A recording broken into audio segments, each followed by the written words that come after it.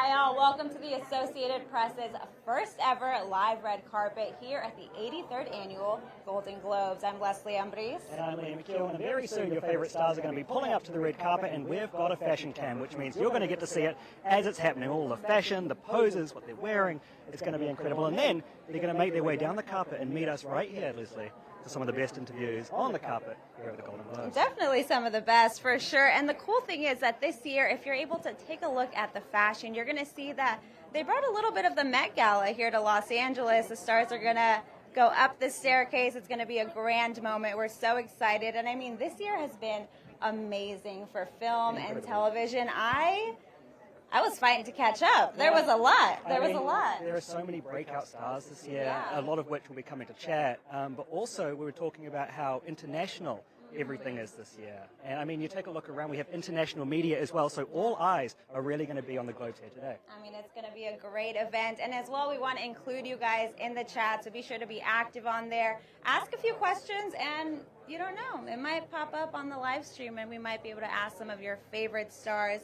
But I mean, as we were saying, there's a ton of press right behind us. We have amazing categories. Let's hit it over and look at Best Motion Picture Drama. As Liam was saying, there are a lot of international films. You have The Secret Agent, Sentimental Value, It Was Just an Accident, Hamnet, Frankenstein, and Sinners. And I mean, already, honestly, all winners in my book. I mean, that's just packed. They were all perfect. There was not one film that I did not enjoy this season. It was absolutely beautiful, and we have some great comedy options as well. Absolutely, and the thing is, there are no two films that are like another. I mean, look, we've got Blue Moon, Begonia, Marty Supreme, No Other Choice, Nouvelle Vague, one battle after another. I mean, come on, hit after hit after hit. I mean, and one battle after another with 9 nominations. Crazy. I mean, I feel like they're going to have to dust off their mantelpiece, because I'm sure they'll be taking home some gold tonight. And there's a new category as well, Leslie, that we're talking about here today. I mean, we've got Best Podcast. This is the first year that the Golden Globes honors some of these nominees in these podcasts. We have Armchair Expert with Dax Shepard, Call Her Daddy, Good Hang with Amy Poehler, the Mel Robbins podcast, Smartless, and Up First from NPR. So we're paying it, to the OGs, saying thank you, NPR. They really set the way and paved the way for a lot of these podcasts. We've got celebrity interviews. We've also got inspirational podcasts as well with Mel Robbins. There's a little bit of everything for everyone in this nomination category. And we'll actually be talking to Alex Cooper and Mel Robbins later today, so stay tuned if you're a big fan of theirs. And as Liam was mentioning earlier, I mean, you have a fancy brooch on here. The fashion is ready. We came ready to play with everybody. Look at this. All right, take a moment for the ensemble. This is a styling team. I can't take credit for any of it. I got to return it all tomorrow. But, every year at the Globes, there is something fabulous to see on the carpet. I mean, we get beautiful pops of color, we get brooches, we get sparkles, but let's take a look for a second, and then in one moment, we'll be chatting with a correspondent to give you all the 411. This is our fashion camera. They say stay tuned to this, because the stars are coming in left, right, and center. But let's continue talking fashion. Let's bring it on. Let's bring on the fashion. And you know what? We can talk about it, but we have an amazing correspondent from WWE here, WWD, Alex Badia, and he will be giving us the inside scoop. Coming up, man. Nice to meet you. Nice to meet you too. Hello. Yes. Leslie, so nice Leslie, to you look meet so Alex. pretty. Thank you. Look at you. The velvet is on fire, and the bow as well. Thank you. I mean, Alex, this is the true event of the year for fashion here in Los Angeles. Talk to us about just some of the trends that we can expect based on previous years that people have worn to the Globes. Yes, the Globes historically has been a much more of a risk-taking red carpet, but this year with the stairs, this is going to welcome volume, trains, drama, and I'm all for it. I think it's going to be fantastic. We love the drama, and I'm excited to see if we're going to see some moments similar to the Met Gala, right, where people will unveil a second outfit as they cascade. Absolutely, that's the whole idea, and they have the same team than the Met. I think it's going to be fantastic. But as always, we're going to see metallics. We're going to see great volumes. We're going to see Cloud Dancer, that is the color of the year, that is pastel white, basically. But then we're going to see red. There's all this sheer. There's so many trends happening that I cannot wait to see. Oh, there's going to be a little bit of everything, A right? little bit of everything, yes. And I mean, talk to me about the menswear as well, because oftentimes the men will opt for just a suit, but Yeah. we've been seeing a little bit of a change with actors like Colman Domingo, Totally. Michael B. Jordan, who have really stepped it up.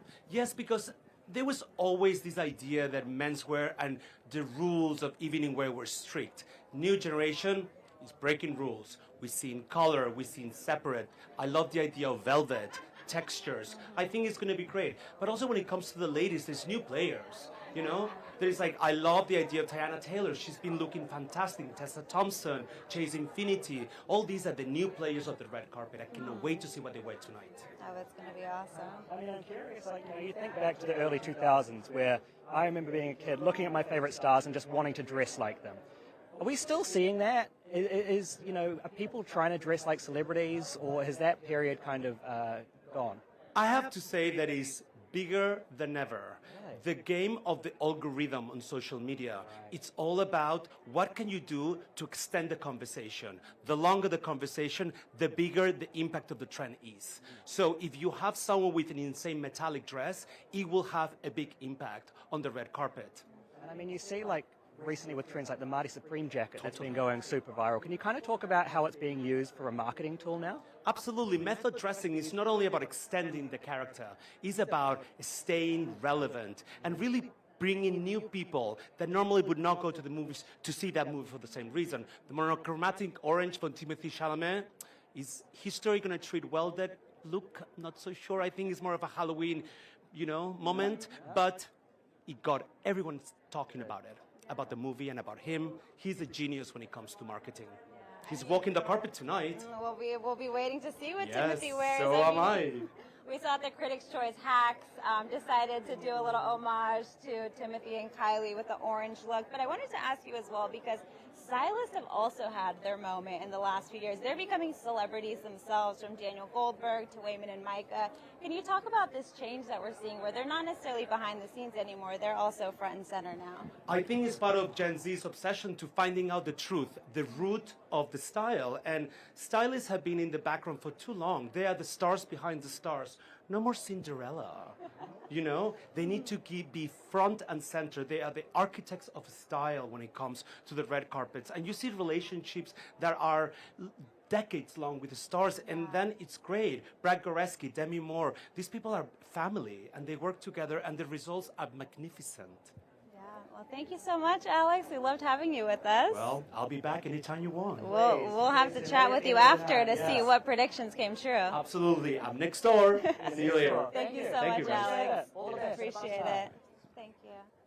Just an example of some of the stuff that we'll be seeing on the carpet here at the Globes. And I mean, if you take one look at that fashion cam, it is going off. The cameras are flashing. The stars are posing.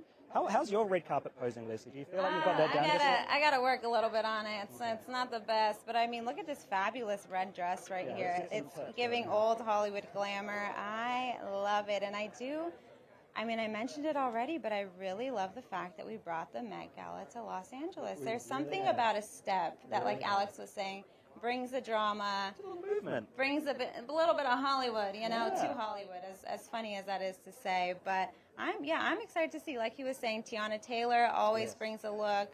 Colman Domingo, Chase Infinity, Iowa Debris as well. These are all fashion icons at this point. Can you imagine being Chase Infinity, having this crazy breakout year? I'm sure she's going to be stopping by here soon, and just getting all of these incredible gowns just like thrown at you left, right, and center. Like, she really must be living like the dream. Oh, she really is. I mean, she truly is the breakthrough actor of the year. She's the moment. I mean, absolutely killed it in her role in one battle after another, and continues to kill it. I'm excited to see what role she's going to say yes to and take on moving forward. That's the thing. It's like, now when you have a little bit of momentum like this, and I mean, the accolades left, right, and center, you do have a little bit more wiggle room in terms of what you want to choose. But having said that, she is still so early in her career. Like, she's only done a couple of films at this point, and that is a bright future, and definitely someone you want to keep your eye on. We're going to be seeing her for a very, very long time. And I mean, One Battle After Another has been the movie of the year for a lot of people in the industry. I know a lot of people are starting to watch it more now that it's available on streaming as well. But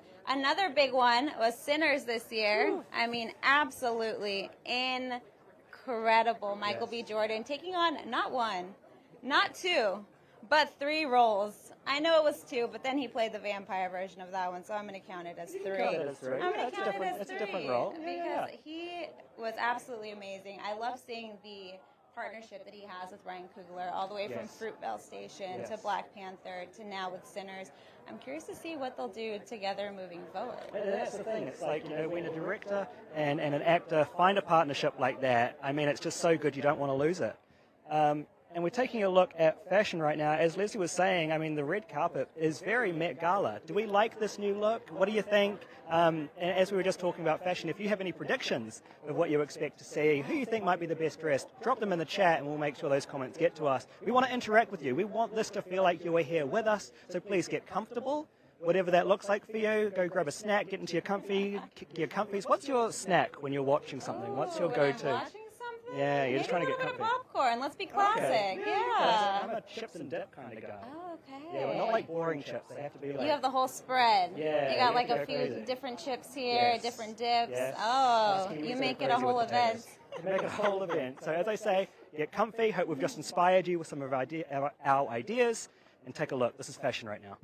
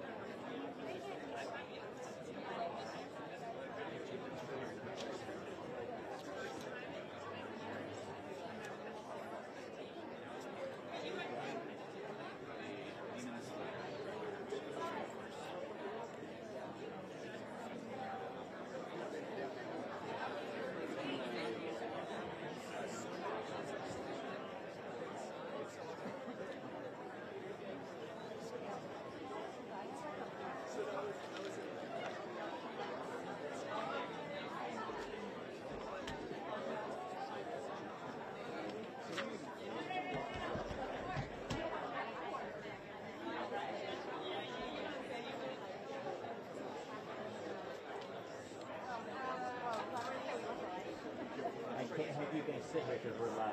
Sorry. That's why I put these here so block at the tripods.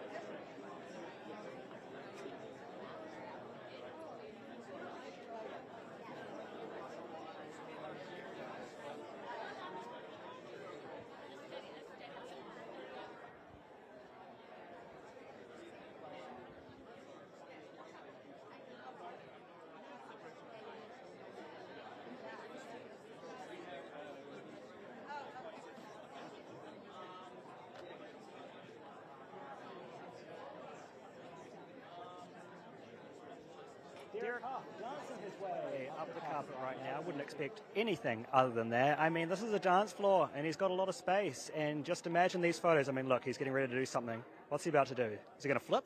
Is he going to do a pirouette? I'm going to go with the flip. Oh, just a jump. Okay, we over guessed what he would do there. I thought he was about to break into a somersault. Do a little number. Hey. A little, what's it called? Backhand. And he's wearing Tom Brown. You know, this is a good time to arrive. If I was a star, I would be arriving right now because the stairs are clear. There is no one in the background of your shot. You can get a solid Instagram without worrying that Amanda Seyfried is going to be in the background. Actually, that's kind of cool. But if somebody else is in the background, you know, you want that crispy shot for the gram. That crispy shot. I'm laughing that it's for the gram out of everything.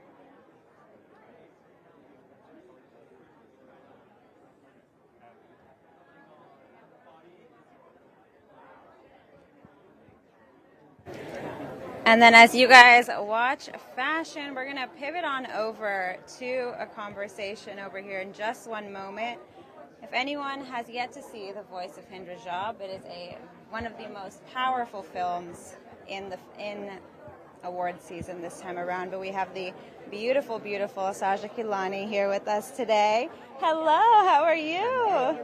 Thank you. So do you. We saw you cascading up the stairs earlier. We said, look at the fashion. We've got a great shot for you. Don't worry. Yay. Talk to me about the designer that you're wearing today and the story you wanted to tell with your outfit. So this is Rima Dahbour. She is a Palestinian designer.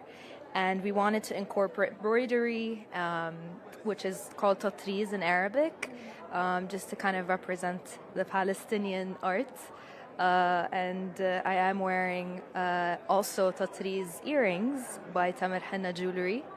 Yeah, I love so excited to be here. Continuing the statement of the film right through the fashion as well. And talk to me just about what it's meant to you to be able to really blend your activism and just to speak out with your art through this project. I think art is a great form of expression, whether that be through film or fashion. And so being able to be in such a place and incorporate all of these things together and wearing designers that also talk about this was very important to me. So I'm so grateful to be here. And I mean, absolutely, like I said, absolutely stunning. And I mean, this film is so powerful that by the end of it, at the end of the screening, there was not a dry eye in the house. People were feeling moved by the story. Have you felt that just in the conversations that you've had with people post-screenings and post having seen the film? Absolutely. I think this film has been connecting us in such a disconnecting world. And it's been so beautiful seeing the reception that the film has been receiving, and I hope continues. I think there's like an awakening for humanity that we're seeing now more than ever. And I mean, we've even seen other nominees and other presenters here. Charlie XCX just mentioned that she, loved the film. We saw that Jessie Buckley as well did a screening Huge with fan. you all. Yeah, talk to me about what that has felt like, especially having it be so early in your acting career as well. Oh my God, the support has been incredible. So grateful for all of them, especially those that I've looked up to in this industry. I can't wait to meet Jessie Buckley. I haven't met her because the screening I wasn't there for, but hopefully I get to meet her tonight. I'm sure you will, definitely. If not on the carpet, definitely in the show. Thank you so much, Thank you Saja. so much, Lovely guys. to chat with you. Thank you so much. I appreciate it. Thank you. So nice to officially meet. I know we met over Zoom. Going on. And, award season, you get to see familiar faces over and over again. I mean, Leslie has had a conversation before on Zoom, and it's nice to be face to face. I mean, that's what award season does. You get to see the same people over and over again, and it's nice because you kind of get a repertoire with them. It is beautiful, yeah. Saja and I had a very beautiful conversation on Zoom that'll be out soon, and so you can all check that out most likely next week. But now we have, hello. Hi. How are you? Hikaru Kondo here with us. Talk to me just about what it's meant to see the continued praise of Demon Slayer, not just from the fans, but also now here at the Golden Globes as well.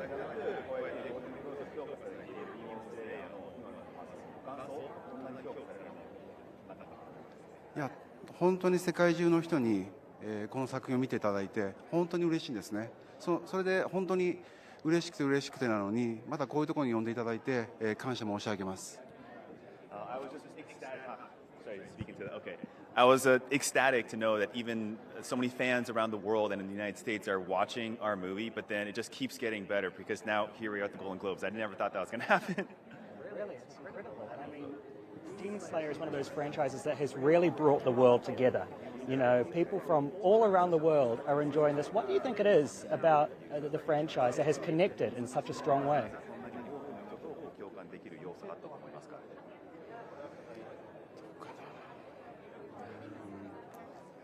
難しいですね。とにかく僕たちはこの無限城という舞台で後藤家さんが作ってくれた原作をもとにお客さんに届けたい、喜んでもらいたいという思いで作って、それがこんなに届いてもらってとってもハッピーです。There's the underlying manga, the comic books, the original source material by Gotoge Sensei. So what we were thinking about really was taking this arc of the story, the Infinity Castle arc, and putting it on the big screen because we thought it deserved to be seen on the big screen, the detail, the story, and that was our focus. I think the popularity that we see right now is a byproduct of our efforts and us looking at the manga very closely and translating that into audiovisual for the big screen. Was that important to you to make sure that the source material was respected in a way because it was already so big, it already had such a big fan base? And how do you go about, I guess, creating your own liberties and telling the story for maybe things that aren't necessarily in the magna? その原作に忠実にやっぱりこう映像化を再現しなきゃいけなかったと思ったのか、それともその中でもやっぱりここは忠実にするけどここはちょっと解釈した方が多分よりアニメ映えするとか、そこら辺の判断と境目とそこについてちょっとお話しいただけますかね。原作に忠実っていうのは漫画の絵をそのままそこに置くのではなくて、原作にあるもの、とても良いもの、素晴らしいものをどうアニメで最適化するかということが大事で、それにうちのスタッフ、Ufotableのスタッフがみんな応えてくれたんだと思います。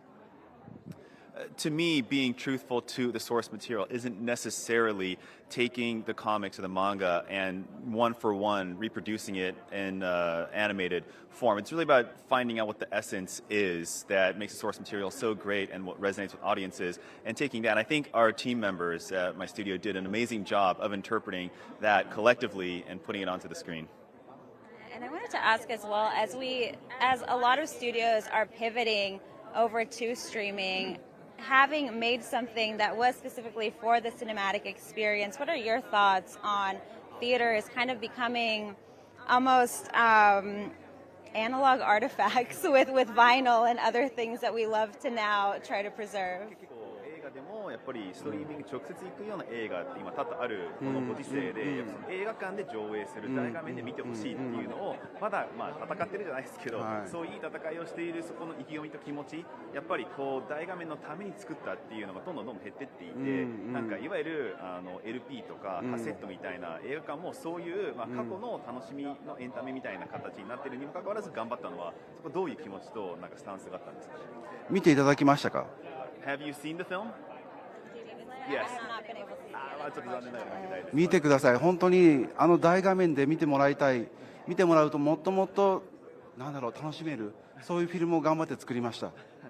Well, I implore you and encourage you to see it on the big screen because when you do, I think all the pieces will fall into place. You'll see all the detail. We've made it that way, and that's how it was designed from the get-go. Animation is so beautiful too, so it is nice to see on such a large format. 本当に美しいのはやっぱりその大きな画面でそのアニメーションに出れば見るのが楽しいです。それがこの映画の企画の意図でした。And that was really at the core of this entire project. はい、素晴らしい回答ありがとうございます。 Congratulations. So nice to meet you, and thank you, translator. Thank you for your hard work. Beautifully done. All the best. Thank you, sir. Thank you. Oh man, I mean, Demon Slayer is definitely one that I have on my list still to watch. It is. I mean, so many of my close friends that were big fans and did a whole cinematic experience. Wow. They went to the theater. They raved about it after. You know, this is a huge film. It is a global film. I think one of the things that we forget about here on the States side is seeing how much bigger a lot of these projects are than just our small little space. But if they do win today, they will take the first Golden Globe win for Shonen Jump, and that will be a big historic moment for them Huge as well. moment for them. Excited to see what more to come from the franchise, because when a film, an international film gets honoured like this in this way, I mean, it's just more to come, essentially. Brittany Snow is posing right now on the stairs, the new Golden Globe stairs. Let's check out what's going on over there.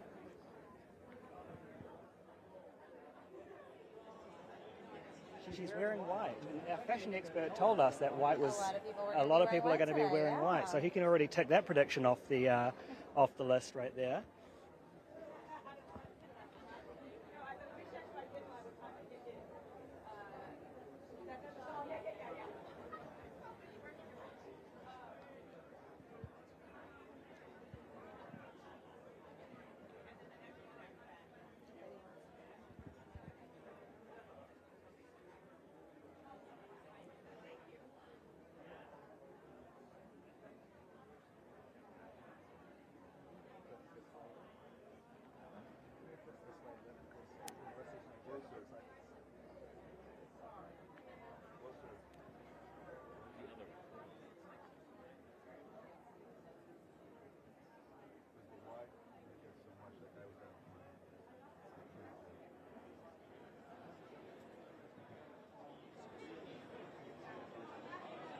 See what it's hooked on.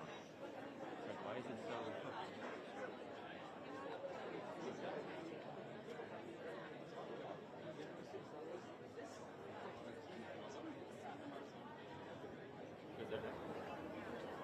Justine Lupe is posing right now, looking shimmering in her ensemble.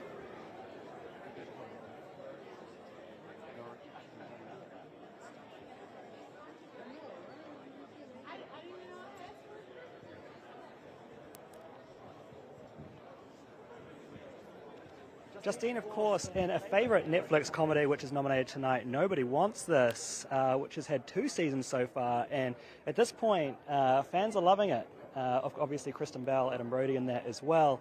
So we'll be seeing, I'm sure, all of them here at the Globes tonight.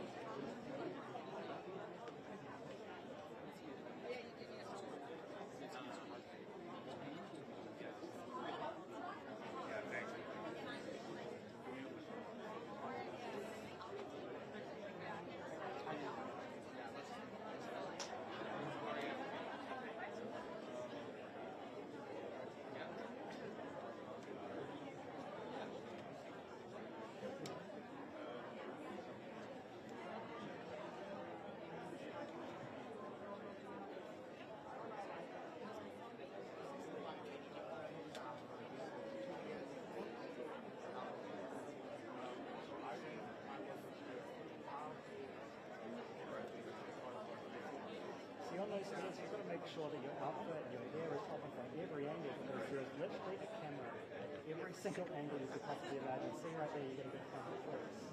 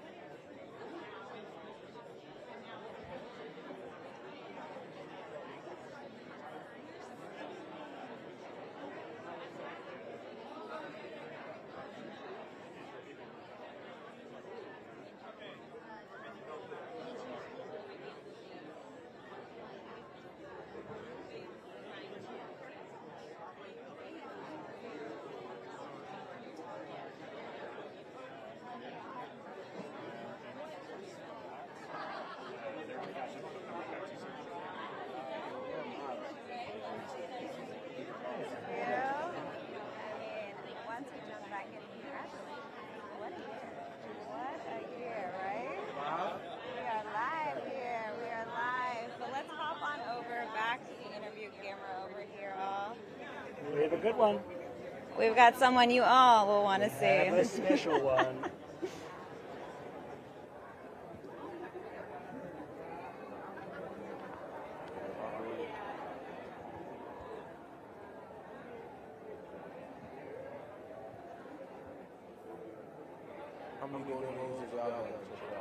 Ooh, this is my first one actually. Yeah.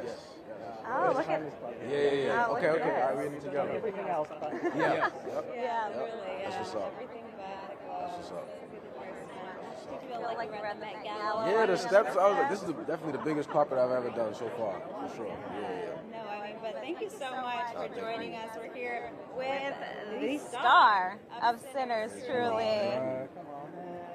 I mean, talk to us what it's meant for you. We were just mentioning before we went to the live cam here that this is your first time at the Golden Globes. First time. Talk to me a little bit about that feeling, walking up those steps and being reunited with some of your castmates It's as well. surreal. I mean, being like last year I was watching it on the TV screen, and now we're here, so it's like it's crazy. It's crazy. It's really special. I'm here, to celebrate with the cast. I think it's always so dope for us to be able to, honor each other, the work that we put in. So I'm having fun. And I mean, not only are you going to win big in film, but there's potential to win big at the Grammys as well. Yeah. Talk to me about what that has meant to you, as also sharing a Grammy nomination with Jamie Lawson and Raphael Sadiq. Crazy. I mean, it's been a lifelong dream of mine to win a Grammy. I've been a musician my whole life. I started singing when I was 3 years old. So it feels surreal, but everything is happening the way it's supposed to happen. this film, represents blues in such a beautiful way. Yeah. Are you a blues guy? I mean, you're playing like you've been playing the blues your whole life. I'll say, I grew up listening to all different types of music, gospel, soul, R&B, but blues was something that I hadn't really dabbled in too much. And when I got the call and I finally, got the role, I started studying so much. So I learned from, Sun House and B.B. Kings and, Muddy Waters, so many guys. And, I learned about their culture and that music and where it came from. So I'm a big blues fan now, yeah. And then, to be portrayed by Buddy Guy Crazy. at the end of the film. Crazy. I mean, during your studies, you obviously would have come across Buddy Guy. You can't talk blues Yeah. without Buddy Guy. What was it like to see him, rock that Man, it's just role? amazing. It's super inspiring because, Buddy's been doing this for so long, and just to see that he's still continuing to do it, he still loves it. It's really, what he loves to do. That's super inspiring to me because I want to continue to do it as long as I can. I mean, that scene in the film where you were playing and we're seeing generations upon generations coming together. What has that meant to you, just to see the audience response and the way people really resonated with that scene as well? It feels special. It's like, I remember reading it on the page for the first time and just being like, wow, and thinking, how are they going to be able to do it? How would it look on set? And then, just the fact that I got to see Ryan execute that scene exactly how he envisioned it is super special. And what are you hoping in terms of future projects? Are you looking to stay more in drama, looking to maybe take a little bit of a dabble in comedy? Yeah, I want to do some action. Ooh, Like okay. real action. Yeah, I love adventure movies, G.I. Joe, like all of that. I want to do it. Has the phone been going crazy? Has the phone been ringing? Phone's been ringing, man. Phone getting calls. Yeah. So well it's been- deserved. yeah, we got some stuff in the works. I love it. And now you're in that position, right, to say yes, Yeah. no, like So this it's a feels relevant really to my nice art. position to be in, to make choices, that really resonate with you and be able to build out your own career the way you want to do it is special. I mean, every art is dream, right? Absolutely. I love that. Thank you so much, Thank you Miles. guys so much. Thank Congratulations, you. taking your first place. Appreciate it. Many more to come. Yes, sir. Be safe. Seeing you Thank all you. awards. Absolutely. Thank More you. to come. Cheers. Good to see you, man. Hey, of course, Sinners. Oh my goodness. 7 nominations this year, I Leslie. mean, It's insane. Miles absolutely killed it in that Oh, movie. yeah, he embodied the blues. It was just surreal. And to hear him say just then that he picked up the blues, studied for the film, if you haven't seen the film, go see it, because this guy is he embodies what the blues is. He plays it like crazy. It's insane. Honestly, one of the faves as well. Another big breakthrough of this year, as we were just talking about earlier with Chase Infinity. But man, it is a good year for movies. I know I've said it 50 times, but No, it but it really is. is. It is. And I mean, speaking of Sinners, we have the beautiful Wunmi here posing in yellow, looking absolutely gorgeous. She really was another star in the film, outside of Michael, outside of Miles. Wunmi had just an absolutely standout moment throughout this entire movie. Ryan Coogler really continues to make stars. I said Ryan Coogler really continues to make stars. Oh, you know? come on, Ryan Coogler. I mean, that man's brain is insane. It just like interviewing him is so interesting because you want to go on forever because you could ask him the simplest question, but his answers are so complex, the way his brain moves. And I mean, obviously it comes through in a film like that. And in a world of, you know, IP-driven content, it's nice to see something like Sinners that is completely original. And it was an absolute, for lack of better words, it was an absolute cinematic experience. Oh, well Again, I done, know I'm Leslie. repeating myself Well again, done, but if you didn't see Sinners in theaters, let me tell you, find a screening room no. and bring some friends. You want to know something because diabolical? It's not the same if you're watching it at home. Girl, I watched that on the plane. Oh. No, it was so bad because it's such a small screen, and this is the type, and especially with the music and the little earbuds. And he put so much intention into IMAX So and I into started filming watching in it different and then formats as well. watched it on a big screen later. Talking people that are smashing it on all sorts of screens, we have Lisa from Blackpink posing right now. Of course, she's had a huge year in The White Lotus.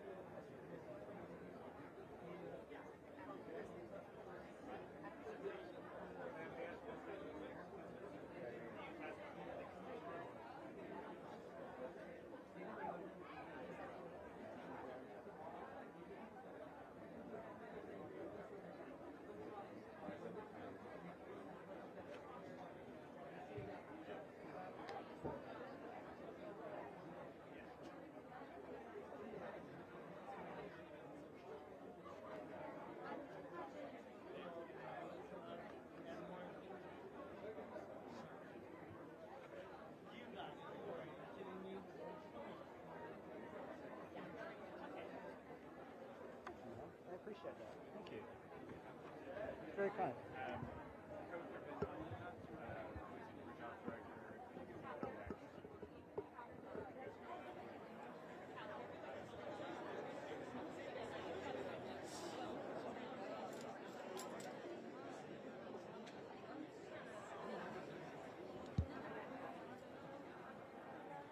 How are you? Come on up right over here, love.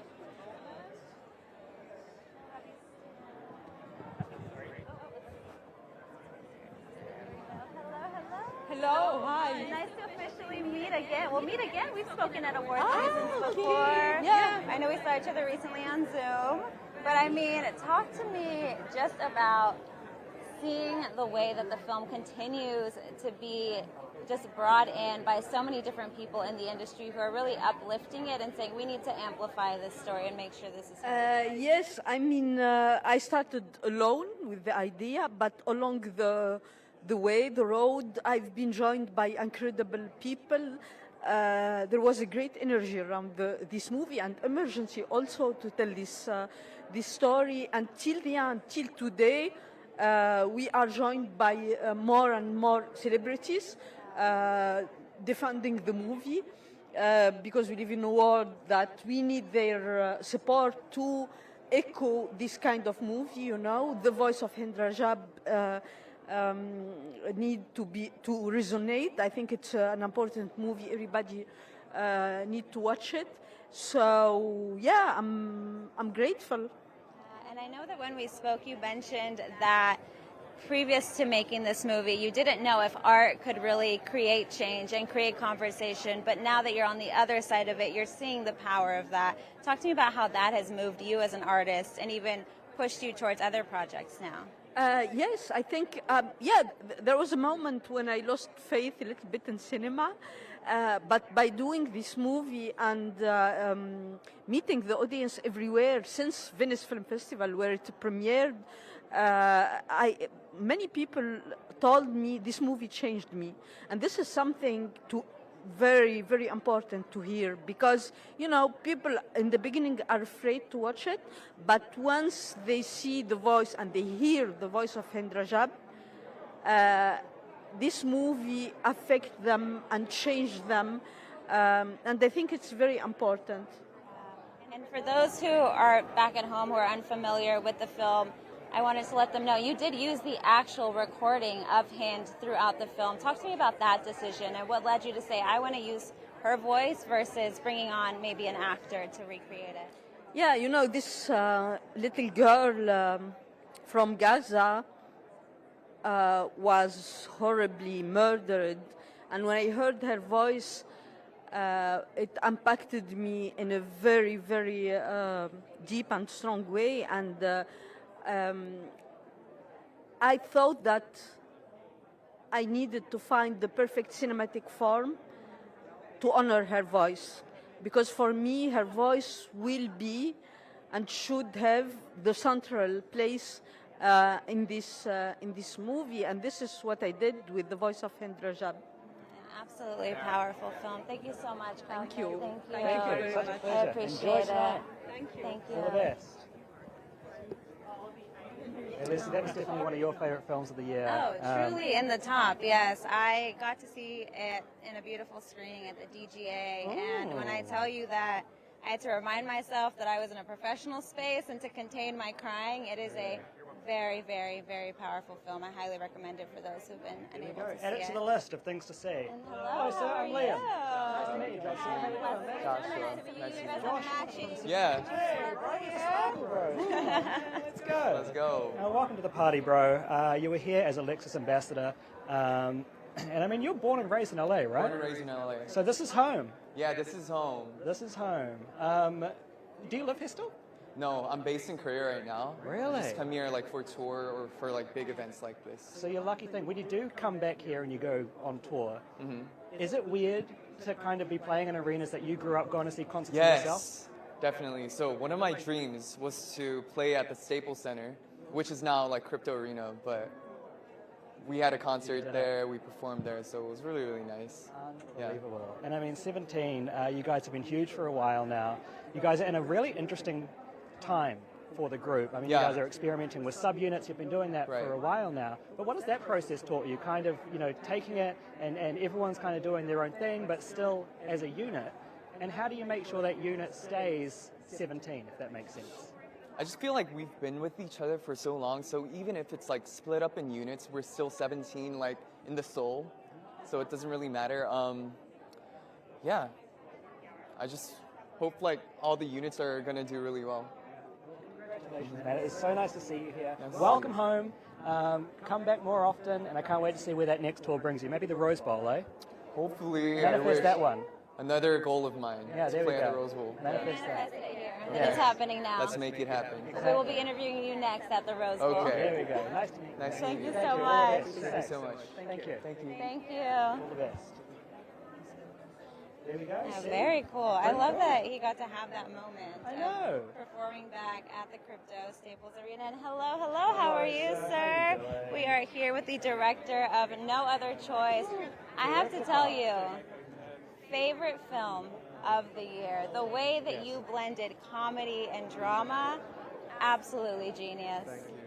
And I wanted to ask you, just in terms of a lot of the bigger themes within the film about technology and AI and masculinity, at what point did you decide to kind of blend in these themes, or is it something that happened naturally as you were just penning the story?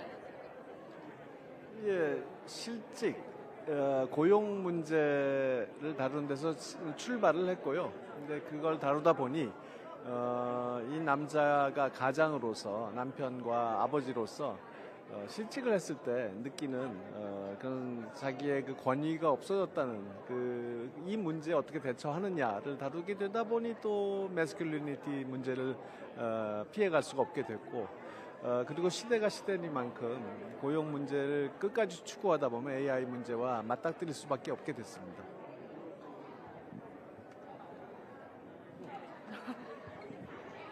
I started out wanting to make a film about job security, but then that naturally led to, well, this man is the head of a family, so along with his job, he also feels that he's lost a sense of authority in his family as a father and a husband, and that's why I wasn't able to avoid portraying the issue of masculinity as well. And because of the times we live in, it was also unavoidable to bring in the issue of AI in terms of job security as well. This is your second time working with Lee Byung-hun. Amazing. He is phenomenal in this role. The first time you worked together was on Joint Security Area in 2000, 25 years ago. All those years later, here you are again on this project, and look where it's taken you both. I mean, both legends in your own right, but what was it like to reconnect 25 years later? And you've both been through so much since then. 예, 그 JSA라는 작품이 너무 큰 성공을 해서 그 바람에 너무 큰 스타가 되어버렸고 그가 너무 바빠진 나머지 제가 작품을 할 때마다 각본을 보내곤 했지만 항상 일정이 안 맞았어요. 그래서 이렇게 못했던 것뿐이고요. 대신 우리는 계속 친구로 자주 만나면서 친하게 지내왔기 때문에 25년 만에 다시 만났다는 생각이 들질 않고 그냥 뭐 바로 작년에 일했다가 또 만난 것 같은 그런 기분으로 아주 편하게 일을 했습니다.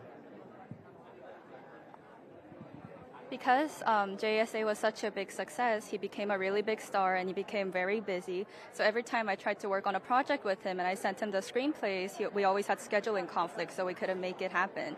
But regardless, we've always stayed close as friends, so it doesn't feel like it's been that long. It's been 25 years. It almost feels like we've just worked together last year. So it's a very comfortable working environment, working together with him again. I like how you say, you have been trying to get in touch with him, but he's become such a busy man. It just goes to show that good things take time, right? And if you wait for the right thing and the right script, because maybe if you'd given him a script 10 years ago, it wouldn't have hit in the way that No Other Choice had.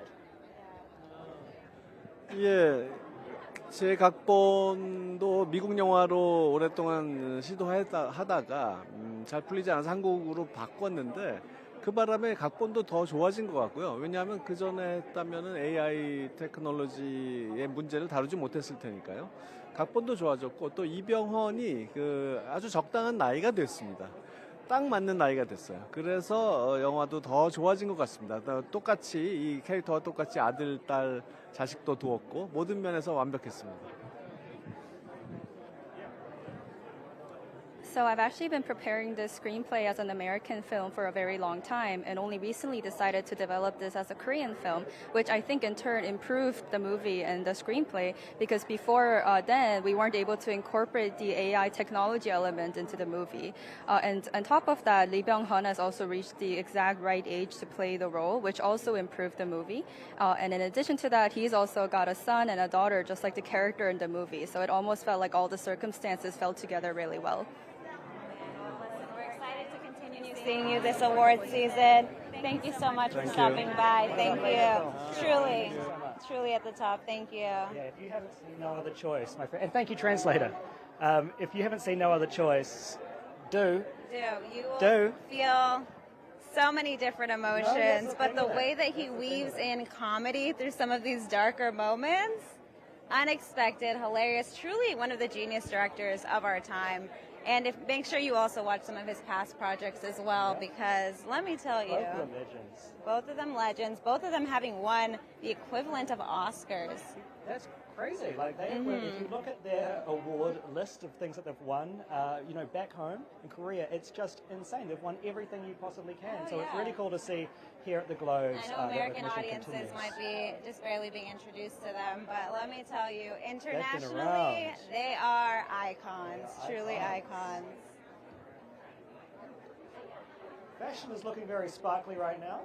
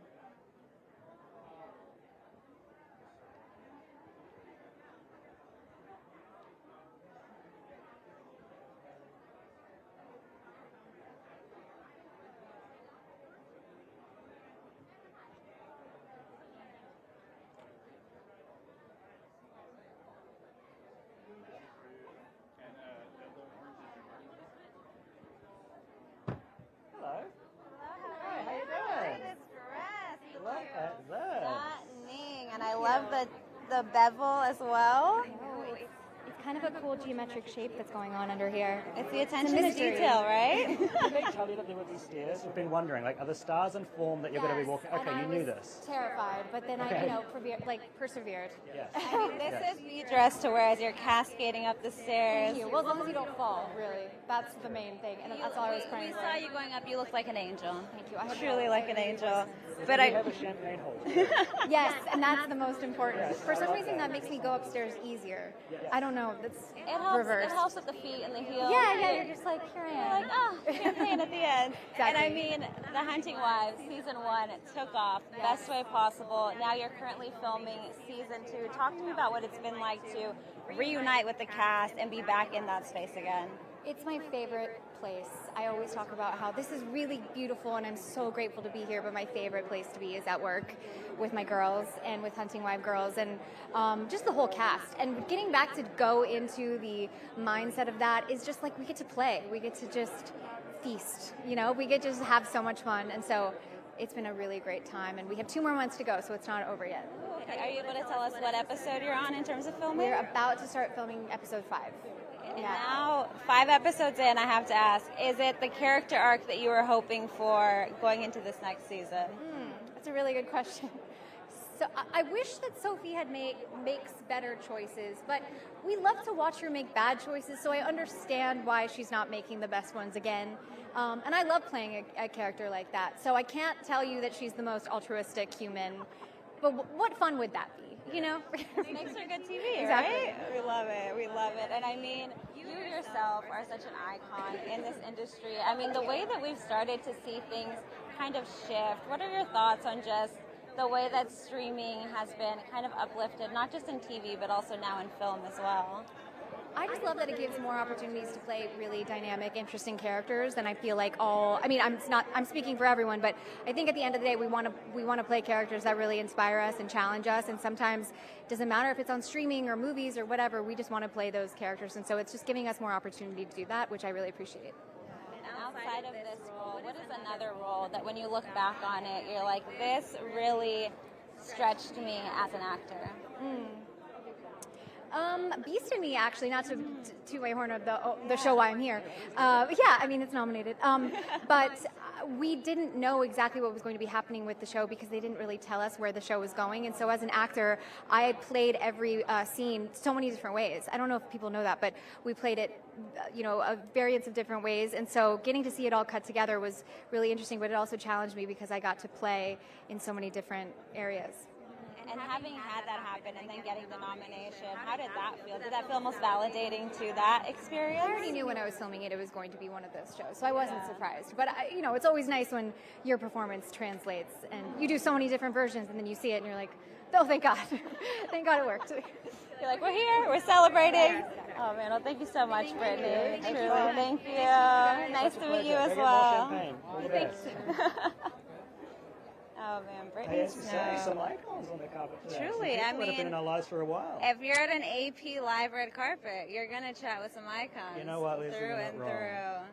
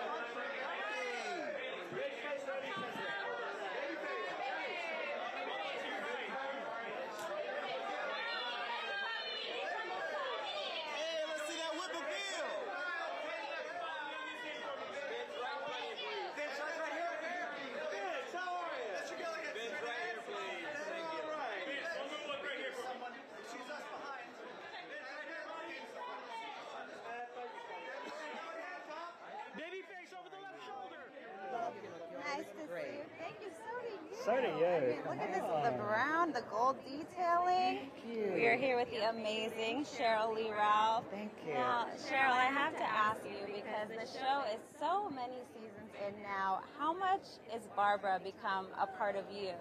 Oh, my after goodness. having spent so much time together? I think the essence of Barbara is me. I care about the children. I want the children to succeed, and I'm going to put my best effort forward for their success. Yeah. I mean, and every time Barbara says anything, it becomes a moment, it becomes a meme. I know people will relate it to award season and say, oh, what would Barbara have thought about the way this celebrity introduced themselves or said anything? Talk to me about how that feels, just to see the internet conversation and the way that people really love and hold on to this character. I love the fact that the internet conversation for me has oozed out into a wonderful relationship with the audience and me. I mean, when I travel, people they just want to talk to me. They want to ask me questions. How do I feel about this? You know, they want to know about the next episodes. I'm having a wonderful time with the audience. I don't have to run from anybody because they're running to me with something nice. And I receive the greatest gifts from the audience. It's been truly amazing for me. As someone who's been in showbiz for a minute, Yes. your resume is incredible. Thank you. How hard is it to find those projects that do end up being like this and actually mean something to you? It's not easy. When we talk about Abbott Elementary in its 5th season, we are talking about lightning in a bottle, and the 5th season that people are still coming to, an audience that is still growing around the world. It is just a gift, and I don't want to disrespect the gift because most artists want what we have. So I want to hold on to it. I want to love it. I want to help it grow because Abbott Elementary is doing something wonderful for the world right now. And I know that we were just talking about the significance of Barbara, but I want to also ask, just having been in so many iconic projects, what was that role for you that still to this day sticks out where you say, I really feel like I was stretched and I really still cherish that character? I would really have to say the way I started on Broadway with Dina Jones in the original musical Dreamgirls on Broadway. There was something about the time it took to not just develop the role, the character, but to develop the show itself. It was born very similar to a chorus line in that it was a lot of improv. So each of us, the actors, the artists, Loretta Devine, Jennifer Holliday, myself, we had much that we put into the show. So I always think about that as a wow, what a great learning ground, because I learned a lot.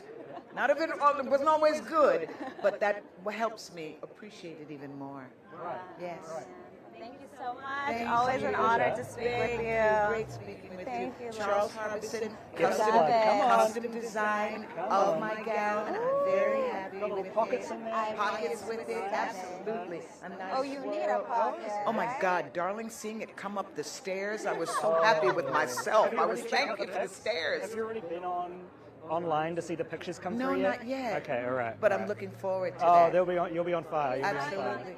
You looked Yes, we were fabulous. hyping you up. And I have to ask, did your daughter also style as well as working with the designer? Yes, because Charles Harbison works with Ivy so well. The two of them are just like copacetic, you know, and he designed the outfit that I wore when I sang at the Super Bowl. So for this, he just went out. I said, you know what? I want mocha chocolata, baby. Yes, bring the chocolate. Yeah, and he did it. There you go. Thank you. Thank you. It's such a pleasure. Have fun tonight. Thank you. Be safe, okay? Bye-bye. Thank you. Hey, what do we tell you here at the AP? We're just getting legends left, right, and centre, Leslie. Oh my God! Liam and Leslie get the Miss Sheryl Lee legends. Ralph. Anytime she stops and chats with us, it is words of wisdom. Oh, and the It is energy she has is infectious. one of the most beautiful, beautiful experiences. Hi, Wunmi. How are you? You're doing well. Listen, a vision in yellow. Oh, thank you. And truly, the woman at the heart of Sinners. Oh, thank Talk you. to me about just embodying this character and really becoming almost this symbol of spirituality and female empowerment for a lot of viewers. I mean, it was just a great honor. I feel like I learned so much about myself and about my culture and about my power, my potential, and as a mother, as a partner, as a member of society. I just feel like I had been lied to for so long about like indigenous and native knowledge, like wisdom systems and I don't know, just that power and connection to the spiritual world and the earth. I felt like I was so afraid of it before I met her, and now I really revere it, and I'm really inspired by it, you know? Wow, Yeah. So this almost had that same effect it had on audiences on you personally. Yeah, I felt like a baby before, and then I felt like I played Annie, and I woke up, and I was like, oh, there's truth in here, there's wisdom in here. Hoodoo, Ifa, it's not a terrifying thing like we've been told through Hollywood, you know, like James Bond, like that's all you kind of get told is like it's a bad thing. And these are really powerful, loving, kind women who really, they heal, and they're pillars of the community. It was an honor to meet them and learn from them. I can imagine that's so inspiring to see. And just with the way that this film has also brought in, or not brought in, but amplified so many of you. Talk to me about what that has been like, just to share in these wins, in these nominations with so many of your castmates, and even just to see the way that Michael's being celebrated as well. Oh, it's just beautiful. I feel like everyone that worked on Sinners, every single person has such a great talent, such integrity and artistry. And I'm so glad that Michael is being honored tonight and recognized tonight. And I truly believe he's one of our greatest actors. Being opposite him was just inspiring. I loved it every single day. I learned so much. I felt encouraged to be creative and take risks. And he really does that. And he does that for the people in his life too, not just on camera. And so, like, Ryan Coogler to me is an absolute genius. I feel like he is inspired, and he has such a gift that needs to be cherished and really, like, applauded, because he's kept to his purpose. And he I don't know, it's truth, it's honor, it's love. That's all of his work is surrounded by those pillars. And they're amazing, every single one of them. It's really a testament, right, to staying true to yourself, true to your art, and that's when it becomes a universal story. Yeah. It's the kind of the story of Sinners. Is like, do you sell out and live forever, or do you have that true, pure love that is connected to the ancestors and will continue to reverberate? Like his art, his work will be studied for years and years. Yeah, in 50 years' time. 100%. Yeah, and it's such a modern telling as well, so it's really nice to see all of those elements come together and shine. And I'm glad it's being recognised, and that you're being recognised, and that everyone that took part in this is being recognised. Yeah, thank you. Thank you. Oh, I have no doubt. Thank you. Oscar nomination Let's soon, see. possibly. Who knows? All that matters is that we did good, and I felt like we did our ancestors proud. Yeah. So yeah, that's all that really matters. Yeah. Thank you so much, Wunmi. I Thank you. appreciate it. Thank you. Thank you, Amazing love. film. Be safe. Thank you. Amazing. Take a look at fashion. The photographers are shooting away, and it's interview after interview right now. I know, eh? it is It's a hot time on the carpet carpet. right now. I mean, look who we have here. Hello, hello. Let's have you step right up here. Hello. How are you? How are we? I said a vision in yellow, a vision in red. I know we're getting here. colours today. It's I mean, nice. You look fabulous. And listen, I have to say, those scenes in Bugonia, you had me a little scared. But talk to me about just what it meant to, or how it felt to reunite with Yorgos, and what he really brings out of you as an actor that you love continuing to come back and work with him. Well, first, I'm a huge fan of his work. I don't know if you guys have seen Dogtooth. It's so brilliant. And all of his films. I mean, The Favorite, Poor Things, Kinds of Kindness. Like, he just doesn't do anything wrong. And I love being asked back. And I think with him, there's this feeling of complete freedom to like free fall creatively. You know, I trust him 1,000,000%. You just go for it, and he always says something that you're not expecting. It's always someone's thinking of things that you're not expecting, and it's just so exciting and creative. That's what creates that environment, right? Like you were saying, where I feel free, I can try different things. Yeah.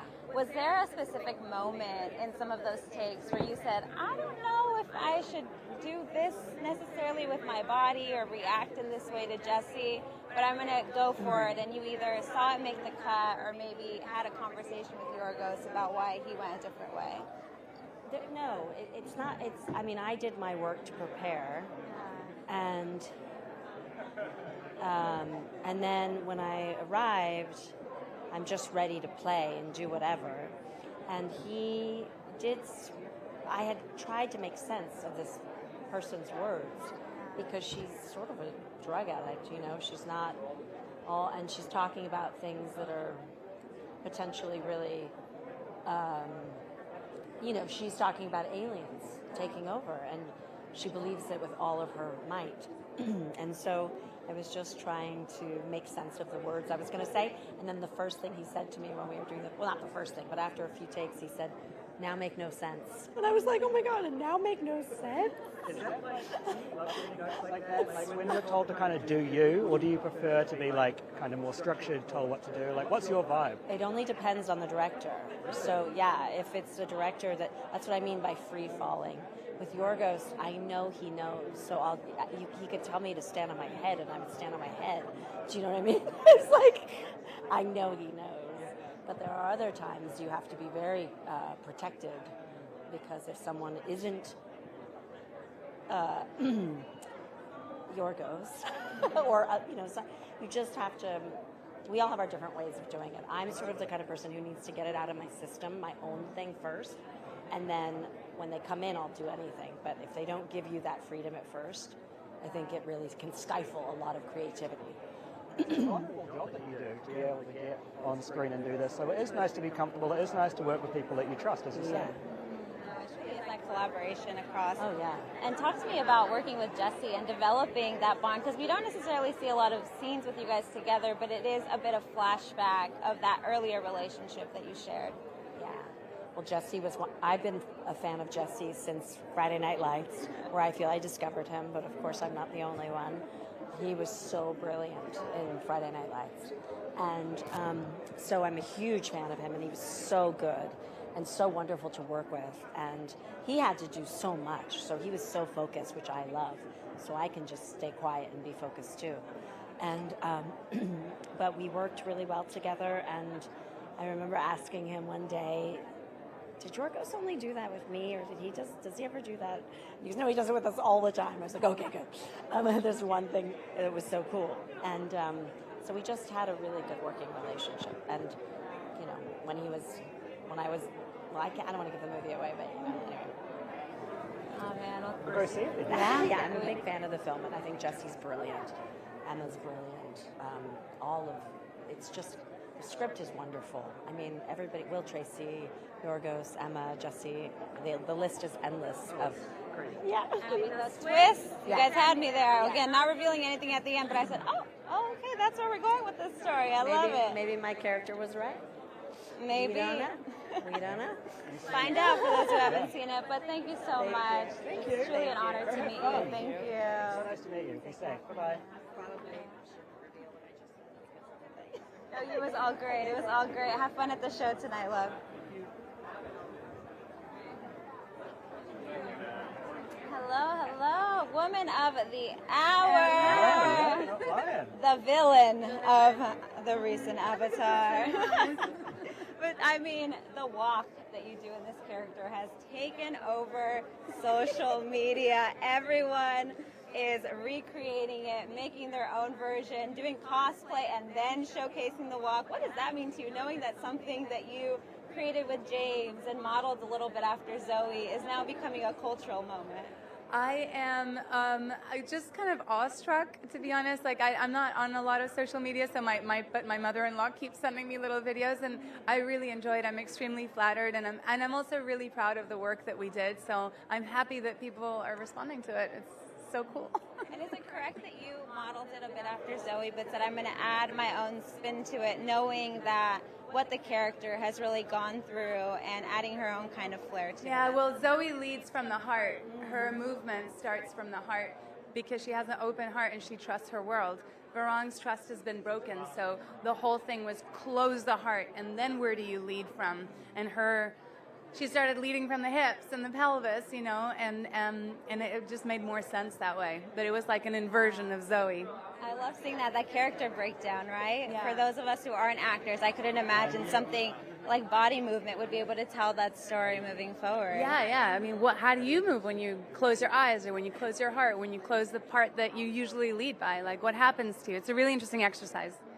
And the film is nominated tonight. Talk to me about how it feels now, having kept that secret for so many years, to be able to be here and celebrate with your castmates and celebrate out loud. I mean, it feels really good, and for me, you know, like I've never really followed the Globes or the Oscars or anything like that, so I'm kind of a real newbie here. I'm like a deer in the headlights, but it feels really amazing to be with peers and to be celebrating everybody's work and everybody's, because it's a really tough time to make movies, you know, and to tell good stories, like to tell stories that are original, that are driving, you know, us forward as a species, that are uplifting us. So it feels really good to be a part of this crowd. It's amazing. I'm extremely honored and really starstruck. Well, thank you so much, Oona, for Thank your you. time. Truly, thank you. Thank you. Thank you very much. And she definitely doesn't look like a newbie. No, not At at all. all. She is At all. fabulous. Thank you so Thank much. you. Oona. I mean, we got to chat with her at the Avatar premiere here in Los Angeles, and she was absolutely amazing. And here we have another iconic actor. Hello. I know, the fashion cam right now is going on. Look at this guy. This little guy's killing it, eh? Good This way to is him. his moment. I know. He is. He's got the He really hip is. pose and everything. Yeah, he's got the leg pop. It's yeah. He's got a brooch too, Leslie. The brooches are in, remember? How are you? I'm doing well. How are you, buddy? I'm all right. Oh my gosh, congratulations. Thank you. You just won last night at the AARP Awards. Talk to me about how that felt to share that moment with Ryan and with Wunmi up on that stage. To get that kind of support, you know, one kind of doesn't have the words, because everything that they said was very authentic based on our working relationship. So it felt really, really affirming. One thing I meant to say last night that I will say to you is that one of the things that made it extra special getting that award from AARP is that since I'm only 45 years old, it was incredible that they would make that exception. They would make that, that was a joke. She didn't get it, bless her heart. These guys got it. I got it. They got it. She didn't get it. She, yes. I'm sorry. Are you calling me out? I'm not going to try that joke again. It didn't work. Go ahead. No, Yes. please do. I'm a tough crowd. You are. But no, I mean, just sharing in that moment. I mean, Sinners has become a cultural moment as No well. question. It's a cultural phenomenon. Having Yeah. been a part of this industry now for some time, Yeah. talk to me about the difference you feel of working on another set to working on a Ryan Coogler set, and the way he really allows you all to tap into that creative freedom. Well, you just said it. From the standpoint that he's allowing his collaborators to genuinely contribute, and he is genuinely open to what one has to say. We're not always going to agree necessarily, but there is an openness, and I've said this time and time again to various of your colleagues. There's an openness that he has, and because of that openness, one feels one has agency. And I had that with him from the time that he first offered me the part, and I read the script, and we started communicating about the narrative. I mean, your performance is incredibly powerful. Thank you. I appreciate it. Especially love the scene where you're all kind of going on your way. In the car. In the car. Yeah. So talk to me about filming that moment and just it almost feels like a spiritual experience before we get to even more spirituality with Wunmi and introducing more of the vampire story. So, thank you for that. And you reference it being spiritual, and that actually means a great deal to me if you're being serious. And well, here's the thing about that scene. Okay, you reference it as being spiritual, and it's indicative to me of how that scene has impacted audiences, right? But you asked me how it was to film it. In the script, it was a 3-page monologue, right? So I had to commit the words to memory because it was, we didn't have a lot of time to actually rehearse it, to pre-rehearse, right? So I committed the words to memory, and then we started filming. And as we filmed, the more conversant one became, the more conversant one became with the moments in the car. And I also felt very supported, not only by Ryan and the DP behind the camera, but my colleagues in the car. And it was one of those situations that became more and more full. And the fact that it lands on you as an audience spiritually is a beautiful thing for me to hear.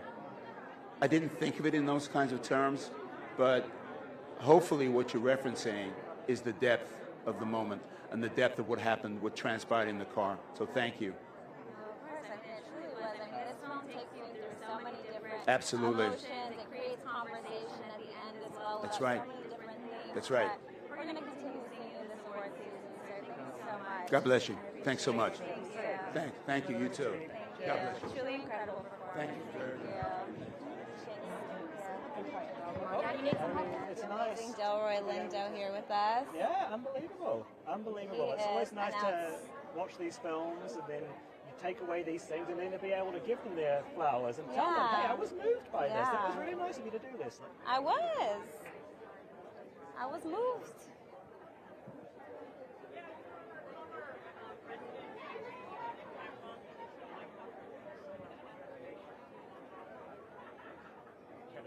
We're on fashion and we're looking at Huntrix from K-pop Demon Hunters, and the black and white there with the bow, that is Audrey Nuna, and it looks like at the top there, just walking up the stairs, is EJ.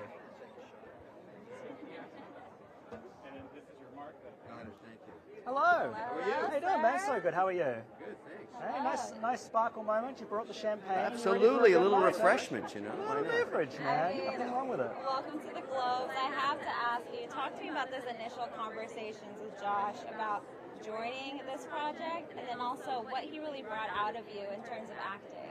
Well, he called me up and said, look, we're huge Shark Tank fans, both Ronnie and I. We wrote this part, Milton Rockwell. He's a real a-hole, and I think you're the guy. I said, do I take that as a compliment, you know? But I'd heard that from Mark Burnett, you know, years earlier, same idea. But he said, you got to fly to New York and come and read with us. I said, it's July. I'm sitting on my dock. I'm not going anywhere. If you really are serious, I'll send a plane for you. Come up and meet me, which they did. That showed me they were interested. We sat on the dock, watched the sunrise, read together. I loved the script. I really felt that I'm that guy. And so, you know, no, I've never done scripted before, but I you know, when you're working with Chalamet and Gwyneth, most of my lines were with those two. They were really great to work with. And, you know, the rest, well, I'll let the critics decide, as they say. Yeah. This film is incredible in terms of energy and action as well, on top of the drama. But was there ever a note that Josh gave you, or maybe you were having a moment of, I don't know if I can do this, but Josh said something that really has stayed with you and encouraged you to continue acting? Well, I think he pulled something out of me I didn't know I had, and I think that's probably the hallmark of a great director anyways. But what I found so fascinating with him and the way he works with Ronnie is you shoot basically the script first, and maybe that's 10, 15, 20 takes. But when you're doing, you know, a very long conversation with maybe Timmy or with Gwyneth or whatever, and maybe we make a mistake, he says, let's riff off that. Let's improvise off that. Let's do a couple of takes with that. And then I noticed when I finally saw the film cut that much of the improvisation got into the film, and it made it even better. So he really knows how to pull it out. And he's thinking, and he's talking to Ronnie and his IFB and the script woman and the tent. and they're just creating the movie while they're flying. You know what I mean? It's amazing. I mean, it has truly become a cultural moment. Yes. People are raving about it. Marty mode has become a thing for a lot of men as well watching this film. It's wonderful. And I think the other thing I'm very proud of, I'm getting a lot of direct messages from vampires. Finally a film where the vampire is respected, you know? I think it's great. I'm sure that at the Blood Drop Awards, Safdie's going to win something this year. Man, well, I mean, congratulations. Thank you very much. Starting that acting career even more now. What have the other Sharks think? Have you been back to the Shark Tank set? Have the other Sharks shown any jealousy that you got to be in a blockbuster? We've been working together for 17 years, but now that I've done this, I really want to do it again, and I know specifically what I want. I'm used to asking for what I want. I want to be the bad guy in Bond. Nobody can do it the way I can. And I want Bond to be a woman this time. And I think there could be a new tension between good and bad, you know, darkness and evil. And I've been dissatisfied ever since the 60s. I want real bad, and I'm the guy. Okay, there are some people here you could pitch that to. Yeah. I'm working my way saying I'm the Bond guy right here. You got me. I'm Mr. Bond bad guy. That's it. And by the way, you heard it here first. Bond will be a woman. I'll play against her. I will. In the end, she'll die, but hey, that happens. Spoil a movie like that. I'm just saying the bad guy has to win once in a while. It's ridiculous. I mean, we'll find out how. Well, Right? go pitch it, man. Yeah. Go No one can say no to one of your pitches, but thank you so much. No one can say no to your pitch. All the best, man. Be safe. Drink that champagne. Enjoy the rest of your night. Cheers. Kevin O'Leary, Mr. Wonderful. I love it.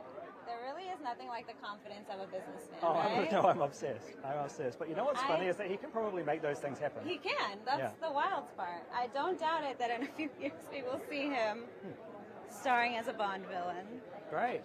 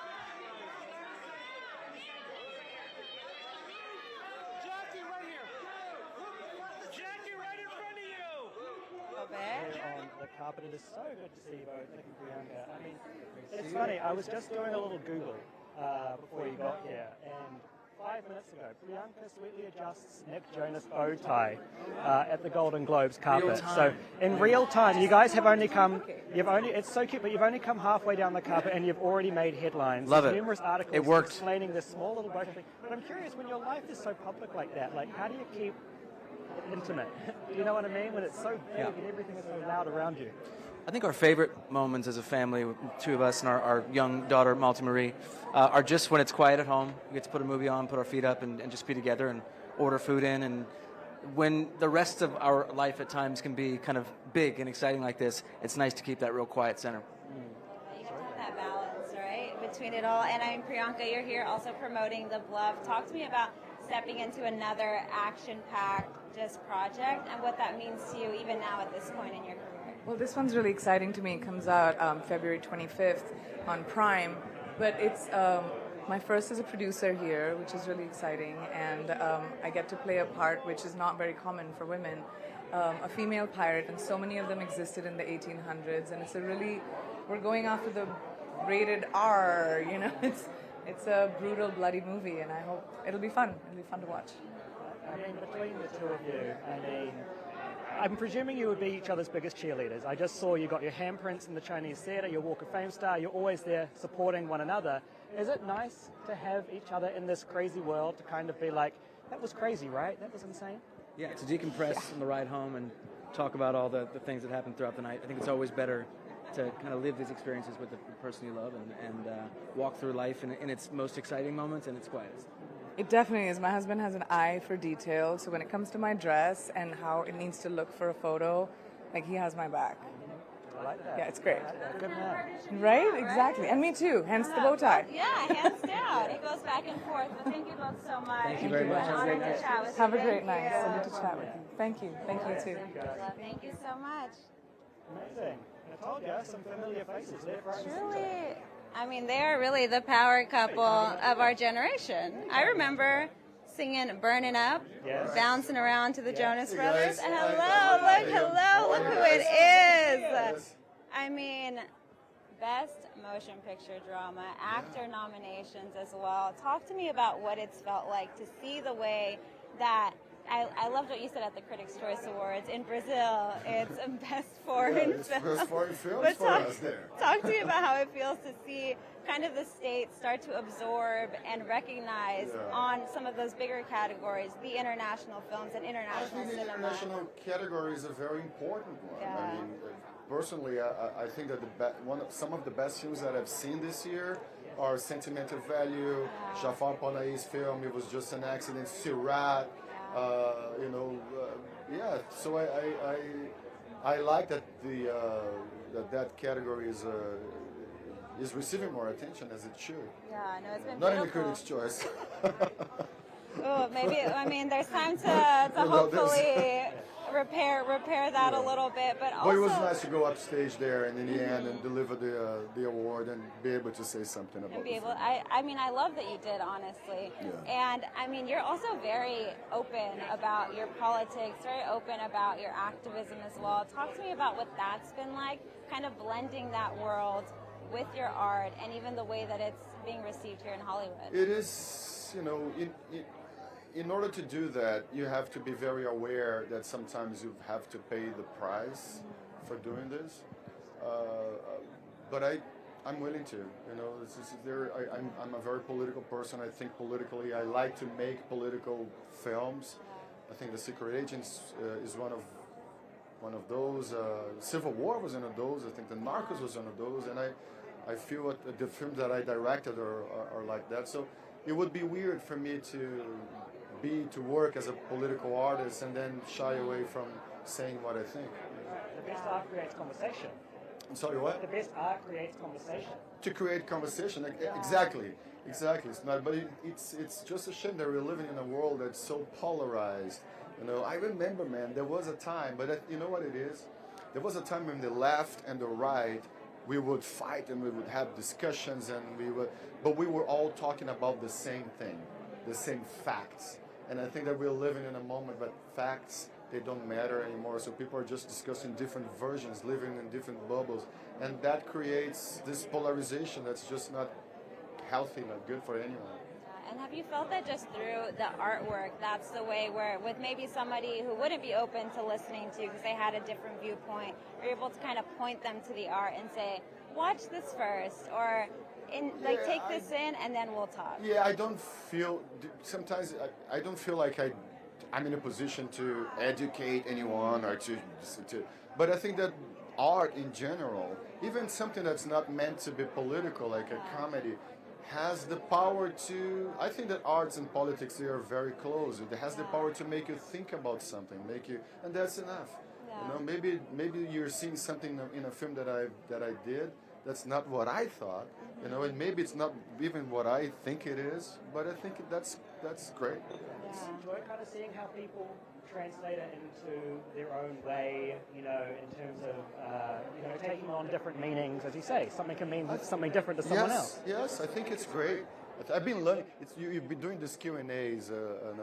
We've been on the road since Cannes, since May, right, with this film. So there have been so many Q&As, and sometimes people say something that I'm like, wow, you know, I haven't thought about that, and that's all great. Yeah. Would you be able to share maybe something that stuck out that somebody shared with you? In that sense? Yeah. Once someone said that this is a film about infamy. Infamy? Is that the right way to pronounce this word? Infamy. Infamia. And I'm like, I hadn't thought about that. But I was like, yeah, I think you're right. This is also a film about infamy, about the way someone's reputation can be just destroyed by a bigger machine.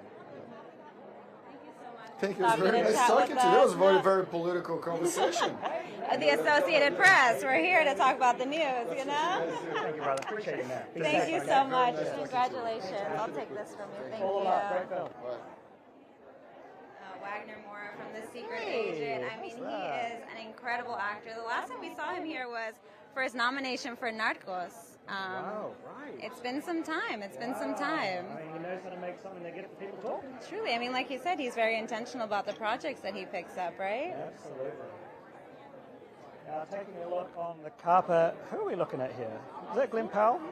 That's Glenn Powell. Oh, wow. How did I know that from the back of his head? Rocking velvet in the same way that Alex told us. On, he's looking fly. Some velvet and the bow tie. I think those are the trends that we're seeing so far. Got a big smile on his face too. He's happy to be here at the Golden Globes. He'll be even happier. To cover the Chad Powers premiere. Talk to me a little bit about that and just chatting with Glenn about taking on it's a surreal crazy persona for this project. A surreal role he got completely made up to become this different person in the show. And the show is, if you haven't seen it, a football show, and it is produced by Eli and Peyton Manning, obviously NFL legends. So the show has the DNA to be a sports show, and it's really caught on. They've just greenlit it for season 2. And Glenn, I mean, he's on fire right now. You can't really go around Hollywood without seeing his face on a billboard for something, no matter what it may be. I believe he also has a project coming up with Jenna Ortega as well. Oh, wow, busy guy. He's a busy man. How does Jenna Ortega have any time? She's also a busy woman. I believe if we haven't seen her already on that fashion cam, we'll definitely see her in a look. I mean, her and her stylist, Enrique Melendez, have been killing it, left and right. I mean, Britt Goldstein is also on the carpet somewhere. That's not him, but he's apparently somewhere down there taking photos, of course, from Ted Lasso, comedian. It is a long carpet. We have Lionel Boyce from The Bear posing. Could be a big night for The Bear. I mean, it's already been nominated for a few years in a row. I mean, Jeremy Allen White is taking awards left, right, and Oh, left, and he has double nominations this year for The Bear and also from the Springsteen film as well. That's a really good point because, there are a few people here that are double nominees tonight. I've got a list here. Amanda Seyfried, Jacob Elordi, and Jeremy Allen White are all double nominees. Amanda, obviously, for Long Bright River and Testament of Anne Lee. Jacob Elordi for Frankenstein and No... The Narrow Road to the Deep North as well. And I read that we can ask him if he stops by today. He filmed Frankenstein right after The Narrow Road and had to kind of shake off that character quickly and go into the isolation of the creature of Frankenstein. And so I'm always intrigued when actors really give it their all, which Jacob is known for, and then have to quickly switch to go on to the next project. It's surreal how they do that, especially when each project is so vastly different. And I mean, we really started talking about him a couple of years ago when he played Elvis and Priscilla. And that, again, a completely different role than the stuff that he's taken on since. Continuing as well with Euphoria, going into the next season. I mean, Jacob is very, very quickly becoming a household name, one at the Critics' Choice as well. So hopefully we'll see him on the carpet. If not, you're going to see him all award season long. For sure. Also talking double nominees, Jeremy Allen White nominated for Springsteen, Deliver Me From Nowhere, and The Bear. And that's Jeremy's fourth consecutive year in the category, and he's won it 3 years in a row. So, I mean... when the Bear is nominated, the Bear takes awards. That's the Bear all is I bearing. have to say. Amazing. Great time on the carpet. It's always nice to see celebrities greeting each other. And we have a question, apparently? We do. Okay, guys, we want to know. Hop in the chat real quick. Get ready. Get those keyboards. Which film do you think will win Best Motion Picture Drama? Let us know in the chat. And then maybe we'll talk about the results in just a short while. That's a good question, and I'm going to leave that one to you because I have no idea. That's tough. That was a tough category. It's a tough category. In the Q&A section of our YouTube live stream is where you'll find that poll. We'd love to know your answers, what you think will take it away. Yeah, be sure to let us know. And head on over to the Q&A section in that chat so that you can enter in your answer. And then we'll let you know what you all say as well. I'm curious. I'm curious to know what you think will take it away. Oh, there we go.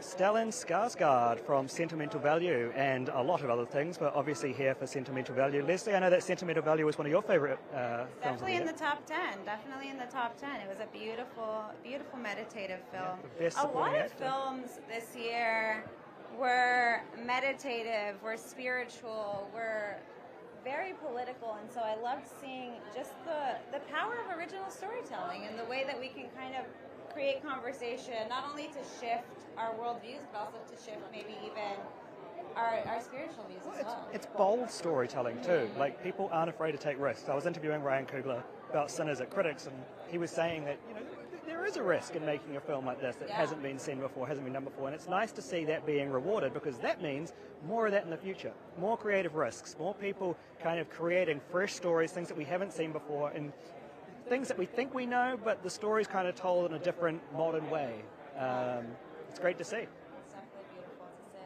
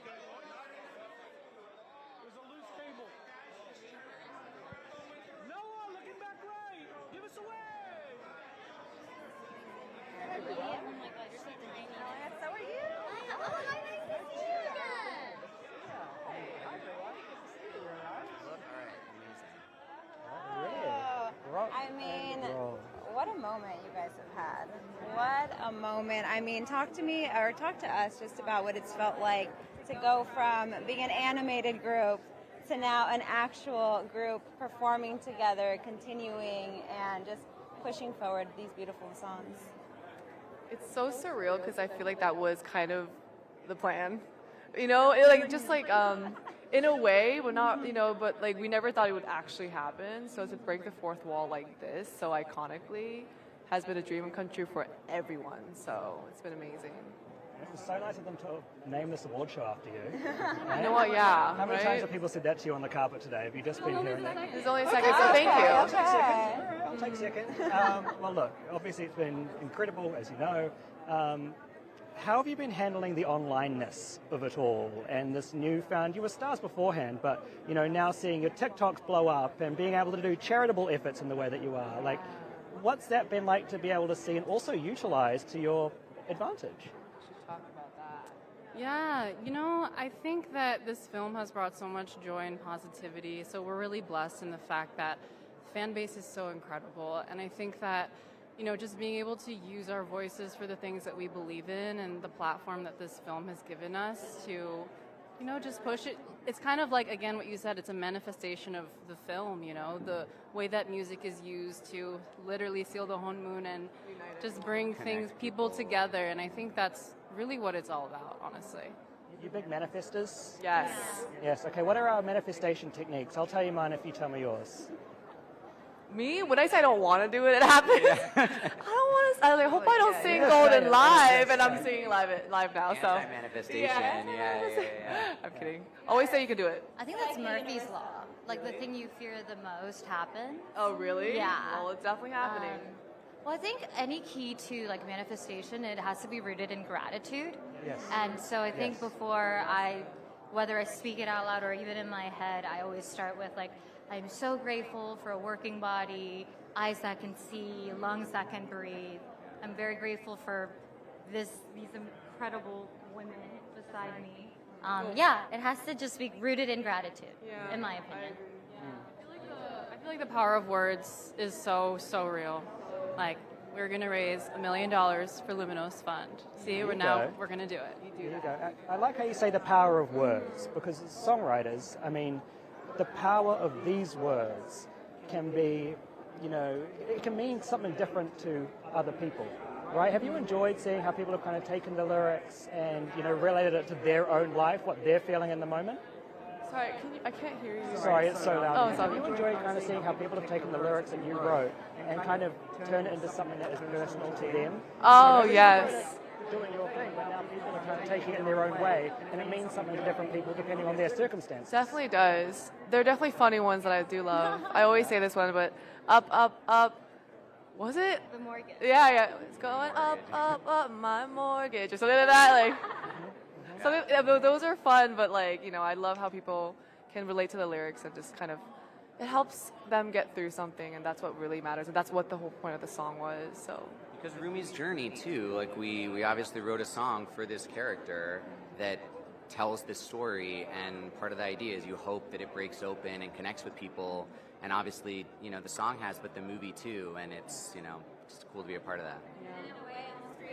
Manifestations for people. I know a lot of kids have said, I feel confident singing that song, and I'm able to walk into a space having Golden playing in my ears. Repeating it, we're going up, up, up, like it was going up the charts, but my mood was lifted. I'm kidding, but it really does.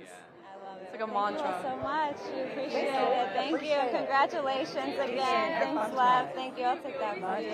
I love that. I love bumming into for the fourth time. I love bumming into familiar faces, so I'm sure there's more to come.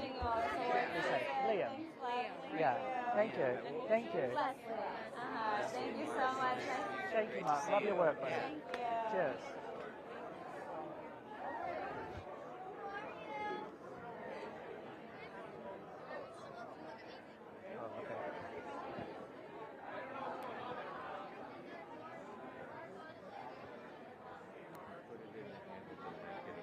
Oh, is that better?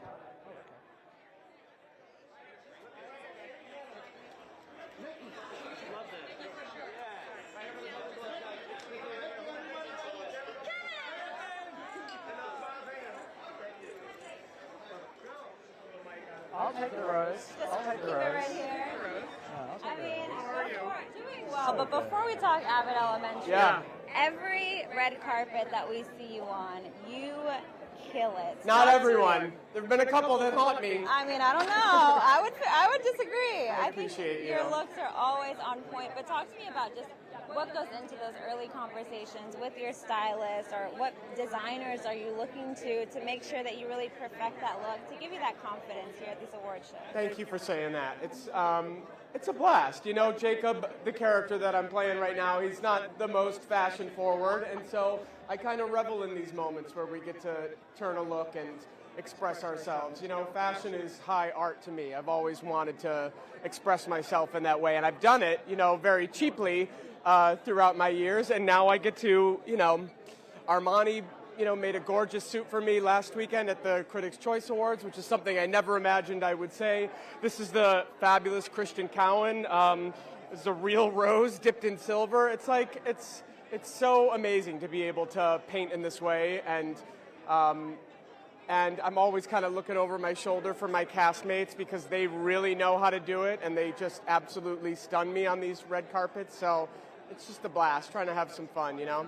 I mean, so many seasons in, so many award shows, and talk to me just about how it feels kind of going on this journey. I asked Sheryl this question as well, going on this journey with Jacob, and how much of him has become a part of you in a way where you'll say something and be like, oh, that wasn't a mannerism I had before, but I think Jacob is becoming a bit a part of me.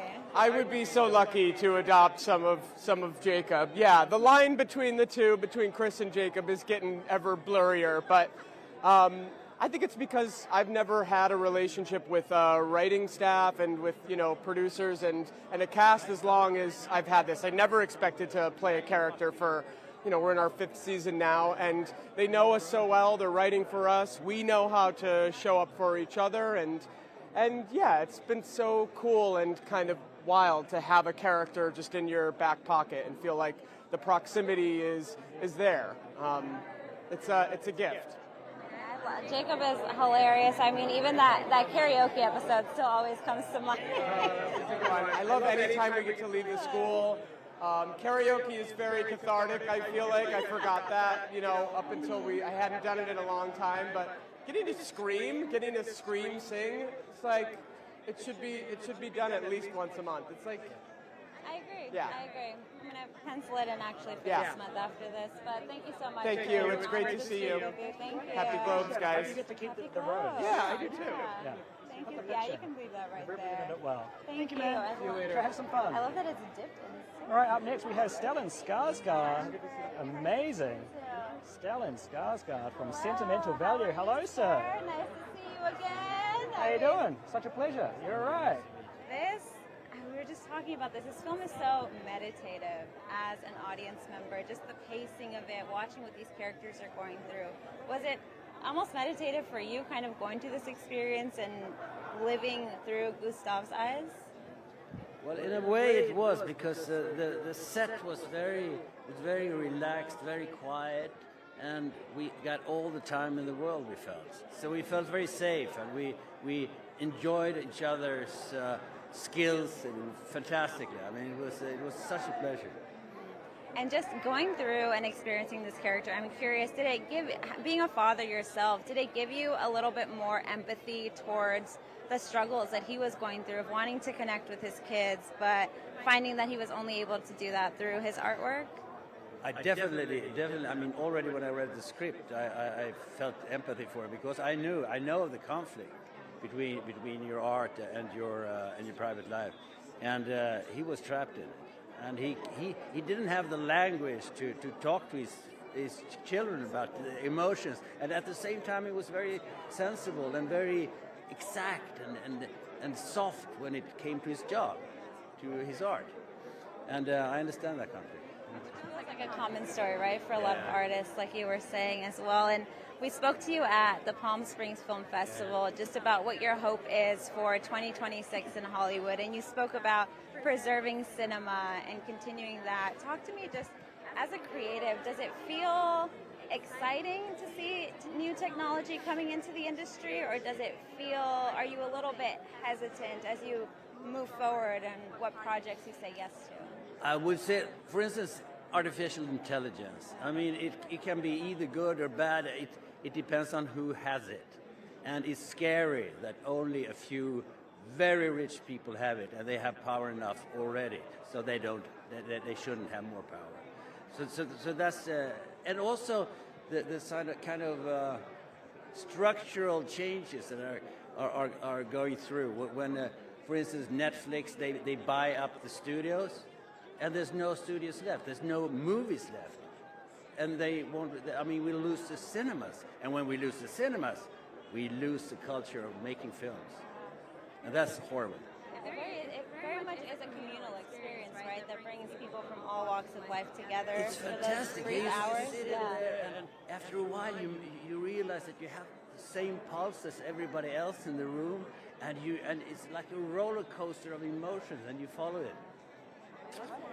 Cinema is supposed to be seen in cinema. Exactly. And Leslie kind of spoke about the timing of this movie, and timing is key for a powerful performance. How did your internal clock kind of differ from Gustav's? Like, where was that balance that you found? How did you strike it? I mean, very much it's instinct. It's not an intellectual job in that sense. I don't sort of analyze the details and the movements and the exact expressions I have. I analyze what I have to present, what has to be there. But then I let go and let it happen and be surprised. Kind of let that freedom roll, right, in terms of creativity. Well, thank you so much, Stellan. Truly an honor to speak with you again. Thank you so much. Amazing film, brother. All the best. Cheers. Thank you. Oh, right over here. There you go. Thank Enjoy. you. Have fun All the tonight. best. Hey, Stellan Skarsgård, another icon, another legend. Jeez. There's a really great interview between him and his son. It's a Variety on Variety, Actors on Actors. Of course. Highly recommend it. They are hilarious the entire time together. Oh, I'm going to load of the superstar that's posing right now. Miss Teyana Taylor is doing her thing.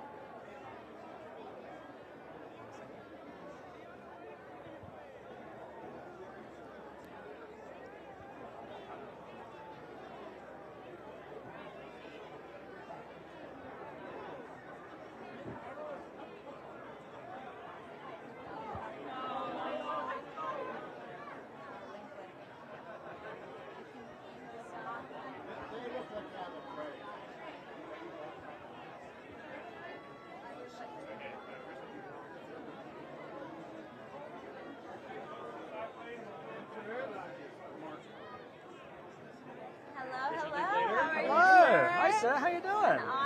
An honor to chat with you. I mean, 2 films nominated, both biopics. Talk to me just about what led you to say, these are the stories I want to tell, and these are the characters that I think more people should know about that are a part of our history.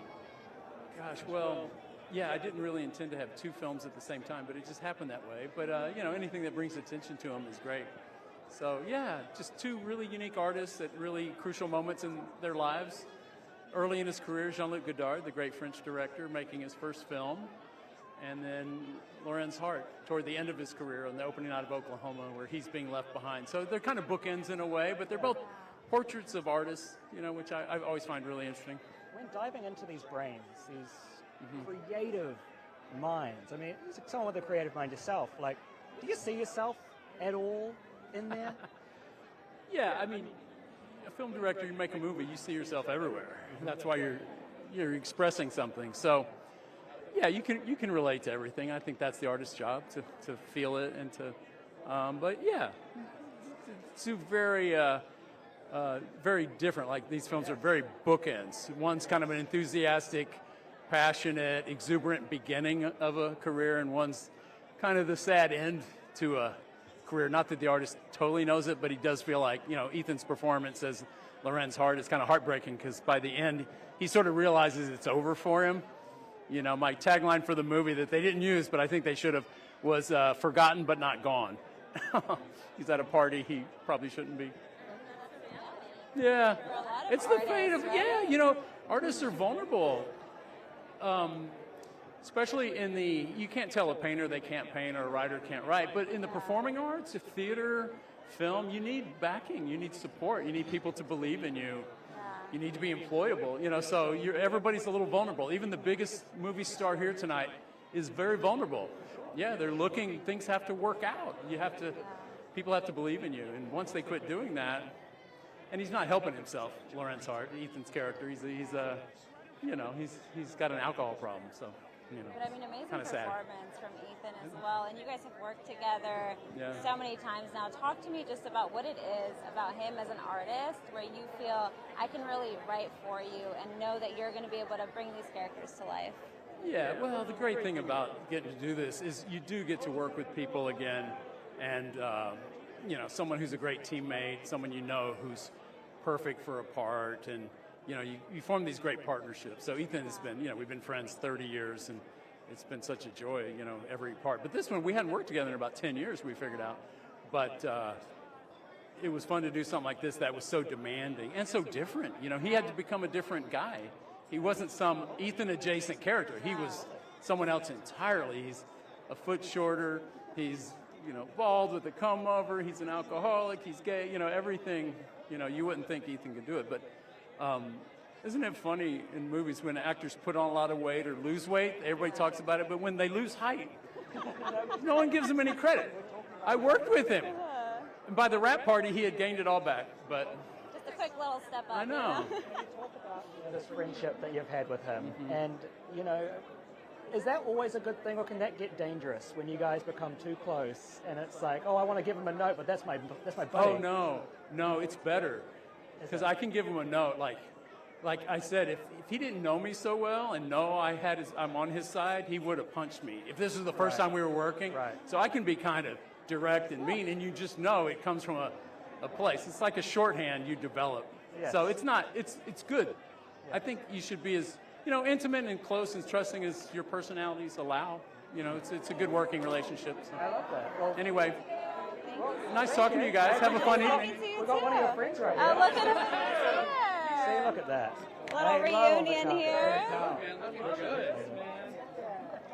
Rocking the velvet. Crash this guy. Who is this I mean, interloper listen, here? please together. I thought I was the show, and then this guy comes up. Looking good. Double nominated director here. I mean, we're... Look at you. You were here a couple years ago with our film Hitman. Yeah. Always in the comedy category. Look at you. Oh, right, dude. I know it's been nice. We're doing it. And we got Clemens here. Yeah. Another Texas boy, and Hawk. I mean, we were just talking about Ethan Hawke and just the beautiful collaboration that they have, but you guys also have a shorthand after working together. Talk to me, Glenn, just about what you love about working with Richard as a director and what he brings out of you on set. I mean, you know, tell me more. Look. I'm not going to look in the eyes. It's going to get awkward. No. But no, I would just say there is no happier place for me than a Richard Linklater set. I've obviously been working with this guy since I was probably 14 or 15 years old. No, you were a kid. The thing that as soon as we finish a movie, I just say, dude, we got to do this again. So exactly. We're obviously trying to figure out ways to get back on set together, and it's as good as they come. But that's my happy place. Do you come up with an idea and you're like, this would be perfect for XYZ? Glenn would smash this role. Like, is that how your brain works? The times we worked together, it's been different each time. Very different. The first time we worked together, traditional casting, met this teenage kid who seemed perfect for the part. That was the beginning. Then 10 years later, he comes back in, or not quite 10. And then on another film, I call him up and say, hey, you know, you played an astronaut in one, you got to play mission control in this one. And he's like, come on, one day, Glenn, do me a favor. And then this one, he sent me an article. So we're at that phase, and we collaborated on it together. You know, you took on so many different characters through that. A great character and a great story is always out there. You just got to find it. Yeah. And I wanted to ask you as well, Richard, just you have such a beautiful way of bringing dialogue to a script in terms of making it feel fresh, making it feel like someone could monologue, and it doesn't feel like a monologue. It feels like a beautiful conversation. Talk to me about kind of what were your early inspirations? And then I also want to know, Glenn, how does it feel to read some of those beautiful words that he puts on the script? Well, what you're talking about is good acting. You know, if a real monologue that you believe and all that, that's an actor taking words and personalizing it. And we rehearse a lot and, rewrite it often. And, so I consider it part of a process. But I like movies where people, talk a lot. Even we were doing our little romantic comedy thriller, film noir kind of thing. And yet it was still a lot of talking, wasn't it? Having him in front of a classroom, lecturing. One of my favorite things that I watch Rick do in the writing process is Rick doesn't go from A to B. He tells a great story, and then slowly we move around a thing, and all of a sudden we land on something. By not talking about the movie, we end up talking about it. It's weird. I mean, you kind of taught me this, where it's like, hey, you don't need to solve the problem right away. Just like enjoy the process of being together, and it weirdly will always draw you back to kind of the truth. We were fun conversationalists, and we just found all kinds of stuff. You just got to go looking. You got to be on the hunt. Yeah. Embedded in you in a way, right? Yeah. Just be in the same room sometimes. There's nothing better in this whole world than a great collaboration. That's what films really rely on, and that's the joy of all of it. So. Well, thank you both so much. I love that you got to crash. See you guys. No, man. We were just talking about directors becoming friends with the stars, so that worked out well. This is a perfect moment for us. Yes. Well, No. I'm Chad Powers tonight. We're talking about something we did a couple years ago. Chad Powers, buddy. Huge new season coming up. Thank you so Thank you. much. Appreciate you both. Be Thank safe. you. All the best. Thank you, man. Cheers. Here we go, eh? Old friends reuniting on the carpet. Isn't that nice? I mean, honestly, legendary director, Before Sunrise. And they that go back a entire long trilogy, time. but just that film in itself is stunning. Like I said, he has a beautiful way of just writing character dialogue and conversation. Hello, how are you? Hello, nominated. We'll be right over here. Oh, sorry, we'll have you. Nice to meet you. Be pointed towards this. There we go. Right there, that's perfect. Let me have you scoot a little bit closer to me. There we go. That way we get you both nice and framed in there. Hello. How's it going? I mean, it was just an accident. Completely taking awards season by storm. Talk to me just about those early moments of writing that script and saying, this is complete, I'm ready to take it into production and ready to send this message out to the world.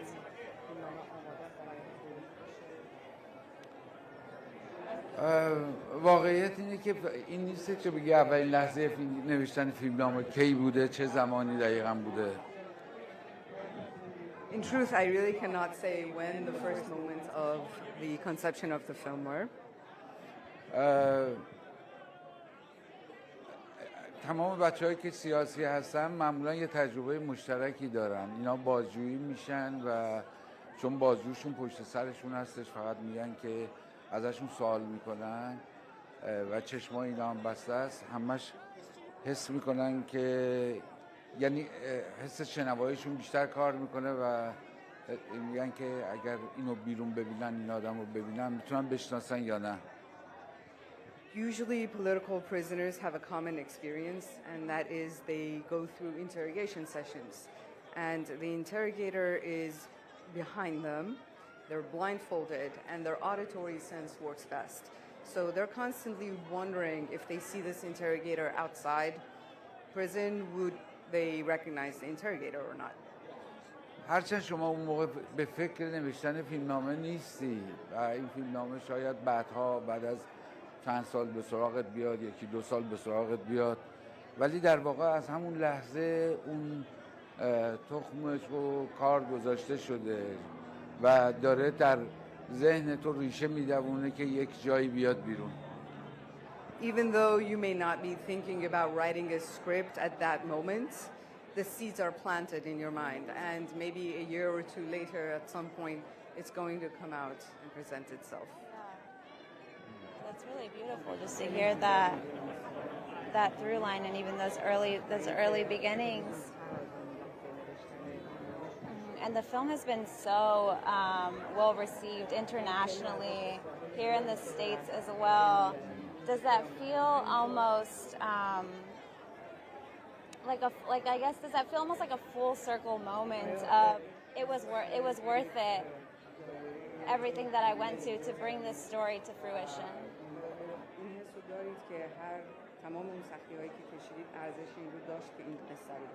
ببینید من سختی خاصی نکشیدم، یعنی در مقابل بچه‌هایی که در داخل زندان هستن و قنام هستن، در واقع سختی‌های اصلی رو اونا کشیدن. I did not go through anything in particular, any particular hardship compared to my fellow prisoners who are in prison and they are taking the actual weight of the hardship. من فقط وقتی با اونا صحبت می‌کردم خاطراتشون رو شنیدم، تمام مشکلاتی که توی این مدت داشتن شنیدم. I was only a listener to what they wanted to share from their memories as we were talking in prison. و امیدوارم که این فیلم ارزش اون سختی‌های اونا رو داشته باشه. And I very much hope that this film is worth the hardship and the challenges that they went through. It's beautiful, just like I said, to see the reception. And how do you feel that you've grown as a filmmaker, having completed this project as well?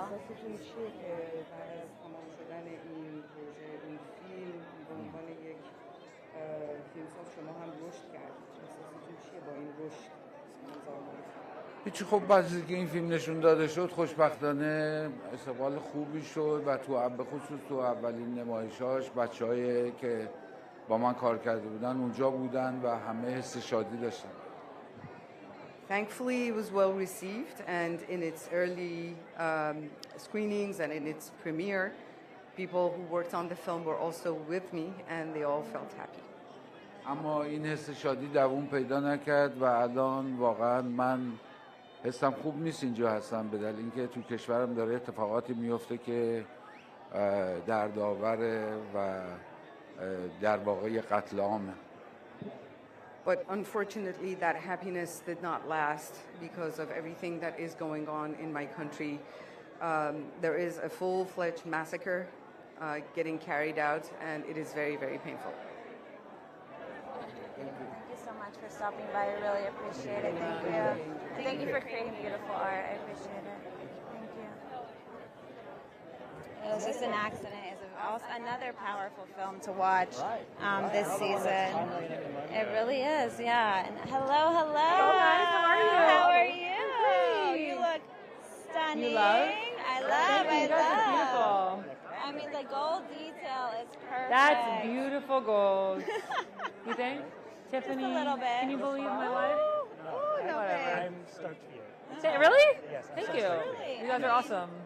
What a breakthrough year for you. You're also going to be starring in a Tony Gilroy project alongside Pedro Pascal. Let me tell you about that man. Talk to me about this. He is made of the heavenly energy. What? I've never said anything like that, but that's true. He is so warm, so kind. He has the biggest heart. Have you guys met him? I have, yeah. We've gone to Isn't speak he with him like a few that? times. Oh, Very lovely.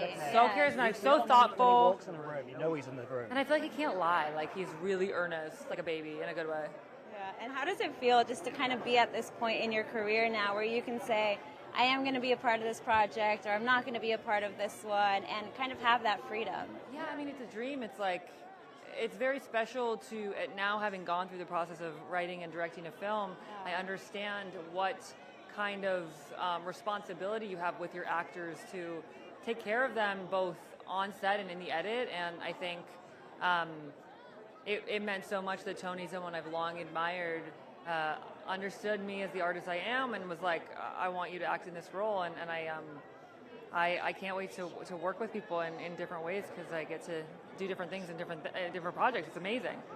It's a dream. And I mean, Sorry Baby is such a beautiful film.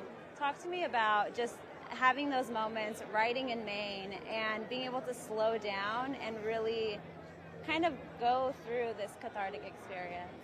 Yeah, I mean, I think for writers, like, this is so busy and so loud and so intense, and I think writers are kind of in need of quiet and space and time and not any noise. And like I think it's funny I think it's very special to give yourself space and time to think and silence. And so that moment of writing the film is something I cherish, and I look forward to, after all the celebrating, going back into my little hole and dreaming again.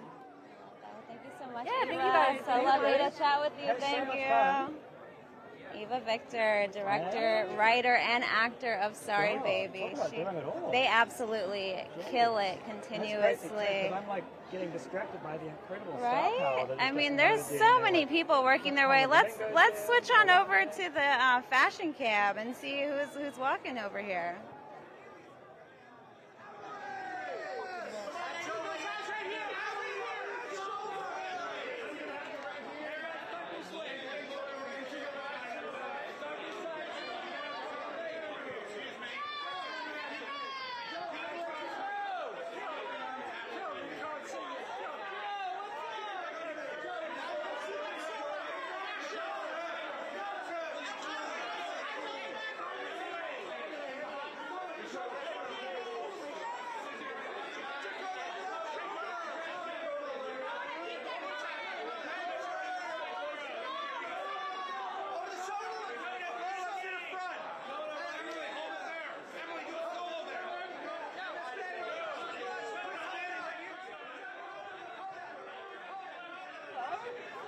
Yeah. Elle Fanning. Oh my gosh, look at this dress. Hello, look at you. Holy cow. You Get look a load so of you. beautiful. Thank you. I mean, the queen of archival and vintage. Talk to me just about.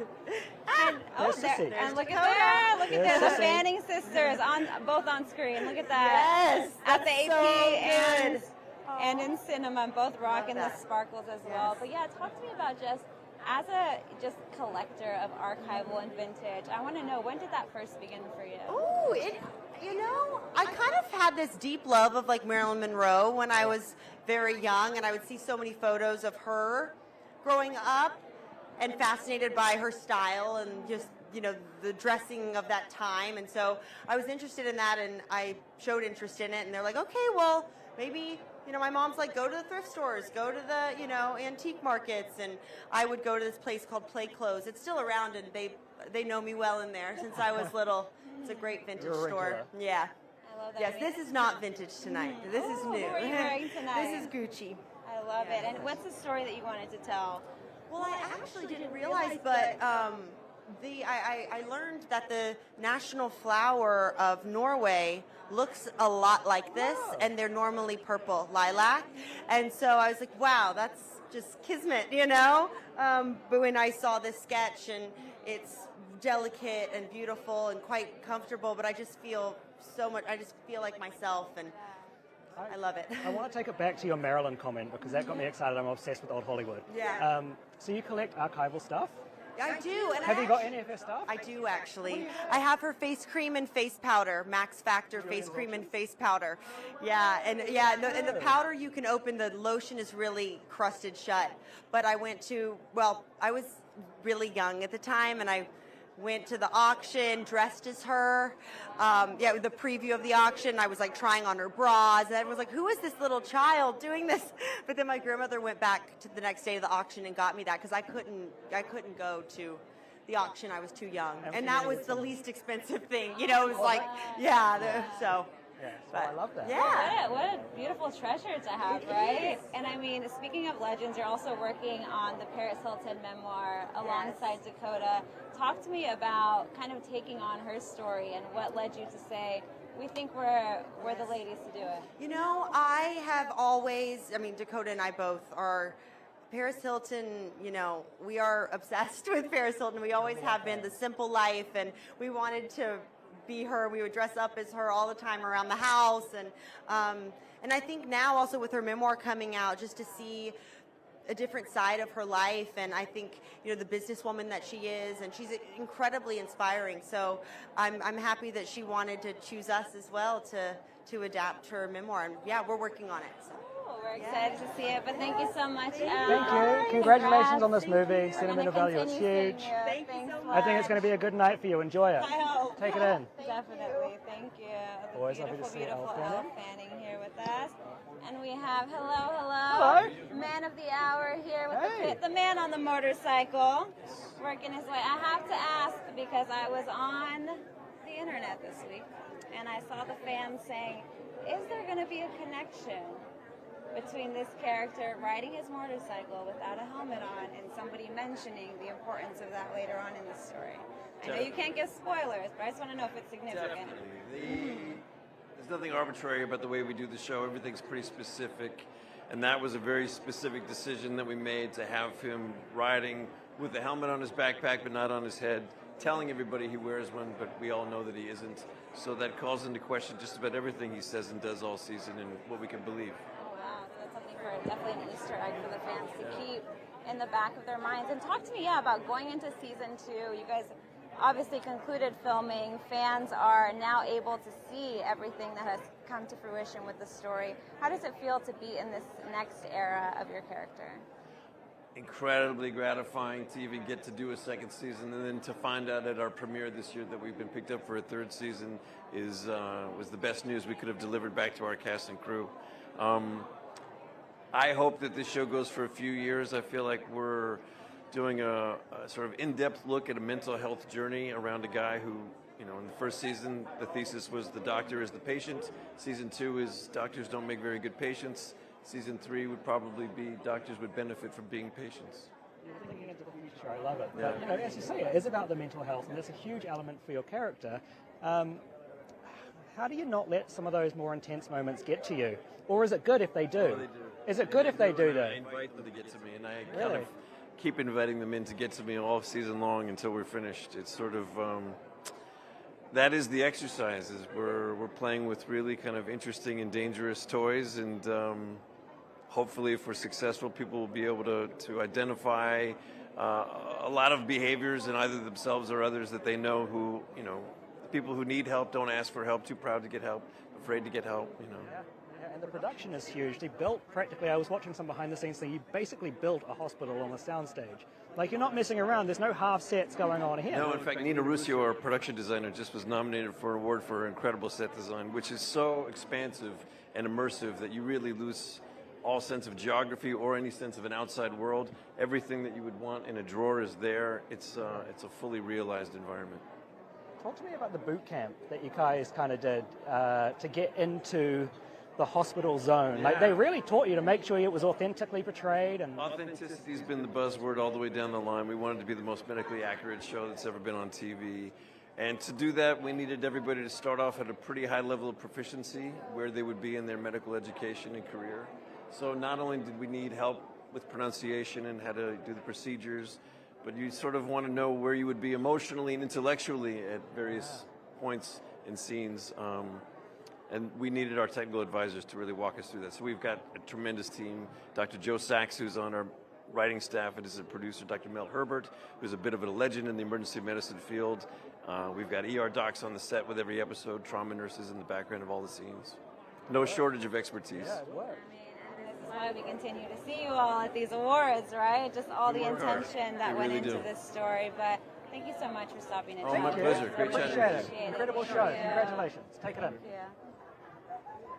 Hey, The Pit. As we say, I'm sure award season is going to be full of the words, The Pit. If you haven't seen it, show is incredible. I know, I said hello. Jennifer, you look fabulous. Sorry. I always realize this when I'm doing it. And then I'm like, oh. Like, as I'm in it.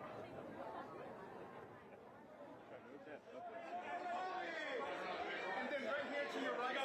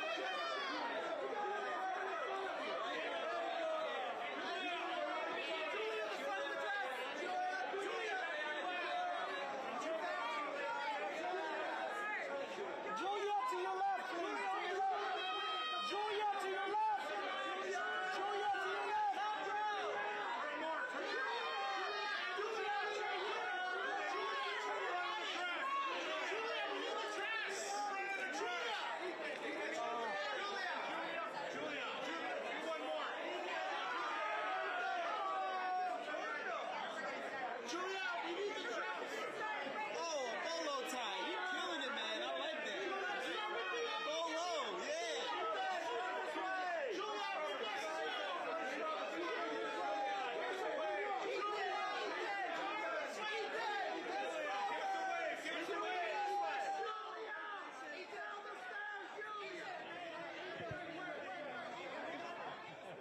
Hello. Right over here. Both of us. We are Leslie and Liam here with the Associated Press. I have a shot at remembering that. That is okay. Oh, we know Amy. I mean, Critics' Choice winner Amy Oh, we've Madigan seen you on stage. here. Come on, accepting awards left, right, and centre. I mean, congratulations Thank you. on just what an amazing award season already, just with the kickoff. Did you imagine any of this would happen? No. Being a part of this, a horror film, if anything. No, I really did not. And I have to be honest with you. I thought people, which I have said, people would really like the film. It's a very beautiful film. It's got a great cast. But the love that has been poured on top of Gladys, and I have fans, but they're Gladys fans. I realize that. But that's okay.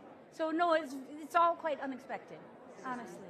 Portrayed it well, you know what I Thank mean? you. Like, they are definitely your fans as well, Amy. Don't get All right. don't get I that twisted. conflate the two sometimes. I'm not quite sure how it Right, works. no, they definitely love your work. They will be following you from project to project. The new fans will be following you from project to project, definitely. See how that happens. You know, this business is fickle. The fans are not, though. That's true. Yeah, they're pretty good. No, they're dedicated. I mean, we even saw them this Halloween. There were Gladys costumes. Yeah, how did it feel to see that? I didn't go out, but everybody was sending me things, and look at this, and I love like the drag shows that has Gladys and the gay community just embracing her. So it's been kind of overwhelming and very humbling in a way. I know that sounds corny, but it's true.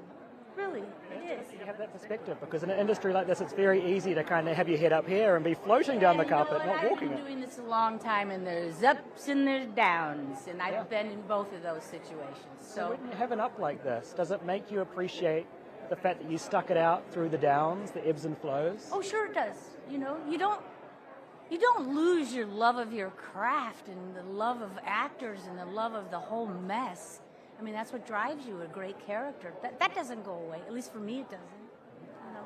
And given how complicated Gladys is, I'm so curious, what was that initial moment when reading the script where you said, oh, I know what I can do with this and make her that added multi-layered character? Because Zach already wrote something beautiful, but I can come in and add on top of it. Yeah.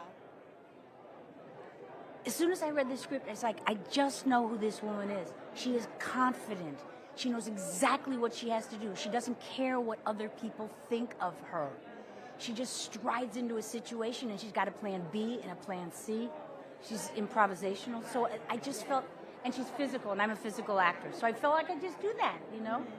I mean, Weapons, I'm telling you, it's one of the top films of the year. People are raving about it. Do you feel that as we're starting to see, what was it, The Substance last award season, this season, Sinners as well, and Weapons? Yes, there's Could we see great film. a revival of critics starting to respect horror on a bigger level outside of just being cult classics? Yes, and it should be on an intellectual. Like, think about if you're talking about Nosferatu, or people so fascinated with Mary Shelley's Frankenstein. I mean, it's a craft. It's about original ideas. I mean, you know, look at it. I mean, Get Out, and that film that woke people up and went, oh my God. So, yeah, it shouldn't be that you're the kid at the kiddie table. It should be like, yeah, recognize it. I mean, you kind of spoke a little bit about how perfect the words were, how perfect the script was for Weapons. When a script is handed to you and it's perfect, does that Do you hear make that, your Zach? job, It's perfect. Does that make your job easier or harder? Like, is it more intimidating or does it make it easier? It doesn't, it's not intimidating. You just want to make sure you get it right. But, you know, if you come from live performance theater, which I did, you want to make sure that you get it letter perfect. And so film can be a little different because you improvise a little bit. But it was so clear, the path was so clear, that I would sometimes say, oh can I say this word or something? It was very freeing to me, quite honestly. Yeah. Thank you so much, Amy. Thank you. It's nice talking to you guys. Nice talking to you, too. I'm sure we'll see more of you throughout we the will. award We season. will. We look forward to it. Hey, it's not being fickle right now. It's being pretty darn good too. It is. So We're going to take manifest it it here. I appreciate it. Appreciate Thank you. Be so safe. much. Thank you, Amy. Thank you, Amy. Appreciate it. Amazing, amazing Amy Madigan.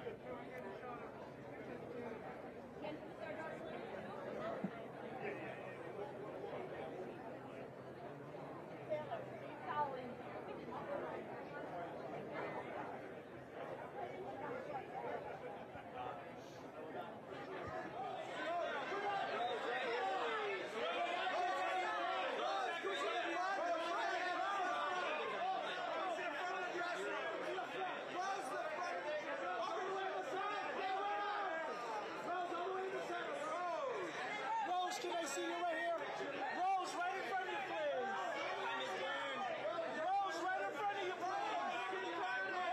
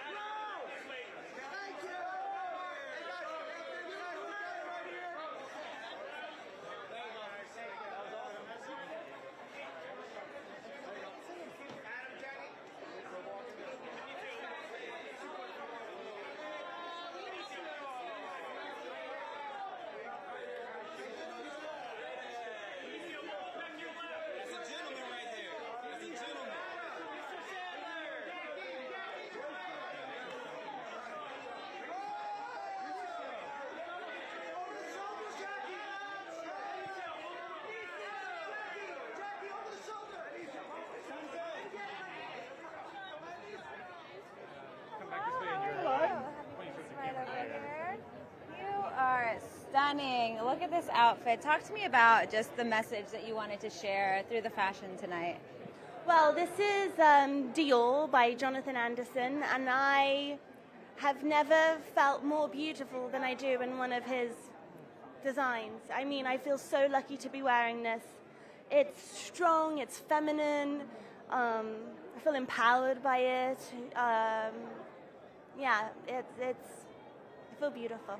Oh, I love that. And very, reminiscent of your characters as well. Strong, powerful women that you played in Frankenstein. But talk to me about just the family that you all have created between you, Guillermo, Jacob, and Oscar, because you can feel it every time you all are together, especially as you all walk with Guillermo through, this stage in his life as well. Yeah, I mean, it's been a long journey. It's been about 3 years at this point, and so we've all grown to know each other a lot, and we've been through so much and created this incredible movie, and we'll be family forever. Just talking to Amy about how we're hoping that we'll continue to see more critics, more voters start to really recognize more horror films. And you're no stranger to so many amazing horror films as well. What are your thoughts on just that kind of renaissance that we're seeing in terms of award season? Yeah, well, I'm so happy for Amy. I think she put down such an incredible performance. I'm incredibly proud of her. And I think we're in a really exciting time, that they're highlighting her performance and giving her the credit that she is due. I think we're definitely headed in the right direction. We're seeing, even Frankenstein as well. And my last question for you, this is a very Latino film, through and through, from the cast to just the way that Guillermo chose to tell this European story. Did you feel that on set, just in terms of that familial aspect of a lot of Latinx households? Oh, yeah. Mm-hmm. How could you not? There was such a warmth there, and it made an extremely pressurized environment being with Guillermo del Toro, making the movie that you've always wanted him to make. But there's such a joy and a warmth that comes from him, and I think that's a real Latin quality, and it just made the entire experience a joy.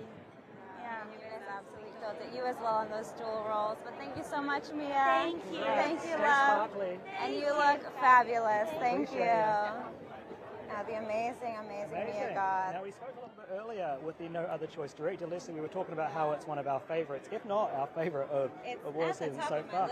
And we have Lee Byung-hun with us right now. Good to see you, sir. How are you? Good, I'm good. Congratulations. Thank you very much.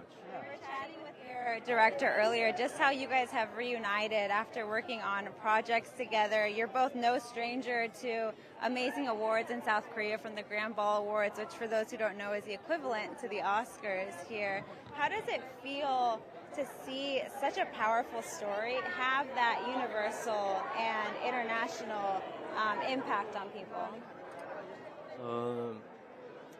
일단 박찬욱 감독님의 그런 어떤 특이한 이야기가 전 세계의 많은 언어가 다르고 문화가 다른 그 많은 사람들에게도 공감대를 형성한다라는 게 얼마나 또 지금 우리가 살고 있는 사회가 문제가 있는지에 대해서 말해주는 그런 어떤 부분이라고 생각을 해요.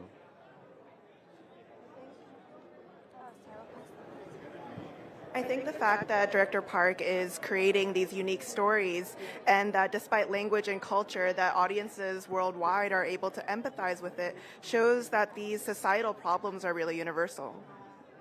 I want to talk to you about the character because you're phenomenal in this movie. And this whole time, yes, you make some morally unjust choices, but as a viewer, I was still rooting for you. I still wanted you to win, right? Even though, you're doing some pretty bad things.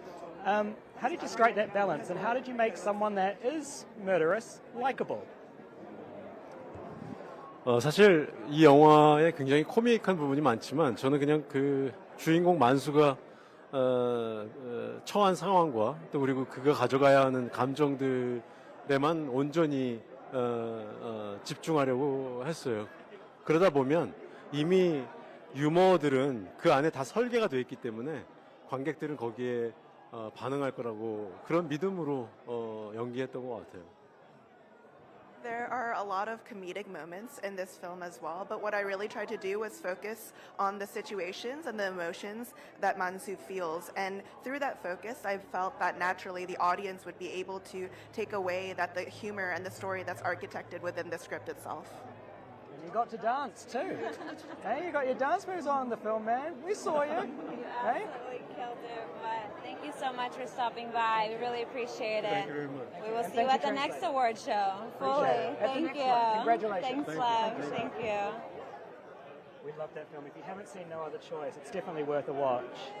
You don't know what direction it's going to take. Just like you don't at the Golden Globes, because right now we have Kate Hudson. Hello.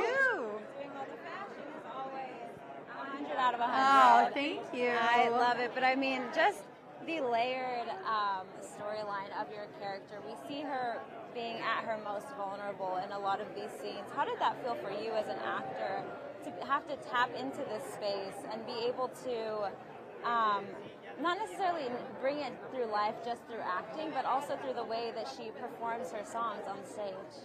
I mean, so many things, Yeah. right? But I think to try to distill it into a couple sentences, it's the kind of role that doesn't come around very often. You get to do all the things as someone who loves to sing and perform, to be able to do that along with go to the places that Claire in real life, went to in her life experience was a privilege, because this is a real person and she's been through a lot of hardships. And so it felt thrilling as an actor, protective as a personal relationship to Claire, and honestly, I had the greatest partner. Hugh Jackman was just incredible, and I was able to feel super safe, and Craig Brewer, our director, to just lay the groundwork for me to be able to go to places and stretch to places that we love to do as actors. I mean, it's a story about a lot of things, but dreamers, Yeah. right, is something I took away, and people constantly trying and literally not letting anything get in their way of Yes. getting that dream. did it make you kind of think about your early days when you were a young dreamer? Oh, yeah. Yeah? Talk me through that, kind of how you saw parallels. You know, I was the kind of little girl that would lock myself in my bedroom and just pretend that I was already doing the things that I wanted to be doing, and I would, you know, talk to myself in the mirror and wear clothes and pretend like I was, you know, playing different characters. I think when you're a performer, and this is something that is like an innate desire, you're constantly dreaming. And also we're right-brained, and right brain is always somewhere up here. You know, you got to bring us down to earth a lot of the time. So yeah, and I think a lot of movies this year have a lot of that theme of to dream. I think people need that right now. You know, we're kind of so many things have become so cynical, you know, and we are our own narrator to our life. And this movie in particular, Song Sung Blue, that's what it's about. They made it happen for them the way they wanted it, and I'm just so thrilled to be here and in that movie. So. Based on a true story too. Yes. It's like, it's wild that it's based on a true story. You couldn't write it No, if it you wasn't. can't. There's no way. You know, it's like, yeah. The original documentary that it was based on before watching the movie. Right. It's just insane. Even like the parallels, like the airplane flying over the house. Like Wild. the detailing is supreme. Craig did such a great job to like distill 8 years into 2 years and under 2 hours, and to be able to hit all of those points in this movie and like make you feel the way you do and you come out of it. He just nailed it. I feel so lucky to be in his movie. Have a good night. Thank you. Thank you. Have a lovely Thanks, night. Thank Nice to you. see you. Hey. Hello. How are you? Rocking the brown over here. Thank Let you. me step over right over there. Perfect. I mean, we're here for Andor, but I have to talk to you about Kiss of a Spider Woman. Oh, yes, Because, please. oh my goodness, the timeliness of a film that Yeah. was written so long ago, readapted so many times. How does it feel as an artist to continuously be creating this work where you're seeing history repeating itself and hoping that the art form will kind of lead to change? I mean, well, I love the question. It is definitely very sad that it's so relevant, you know, and at the same time, it means a lot to be able to use material like that, you know, to talk about the present, to talk about the world we want to shape, the place we want to live in. I think it's a beautiful piece, you know, and so much has come out of that book. And this view, this perspective where that Bill Condon is telling the story from, it is powerful because Bill has been around, you know, and it's a love letter to theater, it's a love letter to the writer, to Manuel Puig, but it is a love letter also to Broadway and to the Latino community here. It's a special project, I think, and I'm very proud I was part of it. And really happy audiences have a chance to choose to see something like that, you know? Yeah, and it feels like we're seeing more politically themed films where that may not be at the forefront, but it is kind of mixed into the fabric of them. Do you feel that that's a shift because people want more reality than fantasy, or do people still, similar to Tonatiuh's character, kind of still crave that fantasy and being able to escape? No, I think cinema is a tool for change. It's been always a tool for change, and I think a film like this one reminds us, yes, that we can all be part of change if we allow ourselves and our imagination to think about what's beyond what we're actually seeing or what we want to be exposed to. You know, I think this film reminds people that if love is behind your decisions, you might be doing good to others without even noting it. I mean, without even wanting, you know. It's just by acting through love that we become a better community. I think the film also it's a good reminder about the strength and the power behind storytelling, you know, what movies, what theater can be to audiences, you know, what it can trigger. Anyway, it's I love that, yeah. And we'll has a lot of themes as well that are relevant today. And I mean, a lot of people have said that this is their favorite Star Wars project in a long time. And you know, you've lived in the character for a while now, but kind of, what does it say about the type of Star Wars projects that can be told, the Star Wars stories that can be told in 2025? Well, I think Andor is a very strong piece, you know, that talks about what needs to happen for a revolution to erupt, you know. And while Andor has many references from the past, it's very useful for the present, you know. And it's definitely a show that we were not thinking it was gonna become so pertinent and urgent, and I'm glad Tony Gilroy had the vision and had the commitment to really, you know, go in the ride of being honest with his writing, and the show is very important, became very important for many, you know. I don't know, I always end up talking about the stuff that matters to me, you know, as an actor, as a filmmaker. I get involved in projects that matter to me, that say things that I believe need to be said, you know, and Andor was one of those, you know. Thank you so much, Diego. Thank you. I appreciate it. Nice Thank you. you. Take it in. Thank you so Love much. your work. Thank you. Diego Luna. Hey, Hi. look at that. We have been having stars jumping up left, right, and centre. Haven't had a moment to breathe. I mean, Kate Hudson, like it's been going off. Back to back to Right? back. But let's check out some of the fashion from our stars as they make their way into the show that's just about to begin. I know. Only a few more minutes left on the red carpet. I mean, It's getting packed.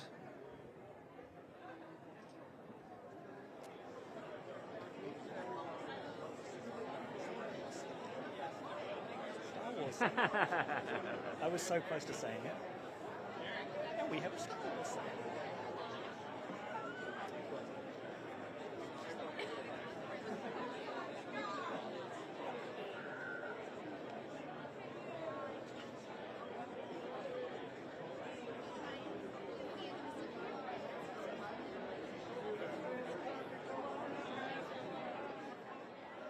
Carrie, over the shoulder, Carrie!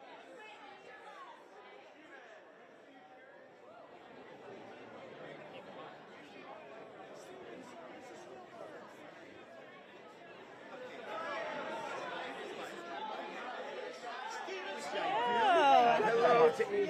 Hello. That's my mark. I will We stand were on my mark. just raving about you with Richard Linklater, talking about that beautiful partnership. But I wanted to ask you, because I was at the Palm Springs Film Festival, and you mentioned, you made a beautiful remembrance speech about River Phoenix, and I'm so curious, what led you to say, I want to honor him in this moment I was talking about all the people that make up a career. You know, you come to these things and you get celebrated and there's a lot of attention about you, but you don't arrive at a moment like this without so much help from other people.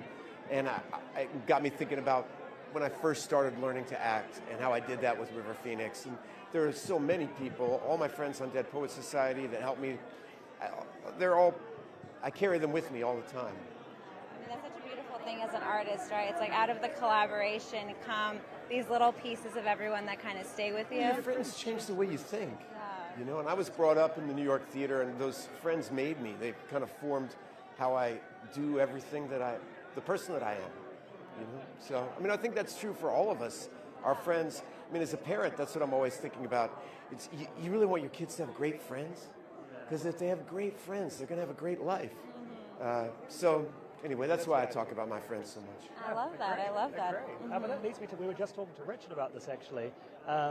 When you do become great friends with a director, and he was saying that he could give you any note, and vice versa, and you will just take it. Is that a blessing or a curse to get that close to a director? Oh, it's both. You know, I mean, it's like we all study music, and you see bands, and there's a closeness that makes the music, and there's a closeness that can drive them apart. You know, and it's harnessing that power of familiarity, knowledge, intimacy, but also still being yourself and not letting the other person shape you.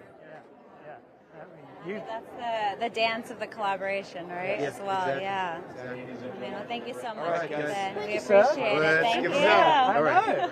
Thank you Pleasure, so buddy. much. Be safe. Appreciate it. Ethan Hawke, we are counting stars like infinity stones right now. I mean, Ethan Hawke continues to kill it left and right.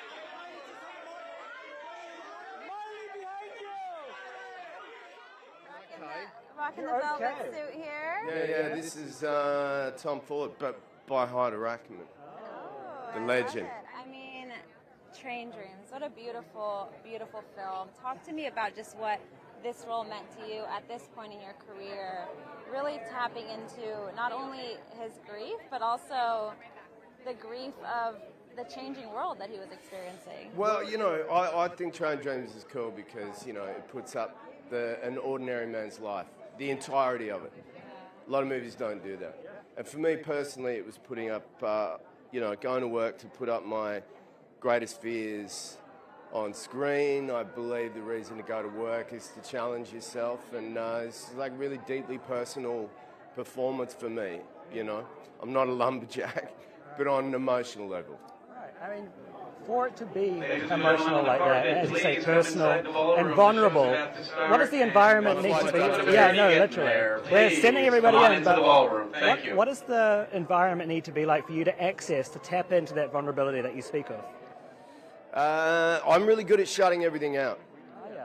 Oh, yeah. This stuff, and no offense, like riddles me with anxiety. I said to someone just back there, I'm like, I just can't wait to go and be somewhere I get to pretend to be someone else other than myself. I'm really good at shutting it out, and being on set feels like a safe place to me. I know it makes other people nervous, but I don't know why it feels like a home to me. It feels like a safe place. So it's easy for me to shut things out. Because you've found the thing you love. Yeah. I mean, you found the thing you're meant to do. I'm very lucky to be doing the thing I absolutely love. And it's a rare thing, I know, and I should have more gratitude for it every day. And being here reminds me of it. There you go. It really does. Yeah. Thank you so much. Thank you, sir. For your time. Thank you. I appreciate it. Go have fun. Absolutely killed. Absolutely killed it. Thank Cheers, you. buddy. Thank you. Thank you. Here we go. Train Dreams. Train It's all Dreams go. is a really, the score is beautiful. Yes. Oh, there's Clooney. And then we have George Clooney Clooney walking right behind us over right now. here. Mr. J. Kelly himself. With Miss Amal Clooney over here. Or Mrs. Amal Clooney, I should say.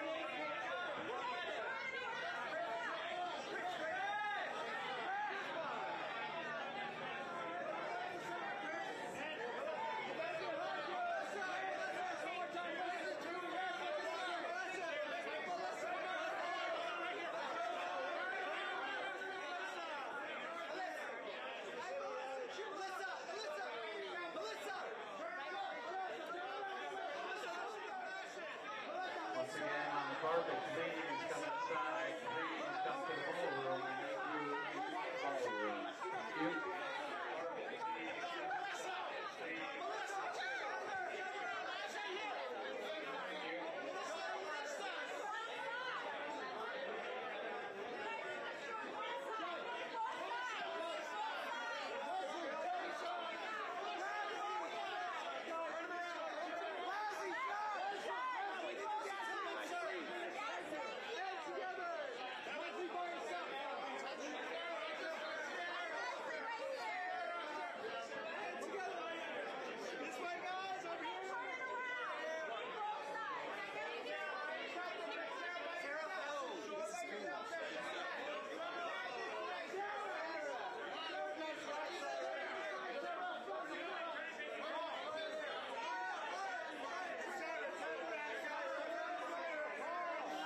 Carpet is now closed. Please come into the ballroom. We need you at the top of the show for a very great photo. Please get in the ballroom. Thank you.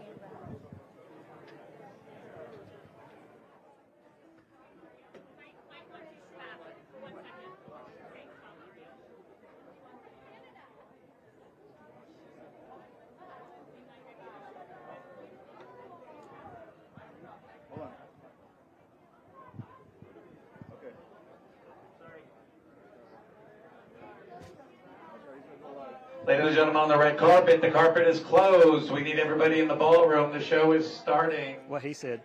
The show is Very shortly. Please come inside. Well, as you can hear, the show is about to start, which means that our show here live on the red carpet has come to an end. But thank you all so much for joining Liam and I here. Once again, my name is Leslie Ambriz. And I'm Liam McEwan. And Leslie, it's been a pleasure to do this with you. I want to say a huge thanks to our team here on site and working remotely. You've made us look great. We appreciate you. But of course, stay tuned. This live stream isn't going anywhere. We're going somewhere. I'm going to go watch it at home. But you can stay relaxed and get to see all of the winners posing with their awards backstage. So as soon as the show starts at 5 p.m. our time, you will get to see those winners slowly start to come through. So more content to come here on the AP live stream. And we're going to be doing this all throughout award season. So stay tuned. More to come. Definitely will be here. And you can check out the awards show on CBS and Paramount+. Ladies and gentlemen, on the carpet, you need to get inside. We're going to be releasing seats soon. We're going to be releasing your seats. So please get through the carpet and get inside. The carpet is officially closed.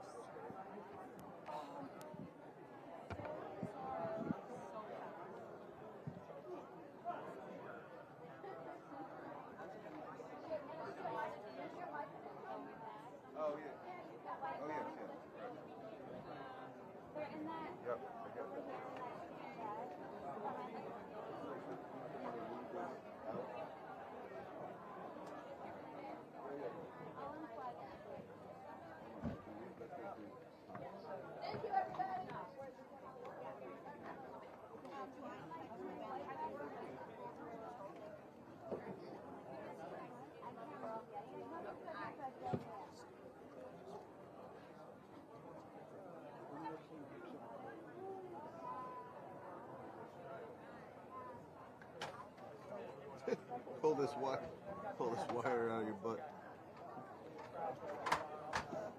All right. Yeah, thanks, man. Appreciate it. It's all right. It's everyone.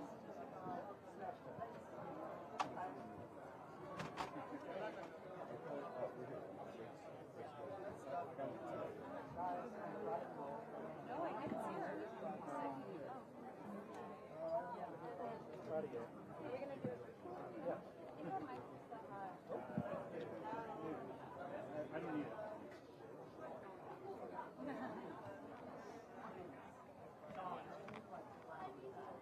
have a live view for you. You want me to put it on top of your camera or walk with you? Just give it to me and then I'll put it on top of yours. Huh? You have a DNC? Yeah, I got the blue one. I'm gonna sit for a Anything second. else I can do for you?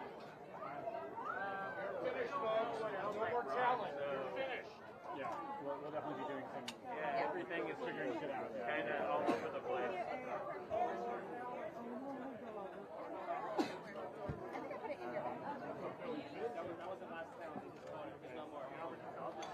The carpet is closed. Please come inside. The carpet is closed.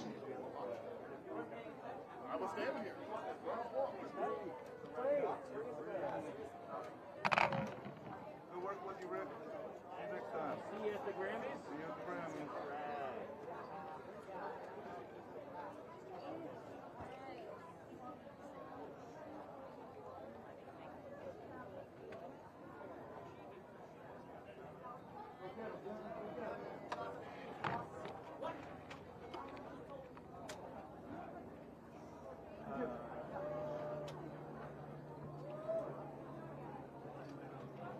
Just do one little check. Yep.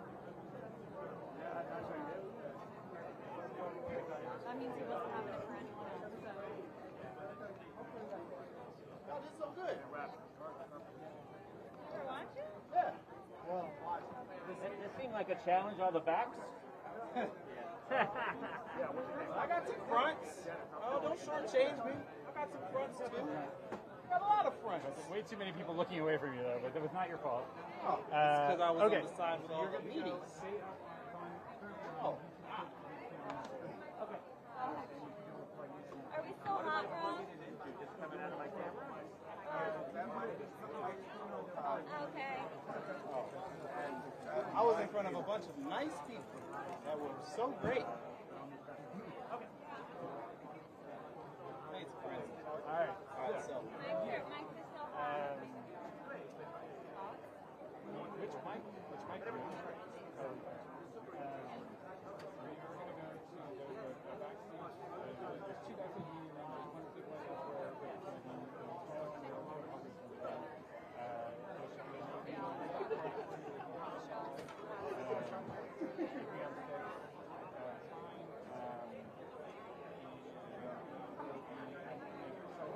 Please bring it inside, everybody. Red carpet is closed.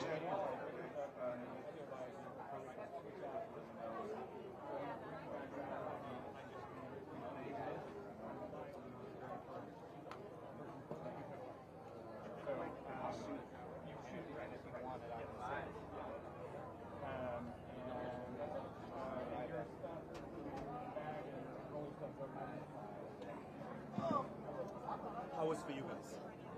Yes? You guys don't need me anymore, right? No, we're okay. Thank you. Thank you Too so crazy. much, No, Alex. I was like, I am so grateful. Thank you so much. Thank you. You were amazing. No, Thank you guys are. And you were right about the velvet. Told you, right? You were right, yeah. And the bow tie. And what about the cloud white? That's White exactly. everywhere. Where are you from, by the way? What do you mean? Where is it? Because you have kind of an accent. Oh, really? Yeah. I'm from Los Angeles. Yeah. But I like that I have an accent. You do. You look very pretty. I'm Spanish. Thank I'm you, always looking for a you. Spanish. Oh, okay. You look great. Thank you, thank you. My family is Mexican, so close. Uh-huh. Yeah, there you go. Alex had Julie, and I tried to get her.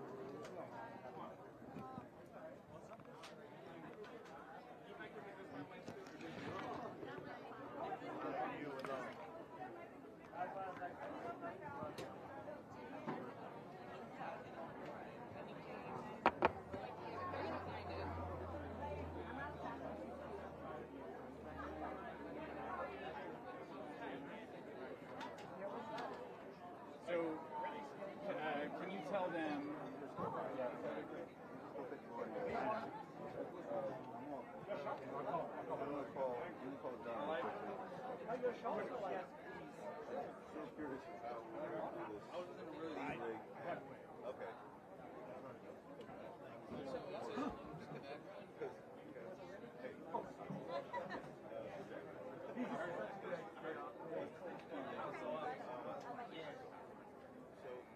This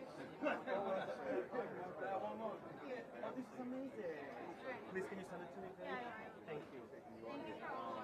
No, I can't.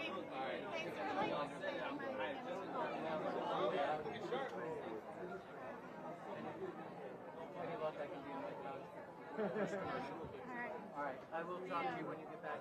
When you get back? Oh, okay.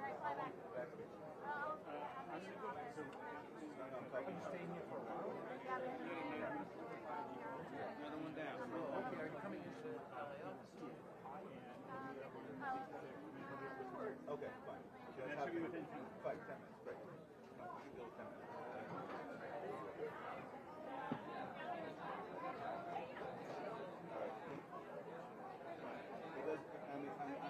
Let me know if you're out of town Wednesday. I have the hotel set.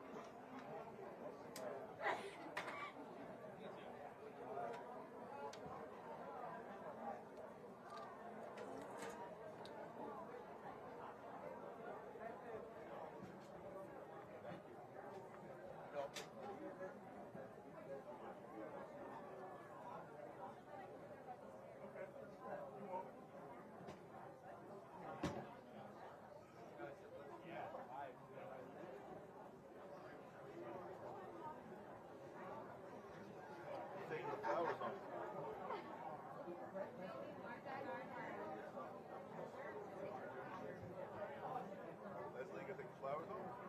No? Yeah, take it. Take some of those photos. Beautiful. It's amazing. They almost look fake. Isn't that crazy? Like up there, I mean, beautiful.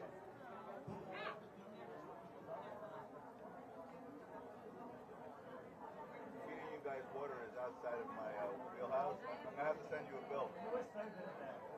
It's no bad. I'm like roasting back there. Look, you guys are just they had all, you know what they did? They started opening up events because they realized it was just they have like double sections there. Yeah, overhead going over. Plus they have fencing closed. They were just getting crazy.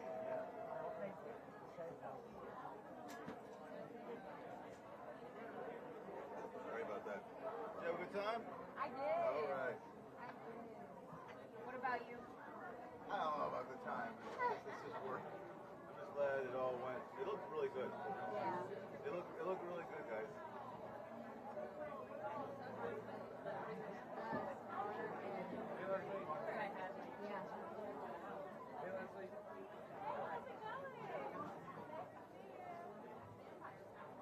I think the show looked really good. I mean, yeah, the first only good year. Yeah, no. It was the whole team. I mean, you guys were listening to the coaches, but you know, there's like 10 people, you know, doing the show. But it was me on. Stories following the live show. Yeah. No, it was good. You know, Gary, he was talking through, and Franco. Yeah, everybody was talking and working together to make the Chirons work. So it all like, and Pablo was in Spain, and he was helping with the graphics, make sure the VMix was going well. Yeah. So it was a good team effort. Sucks it's going to use the original con, but whatever. Because the frequency is bad. Yeah, they're banned. We were trying to see if they would let it go, but they didn't. They're like, nope, they're using it here. We can't use it. There's no like negotiation. I'm like, well, you don't want to step on. If it shows that the production, the main production is using communication, they can't take a chance that someone's going to step on it. No, Chris, I'm good.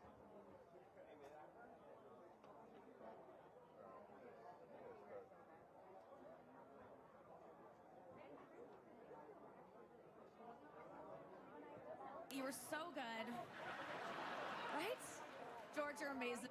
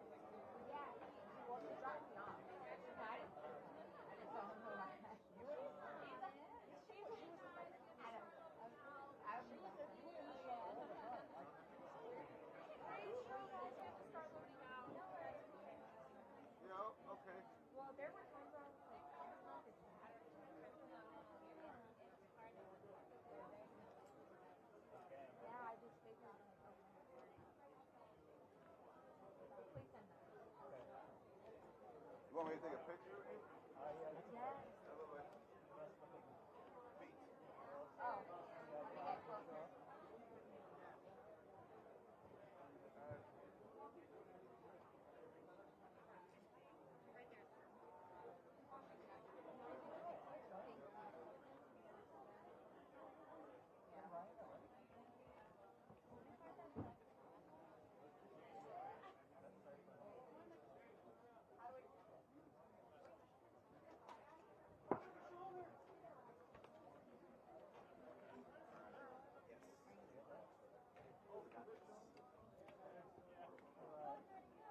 Oh, let me get closer.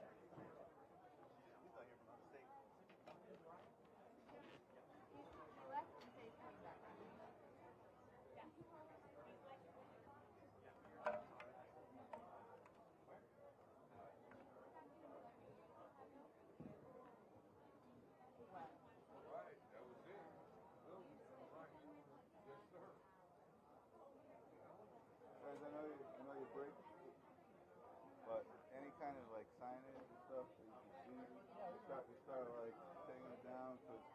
We need everybody off the cars. So easy.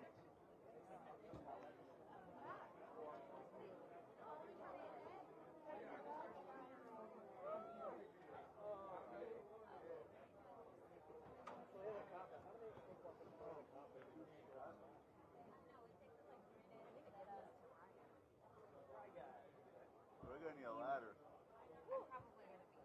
Yeah, what happened to our ladder? Well, we. Oh, we borrowed it from someone. They're waiting for that.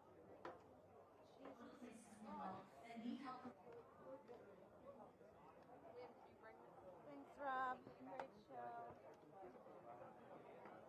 Yeah, give it to Ryan. Oh, we just want to give to Ryan. Yeah, give it to Ryan. Sarah, you brought cookies? No, that is from Ryan. Oh, cute. She makes great cookies. She puts just the right amount of hot in it. Oh, that's fine. I didn't hear. I heard pot, and I was like, Can you imagine cookies? if they gave us sweet cookies at the start of? Imagine, you would have a great show either way. That would be a good. I mean, yeah. Good It deal, might be a little slow. A little slow. I don't know why you're saying it doesn't go. I've been known to stare off into space. So. It might be like, listen, here we have. You'd be like, no, you'd be like, and here we have, oh, look at my nails. If you flick it this way in the light, it looks dimensional. Dimensional. Look. That was a really good How do you do this? Do you know? I actually have to roll on this. Oh, there you go.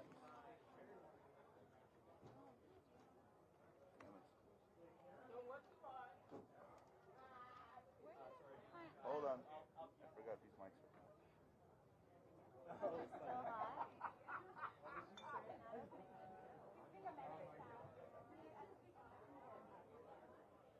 Hey, are you off this yet? Yeah, they're kicking us out.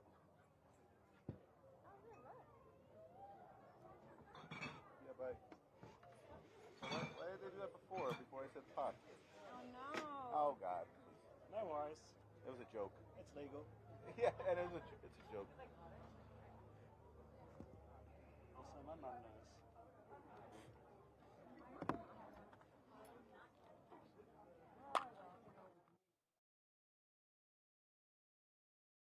Grab the one Kevin Mark's sitting on tonight. I'm sorry, Kevin. I can't stop. It's a problem. And Timothy Chalamet is here for Marty Supreme. Oh my God, man. What a dedicated performance you gave. It was incredible. This is interesting. Not a lot of people know this, but Timothy Chalamet is the first actor in history to have to put on muscle for a movie about ping pong. This is true. He gave over 60 ounces. It's insane. And Chalamet, a protein whey. Well, you guys, before our first award tonight, I just want to tell you that I'm making jokes up here, but it is an absolute privilege to be in this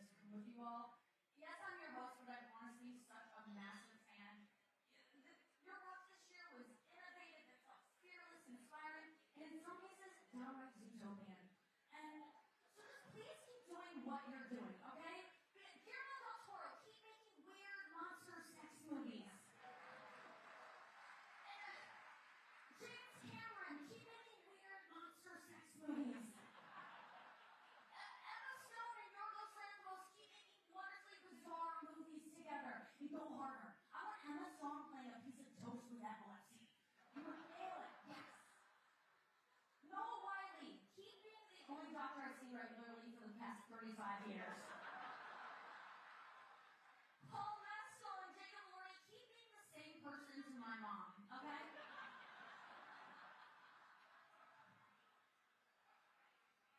Hans Zimmer, keep composing film scores that sound like what a bop. And Claire Danes, keep making noises that sound like too much Botox.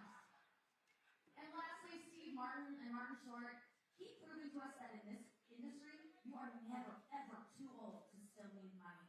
I love you guys. Thank you so much. We have a great show for you tonight. Canada is here. Let's kick this thing off with your first presenters of the night.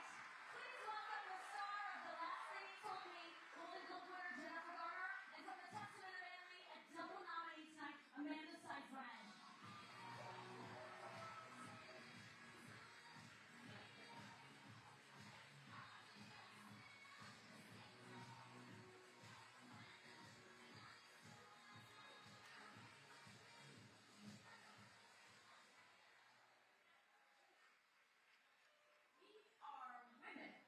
Love to support and honor our fellow winners, and we are thrilled to be here to present the award for Best Supporting Actress in a Motion Picture. It's your first award of the night, and honestly, you are all already winners, ladies, because you all delivered complex, heartbreaking performances. And also because win or lose, your category is already done. So you all get to relax the rest of the evening. Yeah, and we'll join you as soon as we hand out this award for Best Female Supporting Actor in a Motion Picture.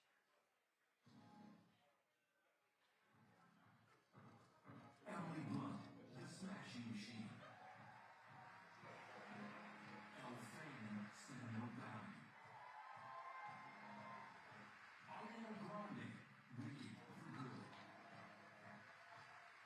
Inga Ixaper Lilias, Sentimental Value.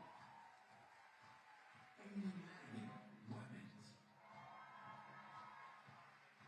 Teyana Taylor, One Battle After Another.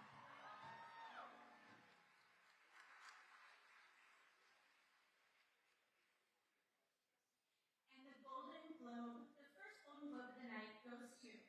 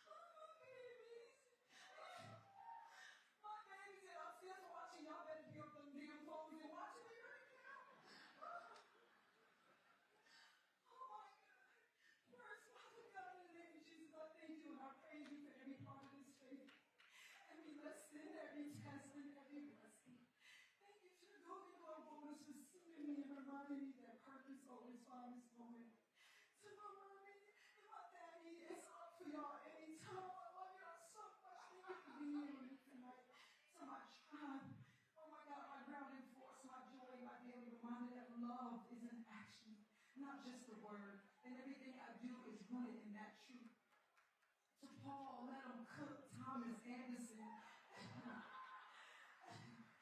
Thank you for your vision, your trust, and your brilliance. My gratitude is endless. I love you, we love you, and thank you so much for holding space for me and our entire cast, Leo, Sean, Benicio, Chase, Regina, everybody, the crew, every single person who has touched this project. None of this is taken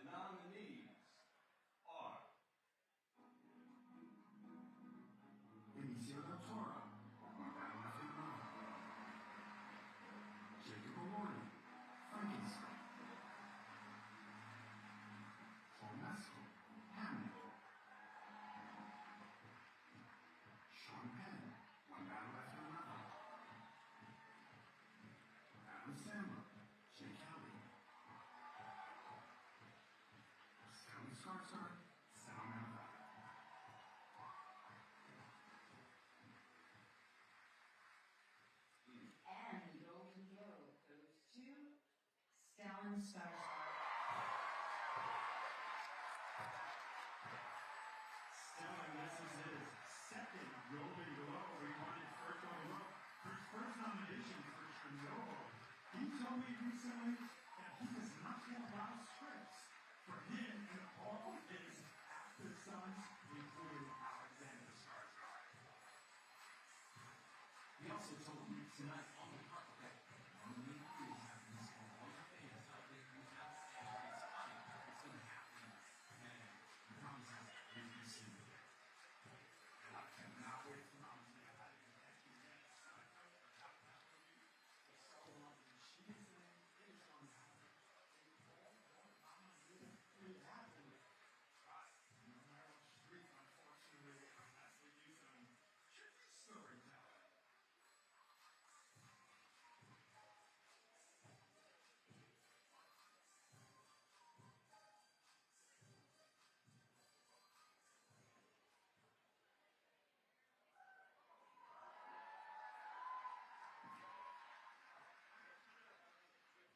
I, of course, was not prepared for this because I thought that I was too old. But I'm not going to spend the next 6 minutes to thank everybody in the credits of the film. Even if I know. But I'm going to thank my wife, Megan, and Rich Skarsgård. She's been amazing, a sort of brutal support, tough lover, and very educational. And also my children have been very educational. I'm playing a father that is a bad father there, and my children are really told me what the bad father is. But most of all, I'm very happy with this because it's a small Norwegian film. With no money for advertising or anything that gets to see the world in this way. And hopefully you'll see it in cinema. Because they're an extinguished species now. In a cinema, where the lights go down and eventually you share the pulse with some other people. That's magic. Cinema should be seen in cinemas.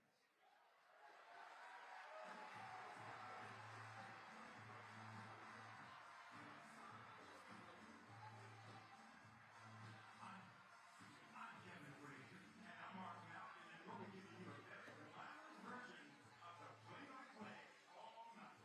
And coming up, you guys who are absolutely wild on the carpet, Lauren and Jason Bateman and Sean Hayes. And of course, look, Priyanka Chopra Jonas looking gorgeous, Melissa Manavan, and the 83rd Golden Globe Awards are just getting started.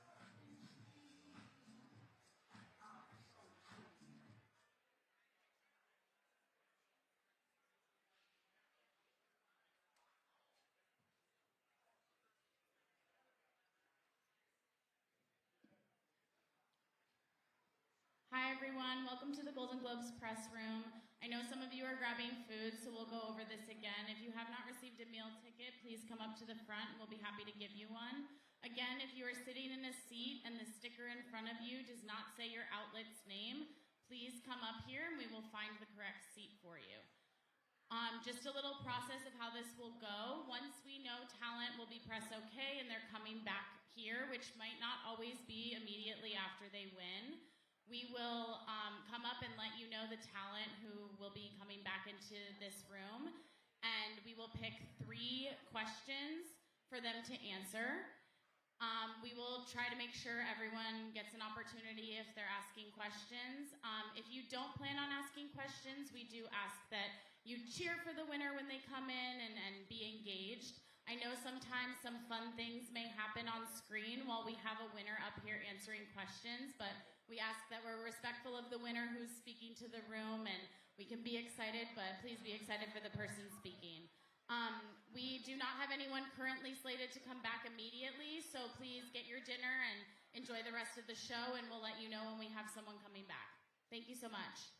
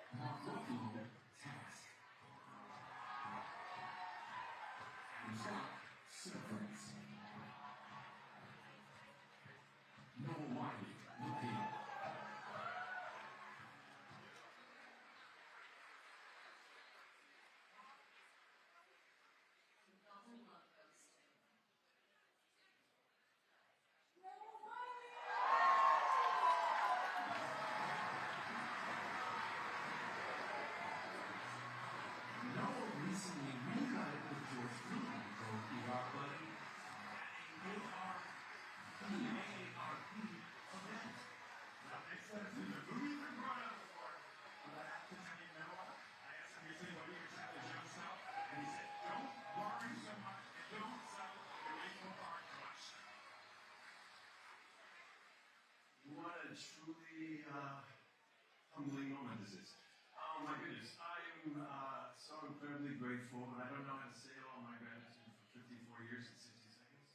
I'm indebted to so many people. I've been inspired by so many people, many of whom I've got the great honor of being nominated with this evening. So shout out to my fellow nominees. Thank you for your incredible work. I've been very blessed in my life. I was raised in a family that put a high priority on art and on curiosity and on service. I've benefited from incredible teachers, and I've received some incredible advice from some very good friends. I've been supported by an incredible wife and 3 great children all along the way. I'm so grateful for this. Thank you to the voting members of the Golden Globes. Thank you to HBO Max, in particular Casey Bloys, Sarah Aubrey, and Joey Chavez. Thank you to Warner Brothers Television, Channing Dungey, may our love affair go on forever. Thank you to John Wells Productions and John Wells and Scott Gemmell for your friendship and your partnership in changing my life now twice. And to all the healthcare workers in the world, thank you. Lastly, to my beautiful wife, Sarah, happy birthday. I hope you enjoy your party.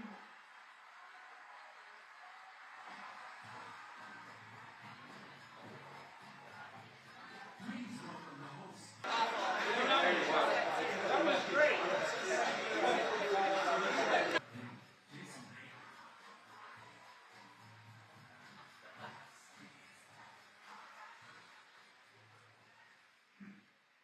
This year's nominees for Best Performance by a Female Actor in a Television Series, Musical, or Comedy truly raised the bar by delivering nuanced, unparalleled performances.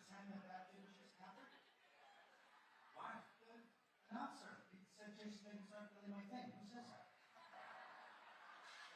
Honestly, a lot of people kind of say that. Hey man, you're not everybody's thing. It's okay. I think you're great. And I love Ozark.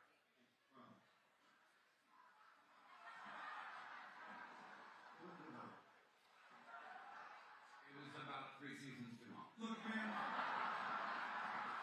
This is, dude. Somehow you managed to make a best performance by a female actor in a musical or comedy category about you. That is just wow. That's wild. Do you get it now? Yes. You get it. The nominees are Kristen Bell, Nobody Wants This. Abbott Elementary, Nouvelle Vague. Selena Gomez, Only Mars on Monday. Natasha Lyonne, Horrorface. Jenna Ortega, Wednesday. Jean Smart, Hats.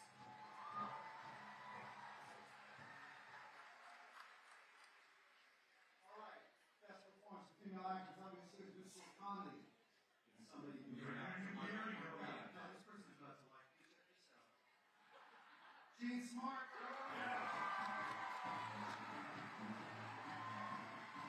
This is Jean Smart's 3rd game on Electric Control. And after that was on top of the Julia Roberts, she showed her Jean Smart herself in the interview was like, look at that goddess. Jean Smart said, no, you're a goddess. So there are 2 goddesses, there's a goddess. Jean told me on the carpet she is having a ball shooting this, which is supposed to be the last season of Hacks. And now we're questioning, will she do more there of this town? Because if we success, it could happen. I want to see that happen.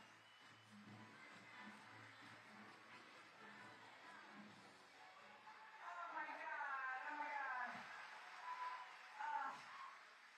What can I say? I'm a greedy bitch. I thank you to the Golden Globes. I'm absolutely thrilled to be here. I'm one of the luckiest people in this, not this room, this entire business, and it does not go unappreciated. I cannot tell you, I have the best bosses, I have the best showrunners, I have the best cast led by the brilliant Hannah Einbinder. I have, my kids, Joe. I mean, I'm just surrounded by so much support, and this show has been such an incredible journey, and our writers are, God bless you all. Thank you so much. And there's just lots. Thank you. That's going to be said tonight. Like I said,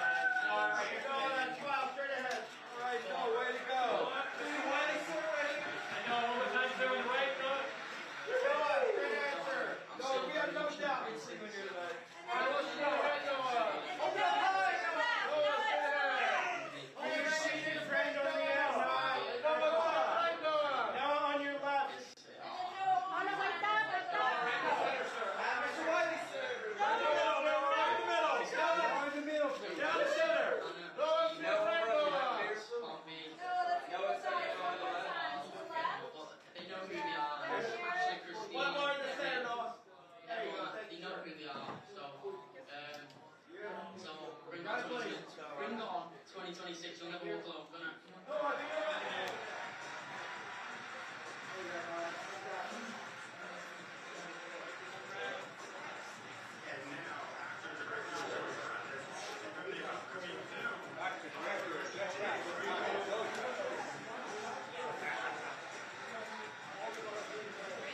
Can we have them further up? I wasn't in here then. So far back.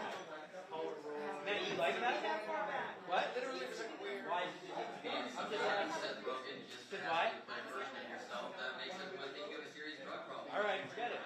Yes, that too. And then you got shadows on the back. Stop offering us shrooms everywhere. What? I'm so proud of it. I'm not going around it, so absolutely take your shrooms. The point is, a great performance makes you care about just The character is brought to life by an amazing actor who's nominated tonight for Best Performance by a Male Actor in a TV Series. Nobody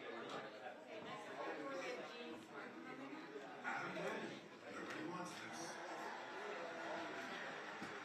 Steve Martin, Holy Murders in the Building. Glenn Powell, Chad Powers. Seth Rogen, The Student.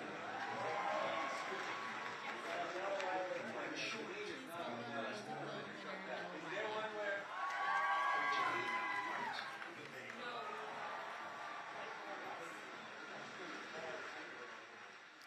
Hey, everybody. We're going to start off with the first question. Please state your outlet. Thank you. Hello.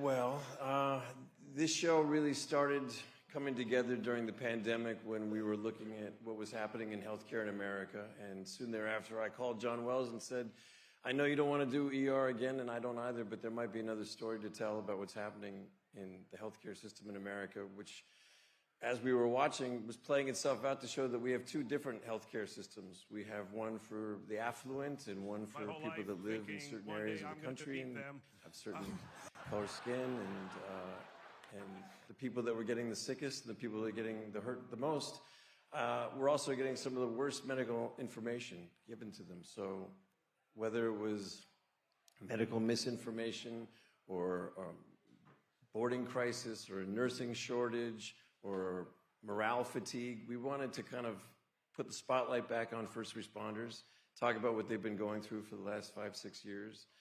And, you know, in doing so, hopefully also come up with some remedies that we can improve the system and better support the people that are in those jobs. I'm not exactly how they would compare to Argentina and what the healthcare system is there, but my guess is unfavorably. We'll take the next question with Axios. Hey, Noel, what's going on? Hi. What have you learned about the community of Pittsburgh since filming? Say again, I'm sorry? What have you learned about the community of Pittsburgh since filming? Great city, you know, tremendous city that opened their arms to us and have now been extremely generous about letting us film, you know, anywhere we want. The hospitals in Pittsburgh are some of the gold standard in the nation in terms of care, especially Children's Hospital. It's one of the most incredible facilities I've ever been to. It was chosen not randomly. John asked me where we should set it, and I picked Pittsburgh because I knew he went to college there, so he might like it. Also, my parents met there. My mother was born there. It's a great city in terms of a variety of socioeconomic class, ethnic breakdown, because it's surrounded by farmland. You get a combination of rural and urban cases. In the last few years, it's really remade itself over into a medical hub, so it seemed appropriate. Just a great American city that hasn't been overshot. You know, it's not LA, Chicago, New York, Miami, but representative of the country as a whole. And the last question we have, hello. Hi, Noah. Hello. Rebecca from Hello. Hello. Hello. Hello. At the end of season 1, Sarah sent you off to the beach for a few days to decompress. I wonder where she's sending you this year, and also if you found it easier to process the heaviness of the show this go round. It's a little different this season, not entirely different. It's a little more distracting trying to land this massive plane while we're taking bows for the first season's work. I don't know where she's going to send me, but you can better believe she's going to send me somewhere. I'm not usually good company for a little while right after we finish. Thank you so much, Noah. Congratulations. Thank you. Thank you all.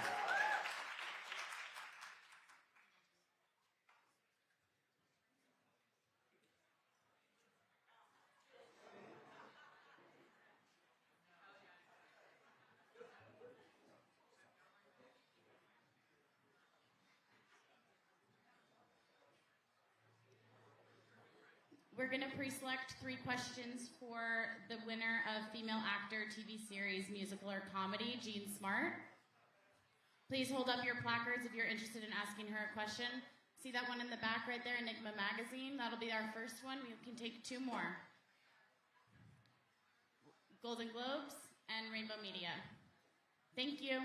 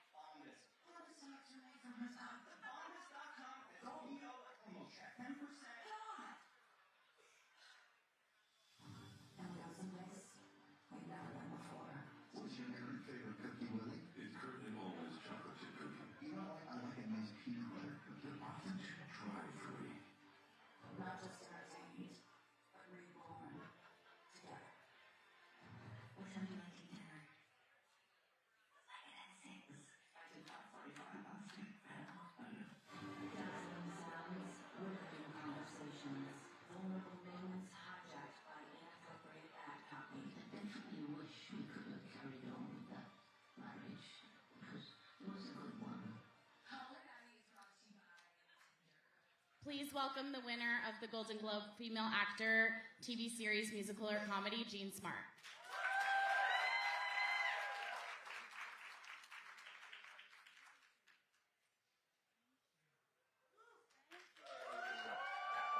Thank you so much. We'll take the first question. Go ahead. Hi, congratulations. I'm here. Here, over here. Okay, thank you. Right in front of you. Oh, I'm so sorry. No worries. Congratulations. Thank you. I just wanted to know, like, what is like a really valuable lesson you've learned from Deborah?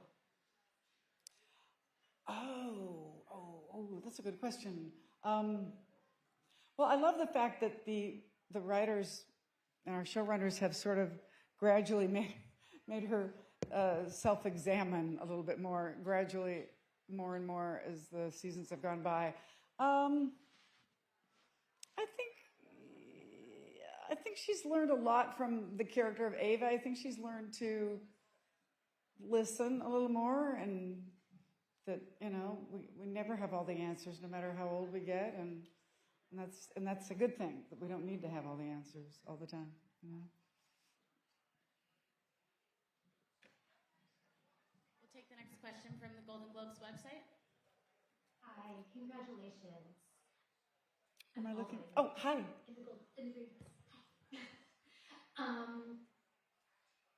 Paul's talked about this before, and other people have talked about this before, about the ageism in the industry and how a show like this really shows that people can be funny after an older age, especially women. I want to know if you think that anything will change anytime soon when it comes to the ageism and the sexism in the industry. I think a lot has changed. I mean, I would hate to think that I was the poster child for older actresses or older characters, but I'm not necessarily that it's going to completely change anytime soon. I mean, I think that's kind of, I don't know what the word is. I mean, the bottom line is we all love stuff that's like really realistic. So shows like The Pit. We like to see the nitty gritty, but at the same time, we also want fantasy, you know, so that fantasy is always going to be the same. Somebody told me years and years ago, when I first got to LA, that there was one role for a woman for every 20 roles for a man, which was a little depressing. They also said that the average age difference between a husband and a wife in the United States is about a little hair over 2 years, and on screen it's 20. So I'm not sure we'll ever get past that fantasy part a little bit, but there's room for everything. One of the things I like about British television is they cast everybody only because they are completely right for the role. I mean, what a concept, you know. We don't really do that here. We cast people for a lot of different reasons, and then sometimes we wonder why things don't work. Well, you know, but I think it's 2 steps forward, 1 step back. I think we're doing okay. Yeah. Thank you for that question. And we'll take the last question with Rainbow Media. Hi, Jean. Hi. My name's Rafi. Hi, Rafi. Thank you. If Deborah Vance was hosting the Globes, who would she talk about and what would she talk about? Oh, she'd probably take a lot of stabs at all the men in the audience and pretend she slept with all of them. I don't know. And she'd get in. I think after spending 5 or 6 years in the company of Ava Daniels, she'd also make some political commentary about what's going on in the world right now.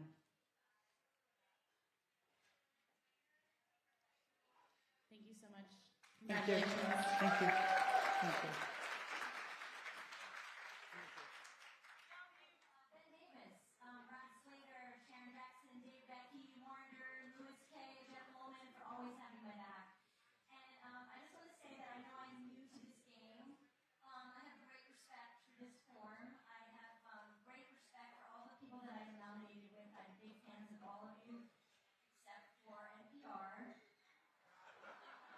Just a bunch of celebs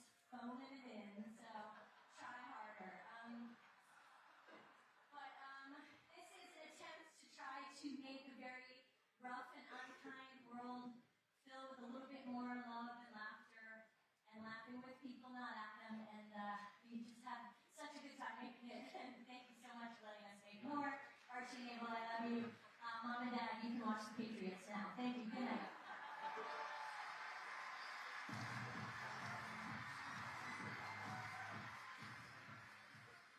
The next winner we have coming into the room will be Owen Cooper, the winner of Male Actor TV Series Drama.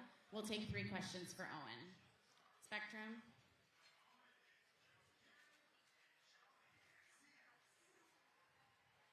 Do we have one more?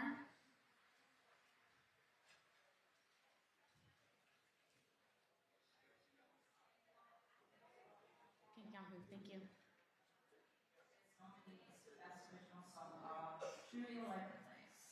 Seriously, if you showed up to a party and they played all 6 of our nominees in a row, you'd decide because they are all incredible, but you would also have.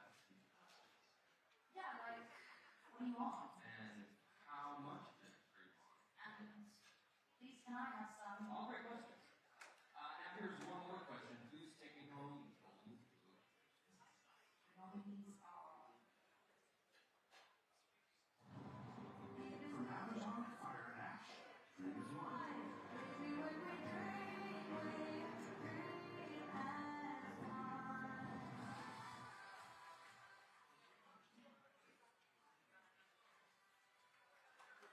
Please welcome Golden Globe winner Owen Cooper.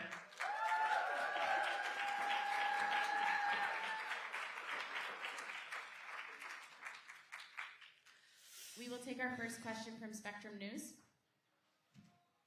Hello, congratulations. Thank you.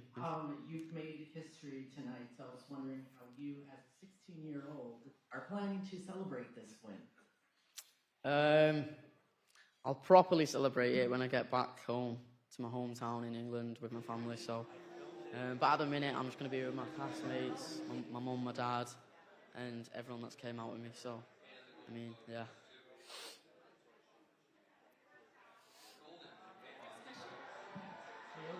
Here, Oh. Federico from Music Italia, from Argentina. Congratulations. Thank you. Thank you. I want to ask you about last time we saw like a video with Chase ago, like you were starstruck by him.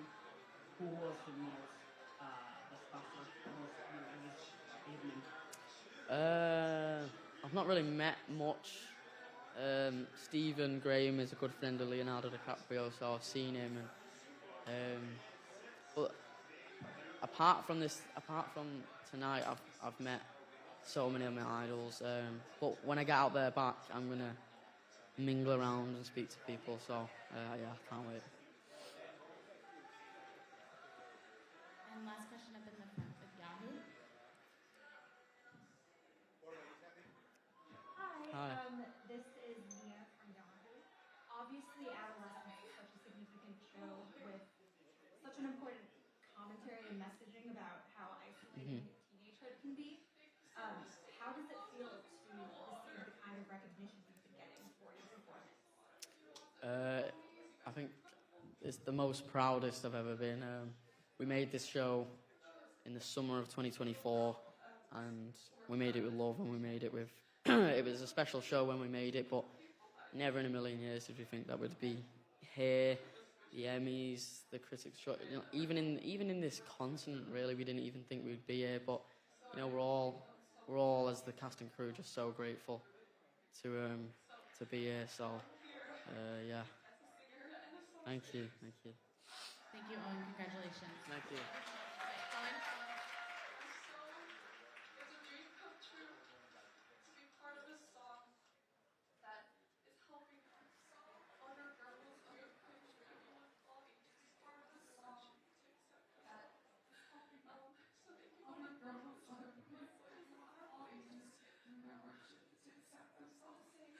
Owen?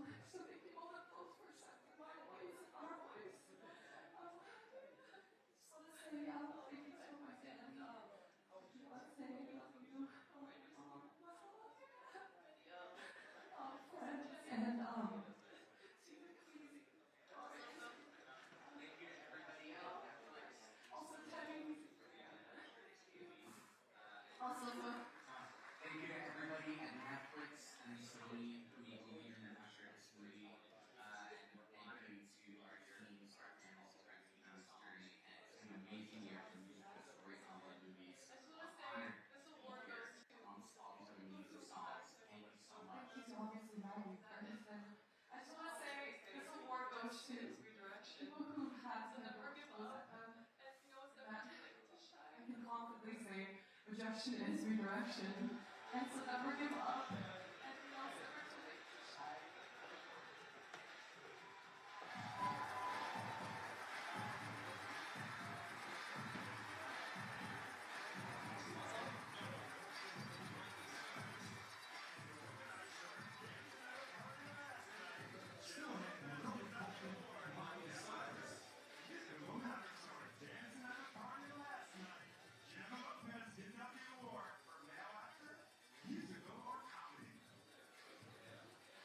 Congratulations to Golden K-pop Demon Hunter. All right, everybody, now the award for Best Original Score. Congratulations to Golden K-pop Demon Hunter. All right, everybody, now the award for Best Original Score Motion Picture. And the nominees are...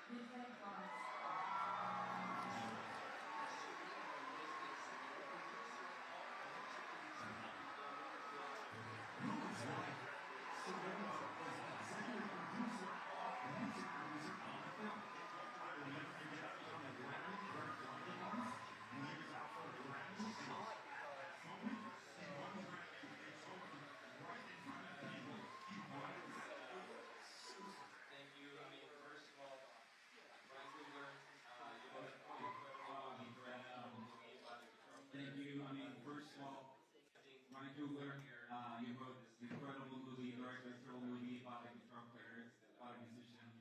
I think everyone here and everyone in this industry is thank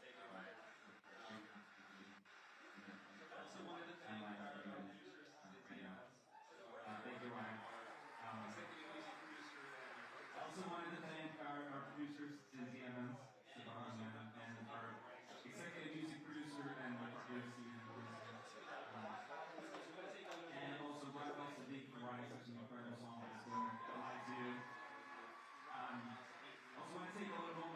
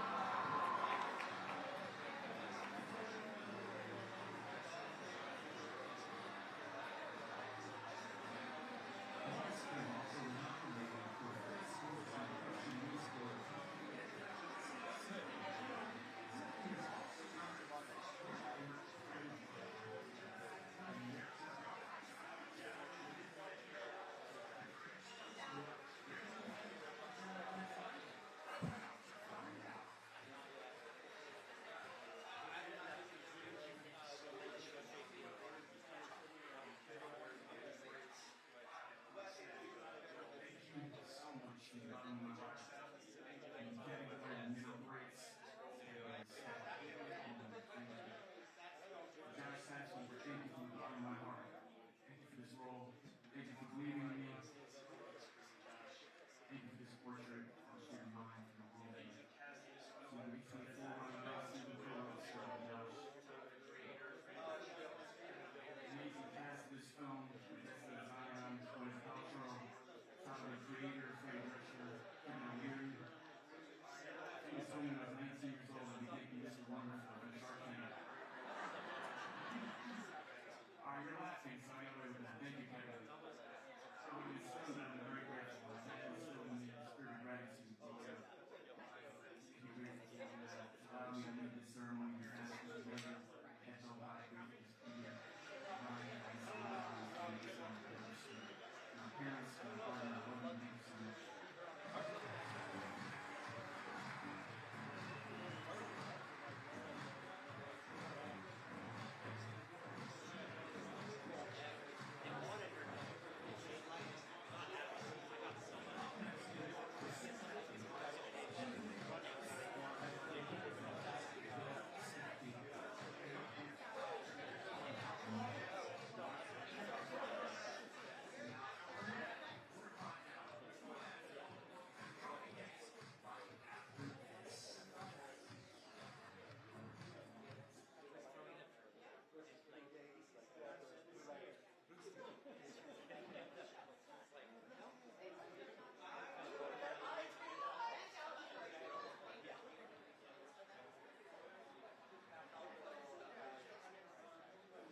The next winner we will be bringing back is the winner of Female Actor, Motion Picture, Musical or Comedy, Rose Byrne. We'll take you first. We need two more. SA People in the back. And Rainbow Media.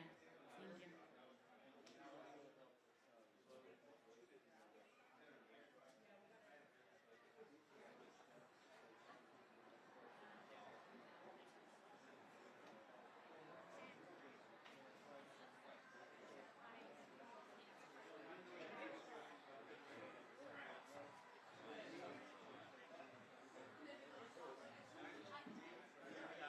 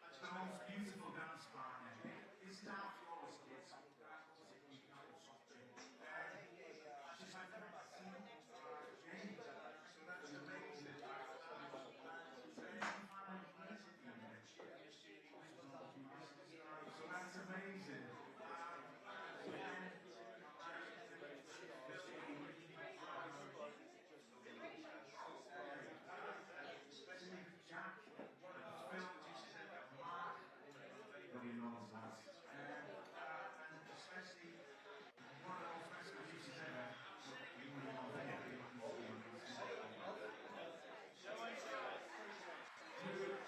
I've said it before, but you saved my life. You saved my life.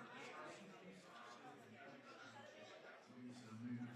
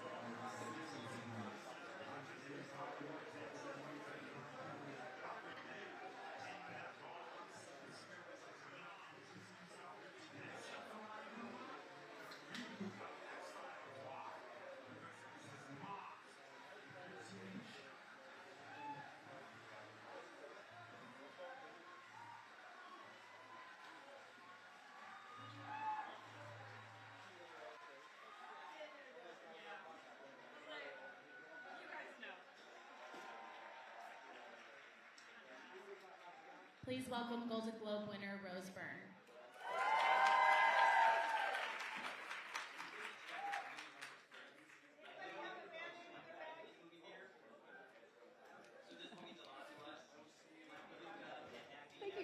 so heavy. Hi, Angela. Hi, Rose. Congratulations. Thank you.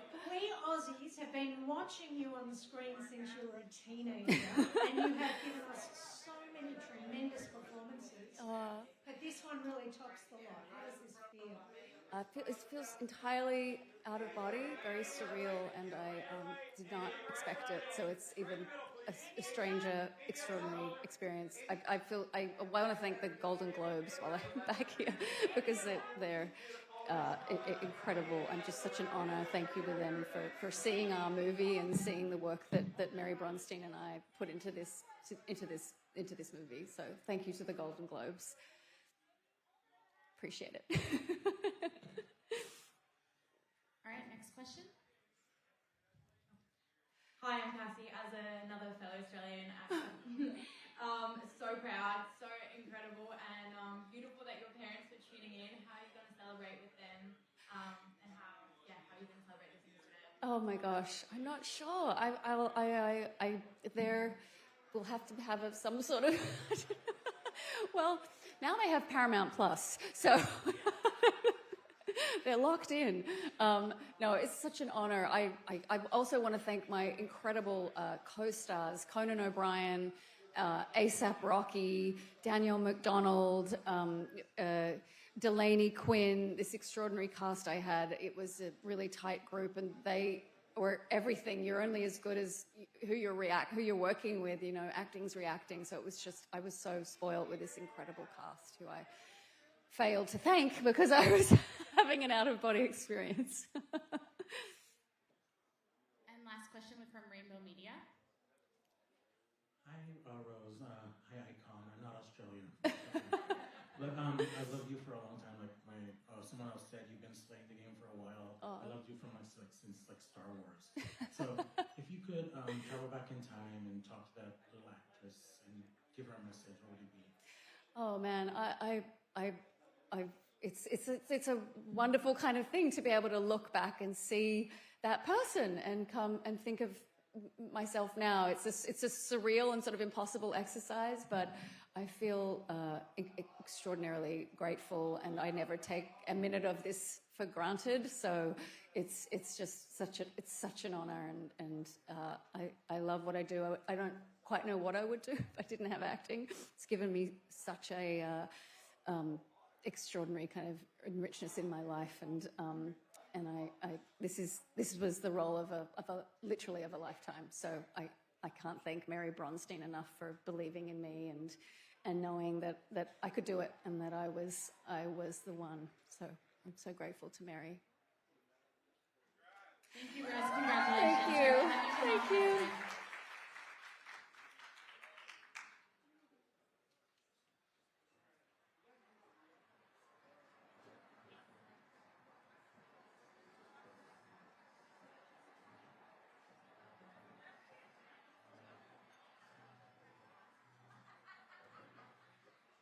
Next up, we have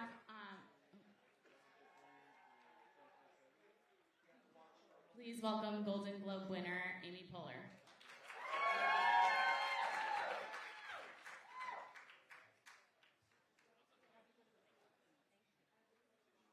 We can take 3 questions. We'll do Bustle.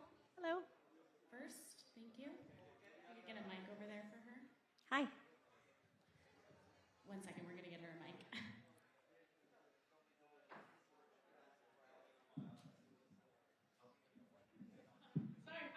From Bustle. Amy, congrats. In a world of podcasts where it's a lot of men with microphones, I love a good hang. And how does it feel for you to be the first podcast to win a Golden Globe? Very cool that it's being honored here. I'm a huge fan of the medium, and to be in it now, working in it, is really exciting. So it feels awesome. And I, expected Snoop to be the one to give me the award. Makes perfect sense. All right, next we'll do In Style.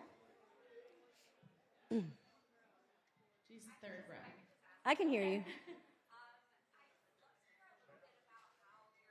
Thinking about what guests that you're going to have on. It's so interesting to see how the variety of people and talent and the way you connect with them. And so when you're thinking about how you choose people and what is going through your mind? Well, tomorrow we have someone who just won on our podcast. That's all I can tell you. But we really try to pick people who we think is going to be a good hang. It's just as simple as that. Who we want to talk to, and who who I think the flow will work together with me, and that can be anybody. So we just launched in March, and we have so many people that we want on, and we can't wait to hopefully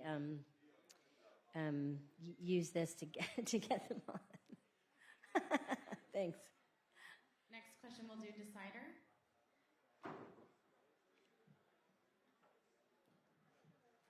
Hi, Amy. Hi. I know people ask you, or you ask people all the time, what's making you laugh, making you smile? What is making you laugh and you smile in these troubling times? Wow, that's a great question. I really enjoy TikTok still, and everything I see on there. Let's see, what have I been watching lately? What was I watching the other day? What's really been making me laugh is people doing edits of comedy shows and making it look like a horror movie. It's a TikTok thing. I feel like I look at a lot of stuff online, and I'm getting ready to make a new comedy. Tomorrow morning is my first day on Dig, the show that I'm doing with Mike Schur for Peacock, 5 a.m. So I'm going to be joining Hugh Laurie and others to make comedy tomorrow. So hopefully I'll be back here next year to talk to you about that. Yeah. We'll take one final question. GMA 7.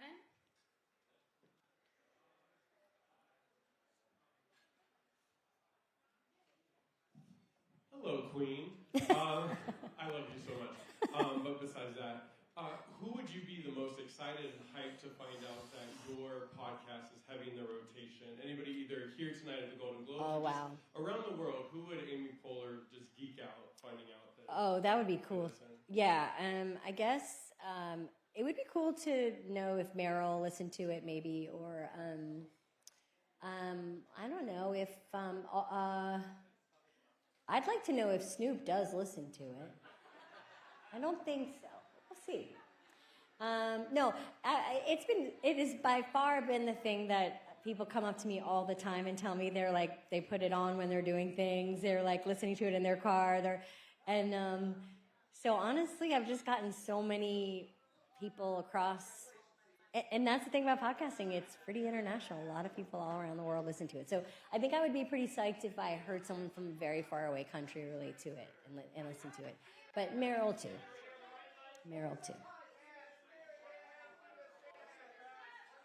And he wants me on one of his songs. Yeah. Thank you so much, Amy. Thanks, everybody.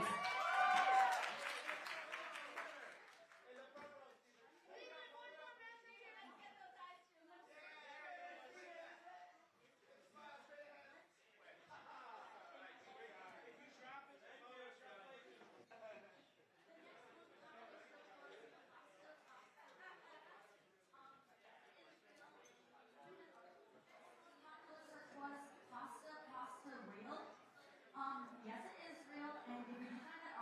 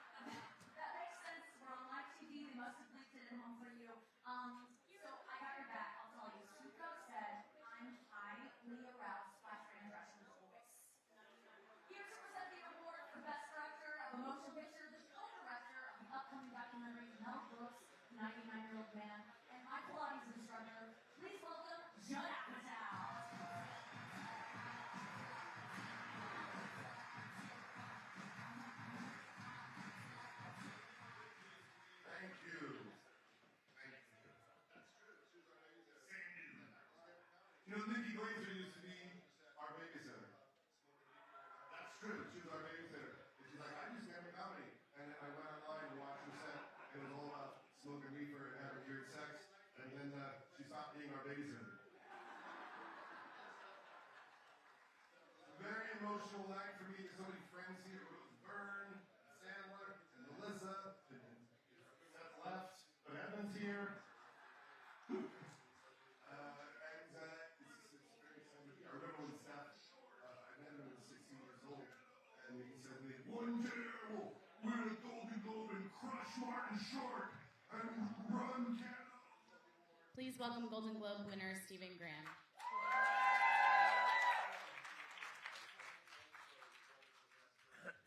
Hello, everyone.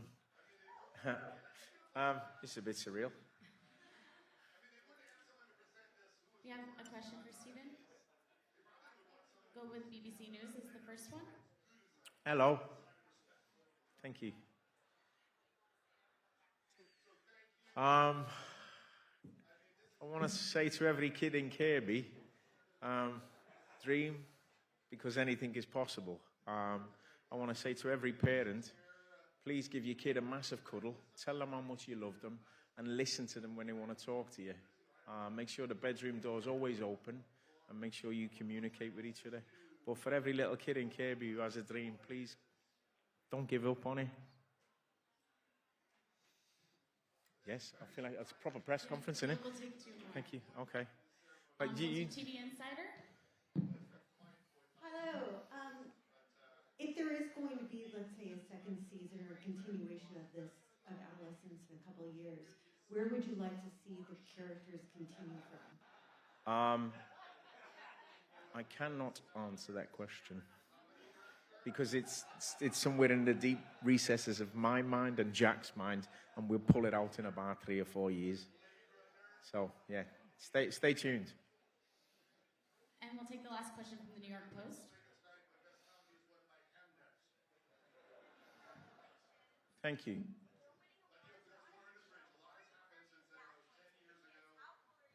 Massive. Our Grace stayed awake, bless her. I told her to get to bed, and she was like, Dad, I can't, I'm too excited. Right, this one I've got to tell the kids, and if you don't mind, I'd like to tell you all what happened today. I met Snoop Dogg.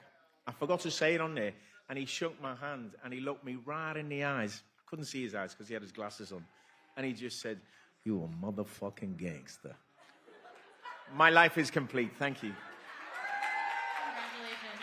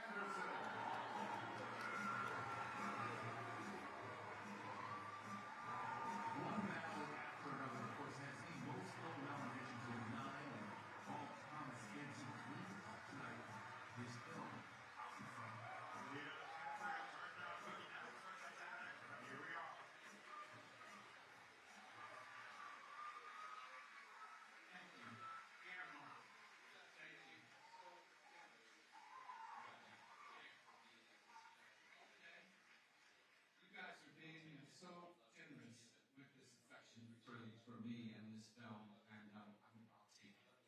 I'll take it with the love that it's given and the appreciation. I love doing what I do, so this is just fun. I know somebody that you want that you hear a name over and over again tonight. It's Mike DeLuca, and the reason why is because he's behind a lot of these movies. And about 25, 30 years ago, he came into my life, and he wanted to be my champion, and he single-handedly has supported me in the movies that I wanted to make. He said he had a dream of running a studio one day, and he was going to let directors do whatever the hell they wanted. So that's how you get a Sinners, that's how you get a Weapons, that's how you get a Multi-Road. So I really want to say thank you to him for that, and I love you too.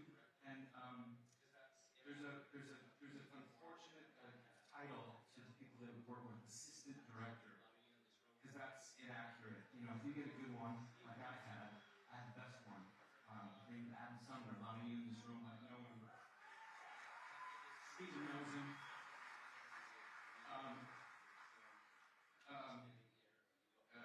It's underselling it. What he did for me, for us, for this film, why I'm standing here, what made making this so much fun. I think it helped make you all seem to enjoy it the way that you have, and thank you very much for this affectionate film.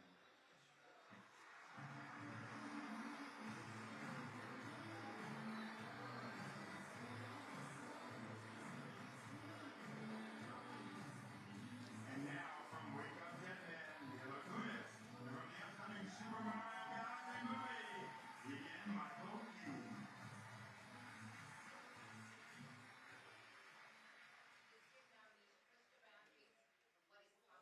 From musicals to comedies to dark fantasy action, this year's nominees push the boundaries of what is possible in animation. That's right. They won our hearts and challenged us in ways that only animated films can. What are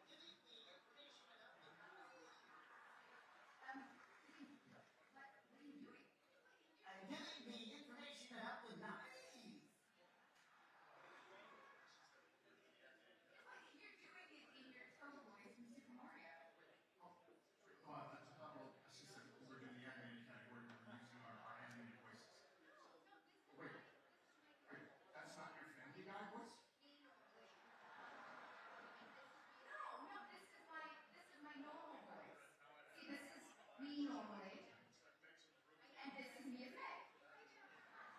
Okay, I got it. Now I know. Got it? Oh, that's chilling. It's like makes it really. I know, right? It's crazy. But that works. Wow. Wow, now. Oh, it's got it. Thank you.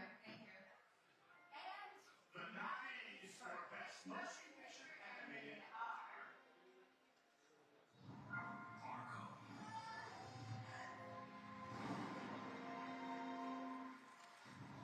Demon Slayer, Kimetsu no Yaiba Infinity Castle, Elio,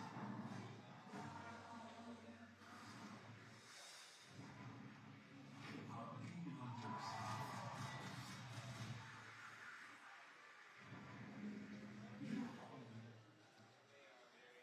In a few minutes, we will have the winner of screenplay and director, Paul Thomas Anderson, back here. We'll go Gold Derby, IndieWire, Deadline.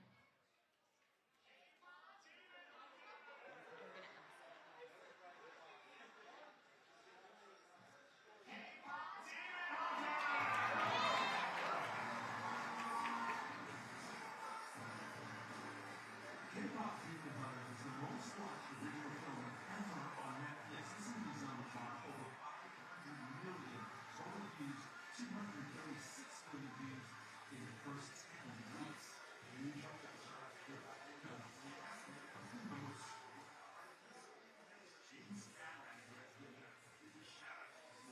James Cameron is one of those gazillion viewers of K-pop Demon Hunter. And by the way, the top 5 highest grossing films worldwide shared were all animated. 2025 was a great year for animated films. You know what that means now? Is it more animated, more animated, more animated.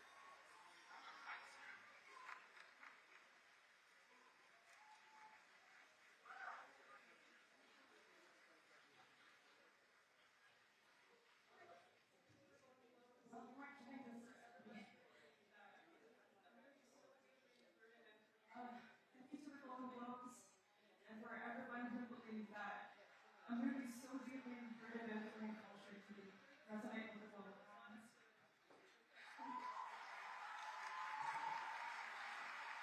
Through this film, we really wanted to depict female characters the way that we know women, which is really strong and bold, really silly and weird, and really hungry for food, and sometimes a little thirsty.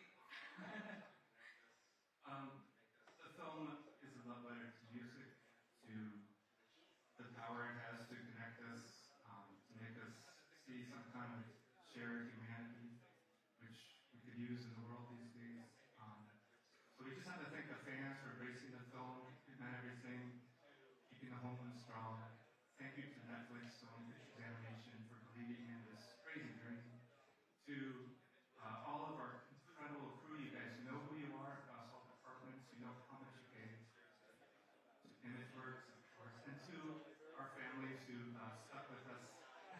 through 6 years of magazine.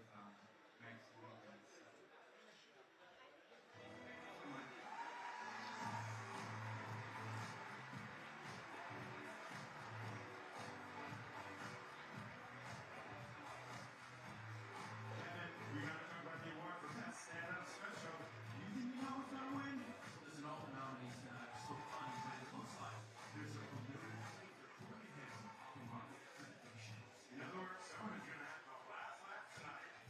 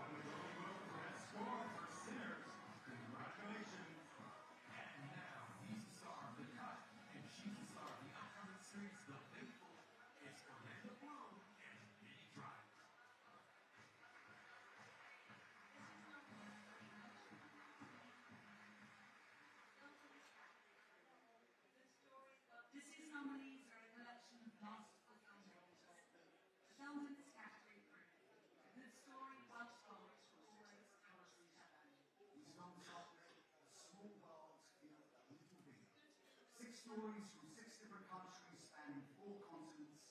They've opened our hearts and minds. It's good to be reminded now as well. We are genuinely connected, no matter our country of origin. Here are the nominees for Best Motion Picture, Non-English Language. Images an Accident, France. No Other Choice, South Korea. The Secret Agent, Brazil. Sentimental Value, Norway. Saja, Spain. The Voice of Hind Rajab, Tunisia.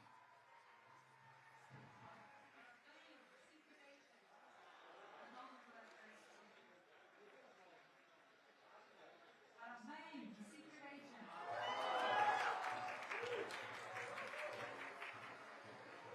The Secret Agent, a Brazilian film about Wagner Moura, also nominated tonight. And meanwhile, Brazil is going to be celebrating Brazil lost our win.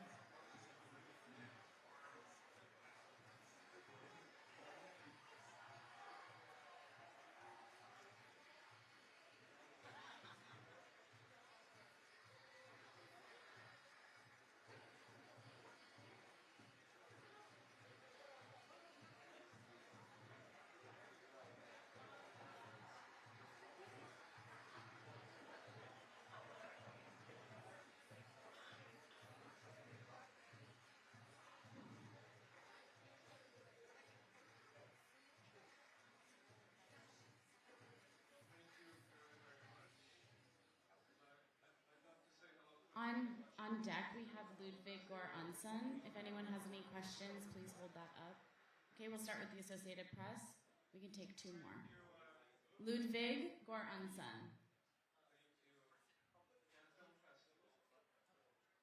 I'm so sorry, he's only doing photos. I just found that out. I'm sorry. I'd like to say thank you also to Brittany Films in Brazil who made The Secret Agent a very unusual blockbuster that cast. I'd like to thank our crew and the great cast of The Secret Agent. This is a very small part of that incredible cast and crew.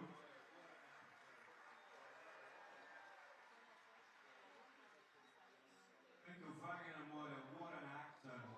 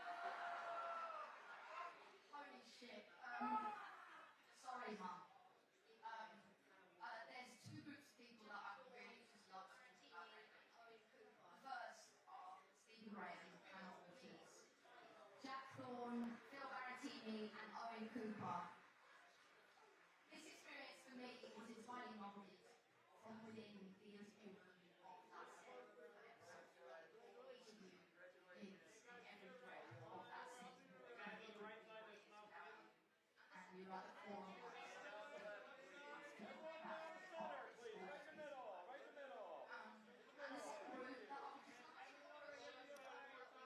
next up we are, they're coming into the room in a few seconds. So we have the Best Animated Feature winners, K-Pop Demon Hunters. Does anyone have any questions for them?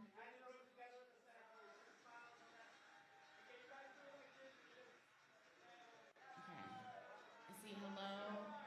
Anyone else? Golden Globes, Gold Derby. Thank you.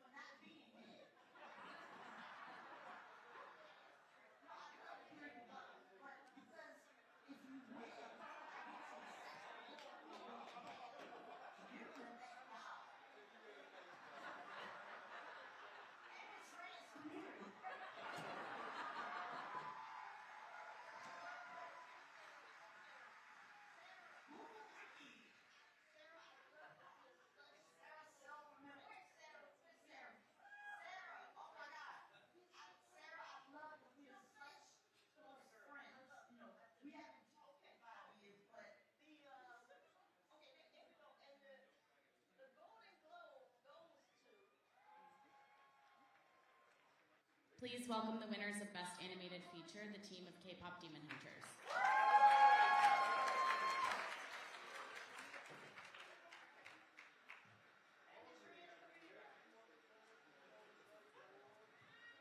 All right, we're going to start off with the first question from Hello. Congratulations. This has been such a success for you, and a sequel has already been confirmed. I wonder if you could talk a little bit about how you block out the noise to focus on that sequel, or does the pressure actually help you? I don't think either. Right now, we're just focusing on the awards season and all of the accolades and support from our fans and our community. Yeah, right now the big dream is couch, couch, couch. Yes. Hi, in the middle back. Oh, okay. Yes, live from the Golden Globes. Congratulations. Thank you. Everyone in my family, especially my 6-year-old daughter, is obsessed with this. This is also a year where we've seen a lot of international nominations in the Globes in general. What are you hoping you might gain from that, and as far as like the perspective and understanding of what the culture can have? Yeah, I mean, I think we're very fortunate to have made a movie that's so set in a different culture, and we just hope that the success of this film can open more doors for other filmmakers who have a unique story to tell from a different perspective, and we'd love to see more of it in animation as well. But I think it's happening. It's a little slow, but I'd love to see it happen a bit more. And we'd also love to see more studios embrace new ideas. And this movie was a little scary to pitch and scary to make, but I think the success of it tells you that the audience wants to see original ideas. We'll take the last question from Gold Derby. Yes, congratulations. As you think about re-entering this world and making a new story in it, what about the making of the first, this lightning in a bottle moment, is going to be most important to kind of replicate and recapture as you venture forth and tell another story in this world? We say a lot of times we made a movie that was just full of everything we loved. So it was very personal, both subject matter and themes, and I don't know you can control much else as a filmmaker, so we'll do that again, and hopefully it'll mean something to an audience. Thank you. Congratulations. Thank you.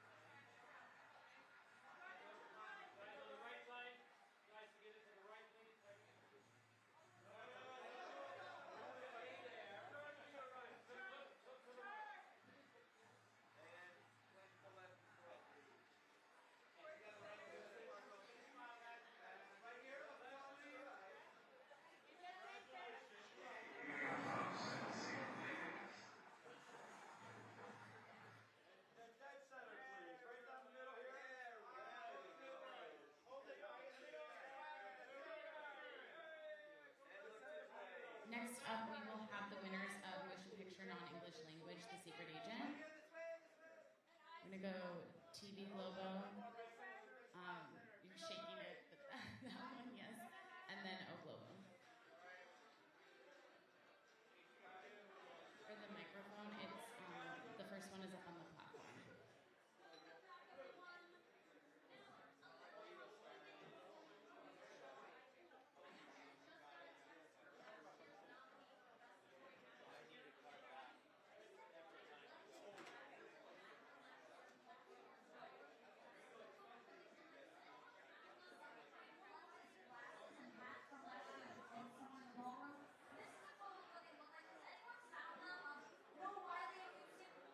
Colton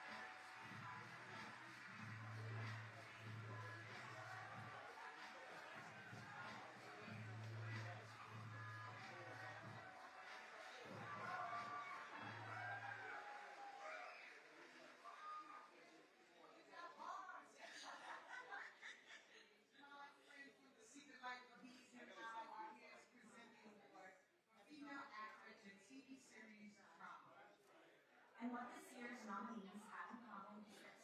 Every moment they are on the screen, you can't take your eyes off them. These actors are unique and have something different to share with us, episode after episode.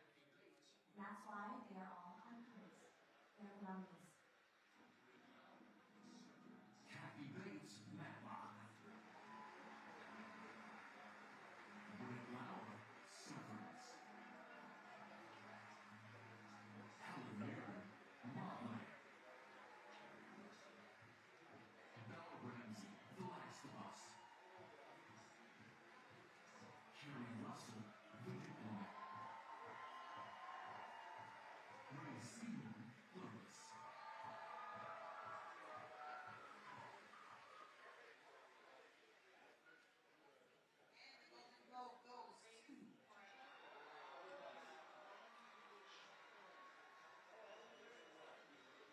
Racing Party.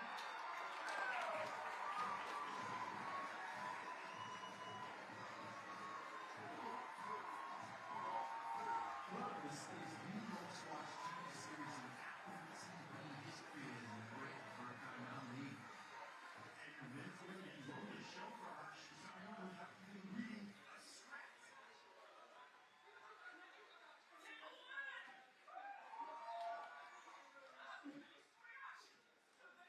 I met you about 20 years ago. Good job, Hikaru. You're so nice. So thanks.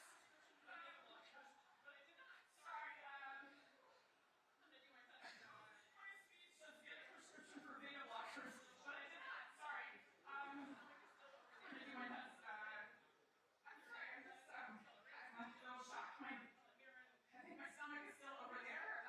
Getting your name read with Bella Ramsey and Britt Lauer and Helen Mirren, Kathy Bates and Kerry Russell. I'm astonished by all your performances.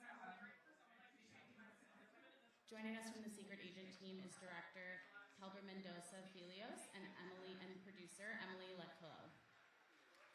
Please welcome them to the stage.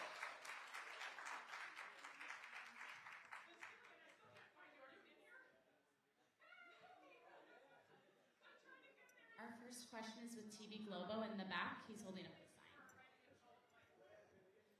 Queria dizer da alegria que ia estar aqui testemunhando a história para o cinema brasileiro. Estamos ao vivo para o Brasil. Você deu um alô para o Brasil no palco, Clever. O que eu queria, eu acho que todo brasileiro quer de você agora é uma mensagem. Qual a mensagem que você deixa para o Brasil, todo mundo que está acompanhando e vibrando por essa conquista histórica? A mensagem que eu mando para o Brasil é o fato de nós estarmos muito felizes em ver um filme brasileiro, um produto cultural brasileiro, gerando tanta discussão boa sobre a história do Brasil. E eu quero muito ver que jovens cineastas brasileiras, façam histórias sobre o Brasil no cinema. Pode usar o telefone, pode usar, colocar um projeto e desenvolver sua própria história, contar a história do nosso país, porque a gente falando da nossa casa, todo mundo ouve ao redor do mundo. Obrigado. Congratulations, Emily. Congratulations. Thank you. Trevor, since you never shy away from talking politics, can you tell us a little bit how does it feel to be in the United States promoting the movie in this very particular time in history? Thank you. Thank you very much for your question. About 10 years ago, Brazil took a very sharp turn to the right, and that time is now gone. The former president is now in jail. He was epically irresponsible in terms of not leading the country, and I really think that cinema can be a way of expressing some grievances that we all have in terms of the society we live in. I would particularly address young U.S. filmmakers, and I know many. I'm still a film programmer. I get to see a lot of work coming from the U.S. I think there is a lot of technology to express yourself, And I think this is a very good time to express yourself.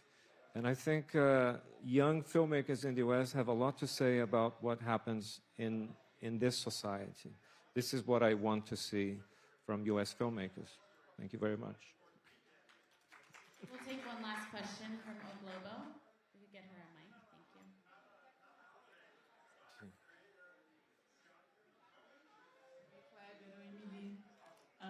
So I wanted to ask you, what do you think this means for the country? Is cinema still going forward, and also for Brazilian cinema?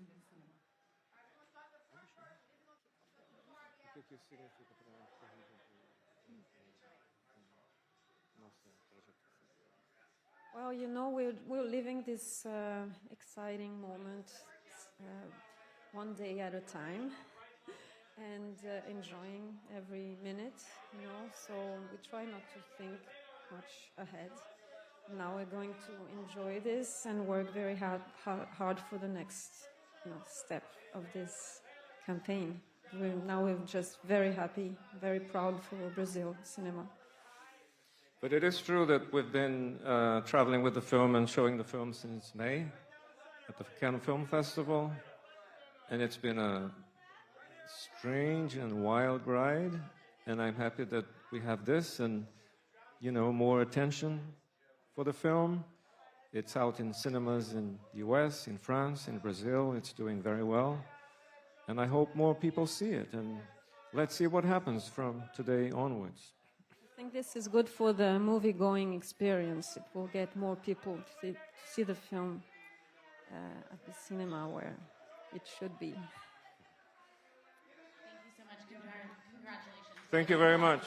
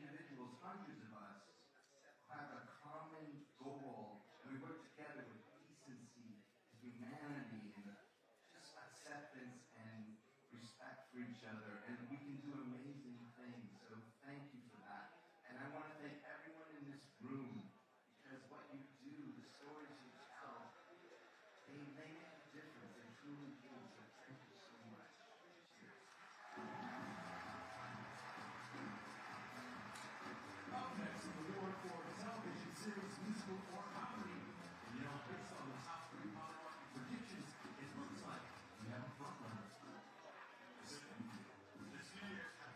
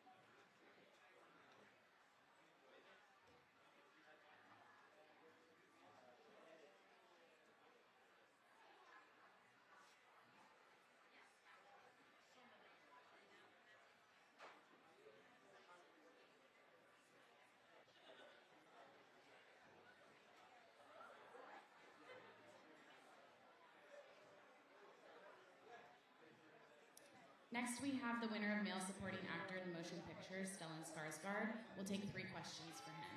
I saw that one first, Us Weekly and New York Post. So those 2, and then, I'm so sorry, I can't, can you say the name of your outlet out loud? Norwegian Broadcasting, is that one? Okay, yeah, we'll do those 3.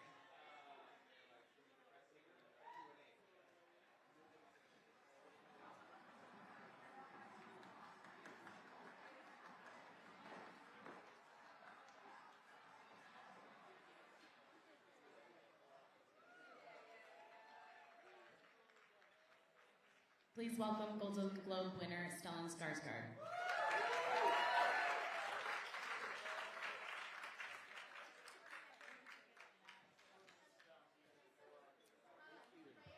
Okay, we'll start off with the first question.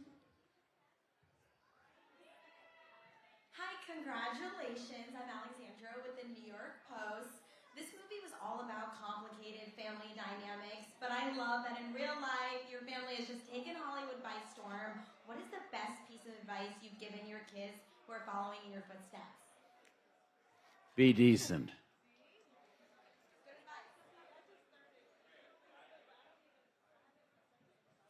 That's all. Thank you. Hi, I'm Whitney with Us Weekly.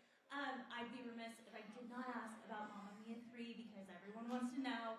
Do you think there's any way that Meryl Streep's character can be brought back from the dead, and if so, how? She can be brought back from the dead. Everybody can be brought back from the dead in the movies. And the movies is fantastic. So, but I don't know. It's a lot of people are working on it to bring her back. But she's not dead, you know.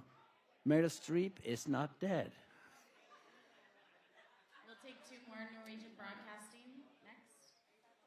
Gratulerer, Stellan. Congratulations, Stellan Skarsgård. You're a Swede. What's it like having a Norwegian production team bring you your 2nd Golden Globe? And do they need a Swede to make this film a success? I don't think so, but I'm very grateful that they think they need one.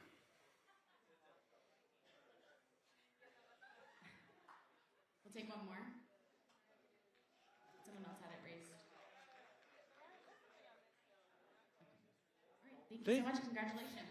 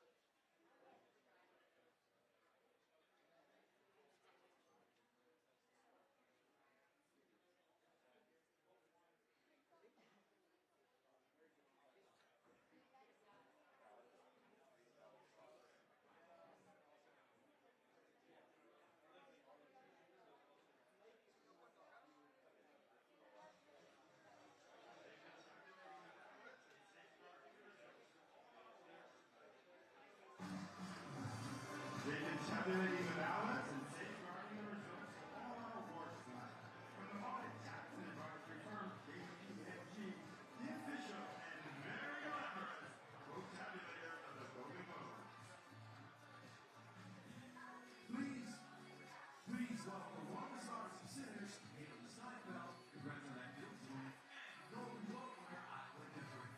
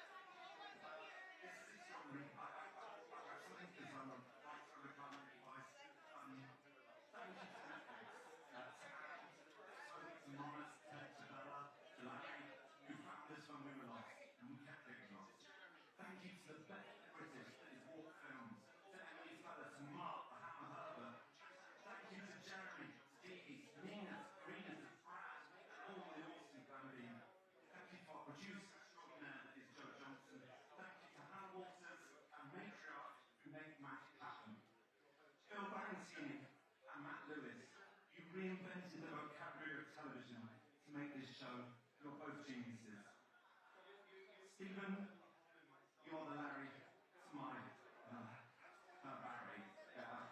You fill a hole in my soul, and I love you.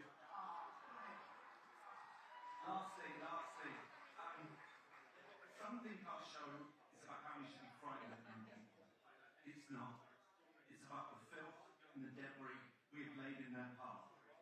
It is impossible to highlight anyone else in our extraordinary casting crew, but our young company. Owen, Amari, Amelie, Fatima, and Kane. You are proof the world can be better. Removing hate is our generation's responsibility. It requires thought from the top down. The possibility seems remote right now, but hope is a beautiful thing. Thank you for this, we will treasure it.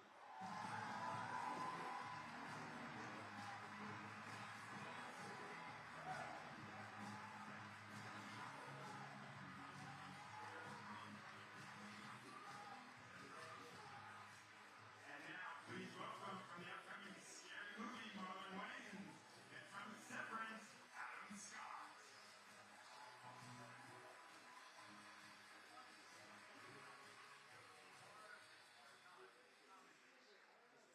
There's been a lot of debate lately about which shows are and are not comedies. Here's my take. Who cares? Yeah, everything doesn't have to totally make sense all the time. Yeah, exactly. For instance, why are Adam Scott and Marlon Wayans? Yeah, I mean, who knows? I mean, maybe they thought it was your program, and we were making a sequel to White Chicks called White Dudes. Wait, my brother? Okay, the nominees for Best Television Series Comedy are Abbott Elementary.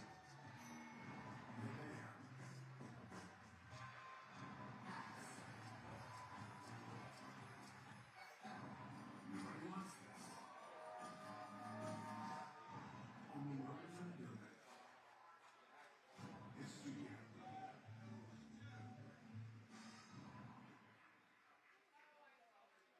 And the Golden Globe goes to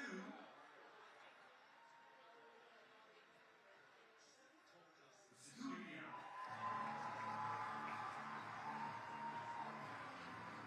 Seth told us in the back end, he's excited to have all of his industry friends guessing about if one of their personal stories and make it into the show. I'm sure lots of us will be on to him now.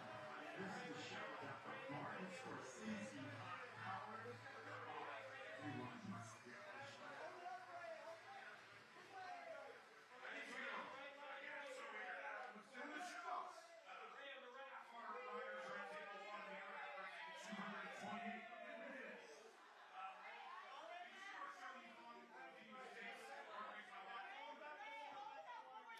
Next up, we have the winner of Female Actor TV Series Drama, Ray Seahorn. Okay, I see Variety, Spectrum, and Rainbow. She'll be in 1 second. Thank you.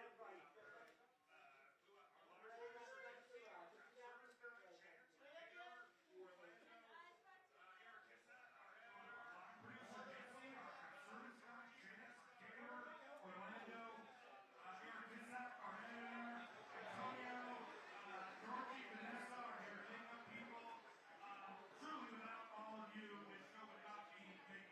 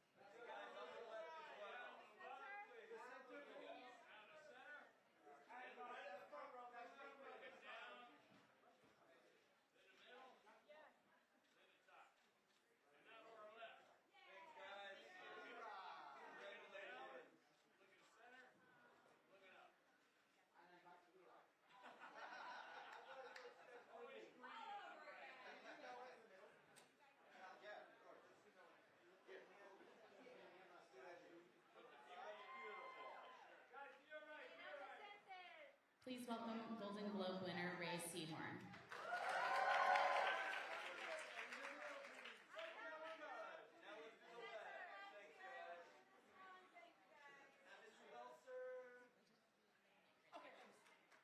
We're going to have the first question from Variety. Hi. Ray. Hey! Hey! How are you? Congratulations. Thank you very much. I want to learn more about Kukuru and your experience there. Also, can Carol have the hive mind maybe recreate Kukuru for this generation? Don't you miss Kukuru? Many I loved Kukuru. I loved it. So, Yeah, I was between jobs and I was pretty down in the dumps, and Queen Latifah was there and she was so nice. I meant that. It was just super exciting to see her. So you and Vince, I'm sure, have even locked eyes tonight, like this ride now that you're on, this new ride, and the expectations going into season 2, the hopes on when we're going to see another season. What's the latest that you can tell us? Way above my pay grade on most of those questions. They are in the writer's room. Oops, sorry. I have no idea when we're going back. I know he wants us to go as soon as possible. Vince is not playing any kind of game to like make people wait for this, but he wants to craft the show that he wants to craft, that with all the care for his fans and the people following this story that he can. So we'll get back as fast as we can. I promise you that. And do you have a favorite crazy fan theory that you've heard now that the season is over?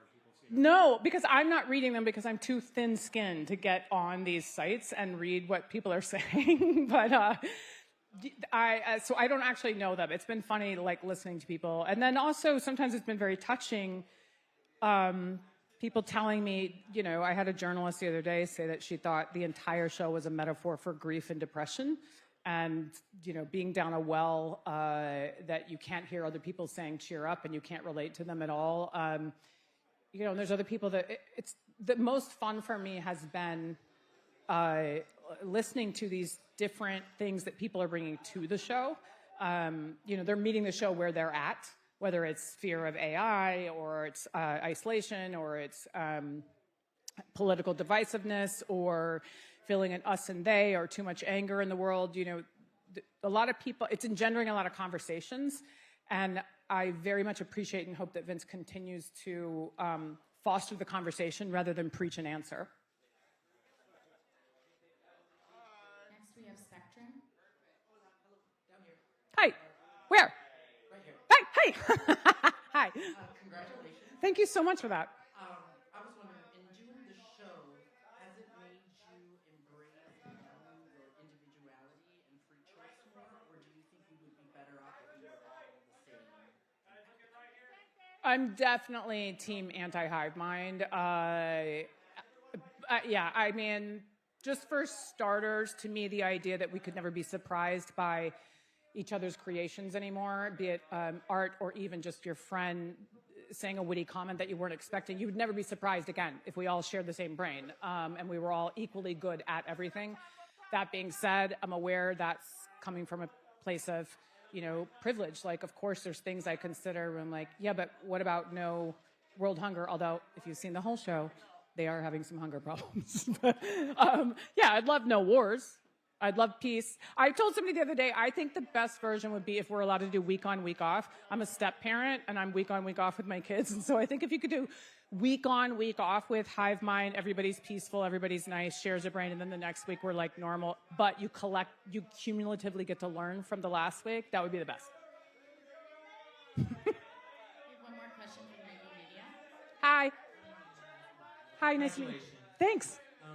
20-30 years ago, a queer character like yours, Carol, can only be queer, that's it. But nowadays, she can be complex, layered, nuanced. So does it feel that you're play a character like that and then get recognized by it for the Golden Globes? It's amazing. It's important to me to honor getting the chance to play anybody from the LGBTQ community. But I have to say that I really love, and I played many of them in theater, in my theater days in DC and New York. I love that that is not the remarkable thing about her. It is part of who she is as a human being, and her relationship with her wife that she's lost is given so much weight because it is a partnership of love. It has nothing to do Vince is not trying to make a political statement. He's actually just trying to say something about being human and what real love is. And so it makes me very proud that it just happens to be a queer woman. Thank you, Ray. Congratulations. You have become officer. Thanks. Thank you.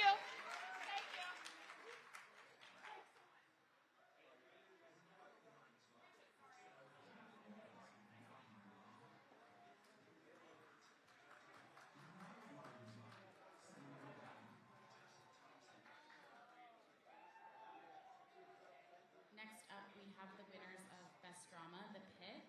Joining us on stage will be Noah Wiley, R. Scott Gemhill, and John Wells.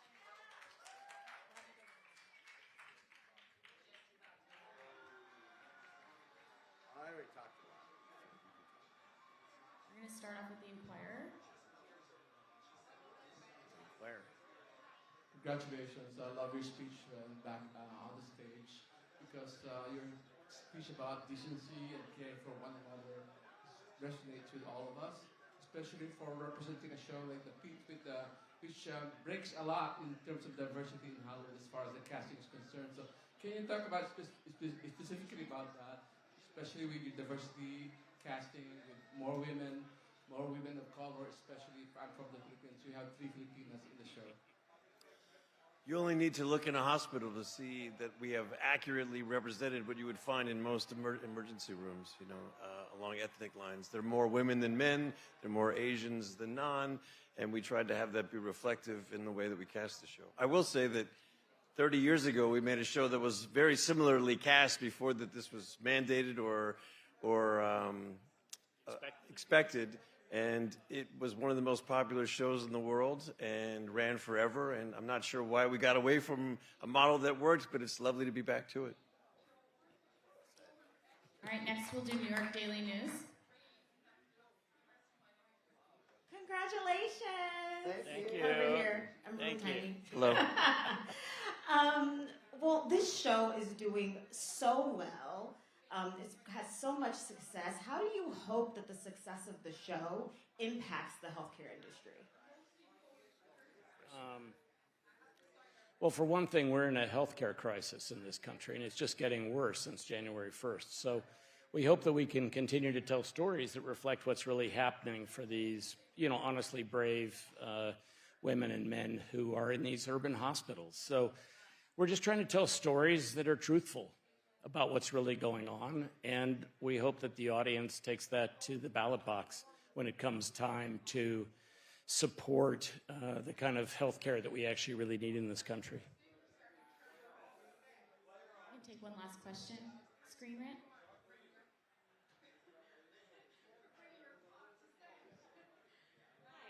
Screen Rant. It's not lost on me that there's another person in this audience tonight, George Clooney, who was also at a show you're referencing. I'm curious if you guys have had any ER memories that have come up just tonight or talked at all through this award season. He was sitting right by the stage. We all had to hug him on our way up. It was pretty sweet. Obviously, he and I had a lovely reunion last night at the Movies for Grown-Ups Awards, which we both are now, apparently. This show has brought up a lot of old memories. There's a lot of connective tissue involved with it. Obviously, we're interested in honoring the exact same community that we honored the first time around. It's been really lovely hearing from my old compatriots who are all very pleased for us in this endeavor. I heard from Gloria Rubin today. It was really sweet. Oh, wow, that's great. Congratulations. Thank you so much. We'll have Thank you you. come off this way. We go this way, right? That's because they want this back. I don't listen. No listen very well.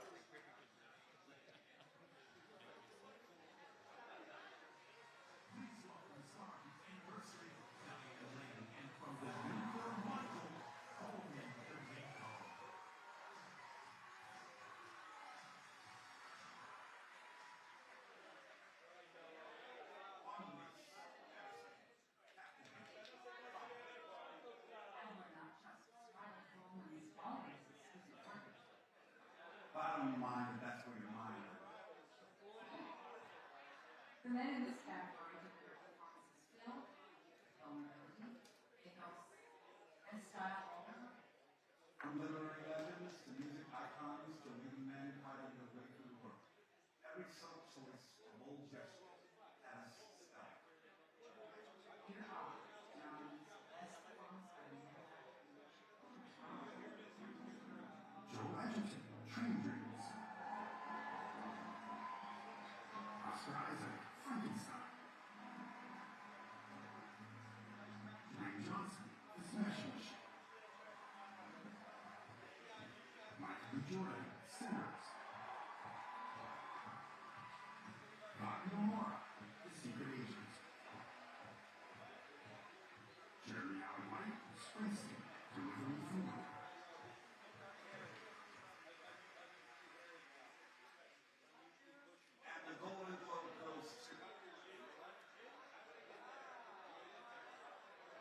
Wagner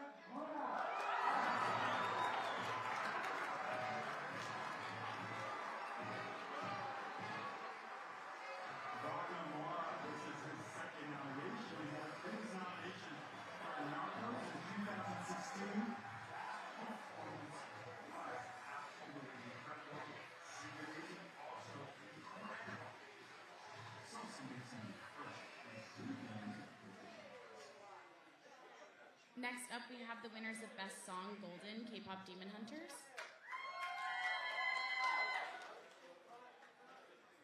We'll start with GMA7, Yahoo, and then we'll take one more. Collider.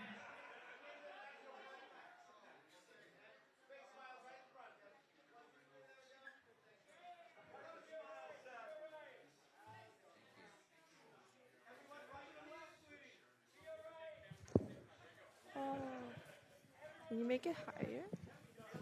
Oh, that is good.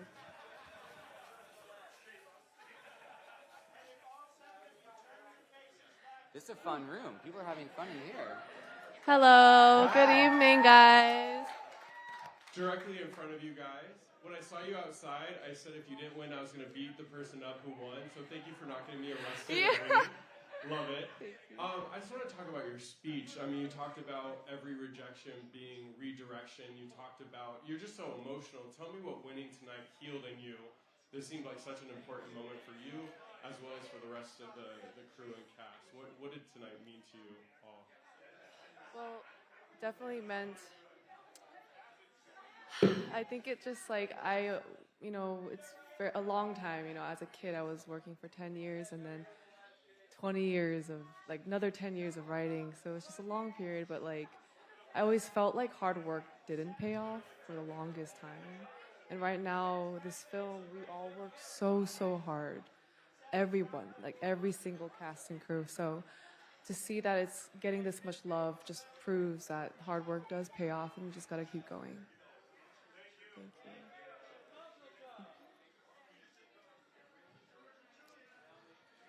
From Yahoo. Hi, my name is Liam from Yahoo. Obviously, K-pop Demon Hunters has just been such a big phenomenon, and it's broke so many barriers in addition, especially for Asian American women and storytelling. I remember I saw you guys perform together for the first time, and I started crying. I was really? This is so moving for me. Is there anything you guys would want to say to the young Asian American girls out there that are your fans that are especially moved by seeing you guys get the recognition you deserve? Well, one is we see you guys. We're here. Yeah, I would say just keep being your full self. Don't feel like you need to fit into any sort of box of who the world has told us that we need to be. This movie is such a beautiful depiction of so many diverse women who come from the same culture and how their differences make them stronger. So I would say that find your tribe and focus on your selfhood, Just be yourself unapologetically, no matter what the world tries to do or restrict you or put you in whatever box, whatever label. You can break free from that and you can make the rules. Being Asian woman is a superpower. Hello, Perry from Collider here. One of the many great joys of your movie is seeing the three of you in real life bring Huntrix to the world. It absolutely delights me to see how much you're performing together, so I have to know, is that going to continue? Are the three of you going to continue making music together, whether it's part of K-pop Demon Hunters or beyond? Well, we definitely want to. We're all individually our own songwriters and artists. These two especially, incredible artists themselves. So, nothing's official, but are you kidding? We're friends and we're definitely going to work on music together. But yeah, I'm so excited to perform more with these girls. Thank you so much. Congratulations. We'll have you Thank guys you sit so out. much. Thank you. Go Korea.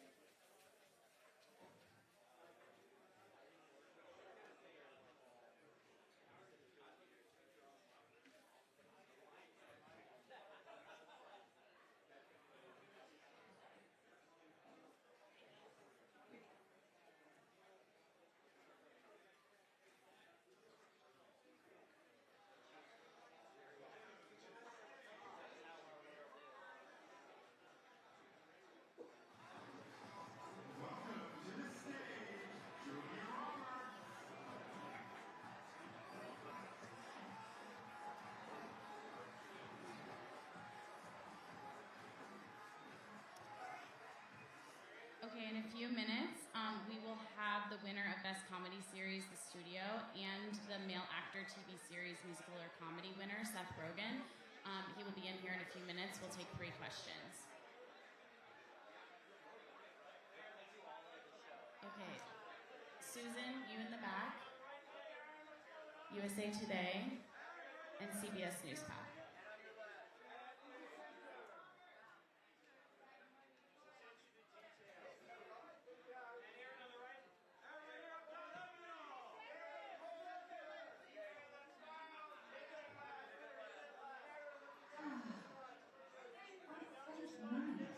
What a beautiful night to be an artist. This is 2026. We're going straight to the top. I am here to present the Best Motion Picture Musical or Comedy. And the nominees is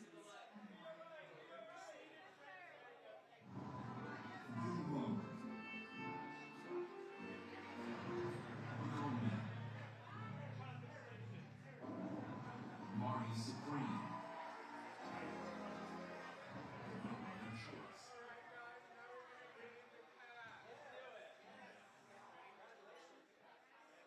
Please welcome to the stage the winners of Best Comedy Series, The Studio, as well as Male Actor TV Series, Musical or Comedy, Seth Rogen.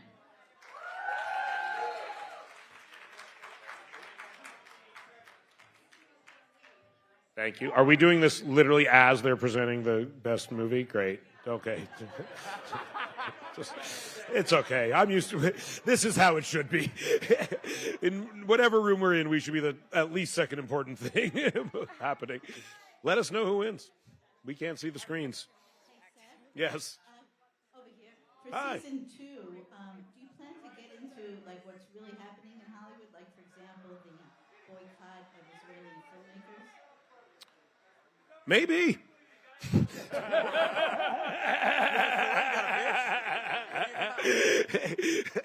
The answer's maybe. When you say it like that, it sounds funny. So yeah. Yeah, exactly. One battle. Hey! Great film. Great film.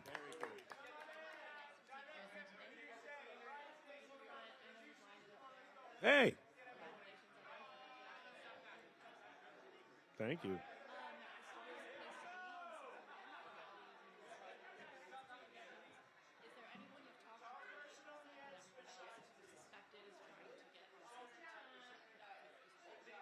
Oh yeah, a lot of people literally just come up to us and are like, "Put me on your show. I'll do anything. I'll walk by." And it's very lovely. Yeah, the head of Sony. Yeah, Tom. A lot of the real studio heads want to be on the show, and some of them will be. Ted kind of ruined it for everybody, but yeah, there's a few people we roped in tonight, so it's very this is good poaching ground for us. Yeah.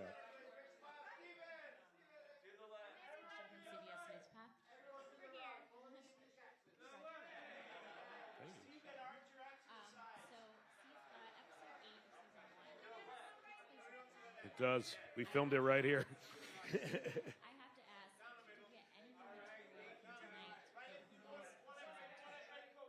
Yes, a few things happened throughout leading up.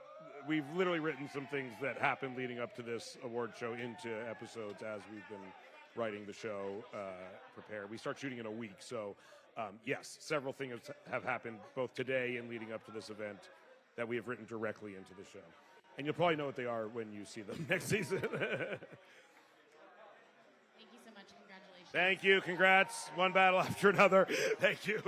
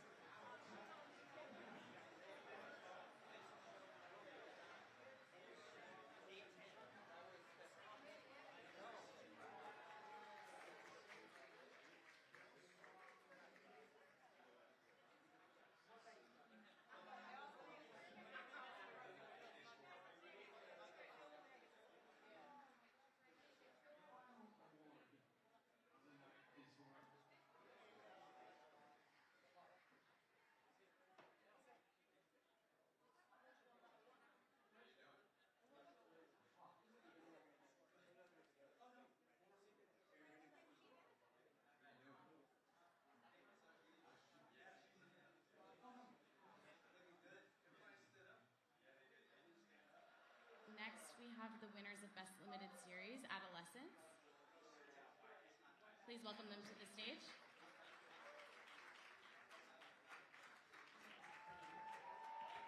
Also with us, we have Best Female Supporting Actor, Erin Doherty from Adolescence.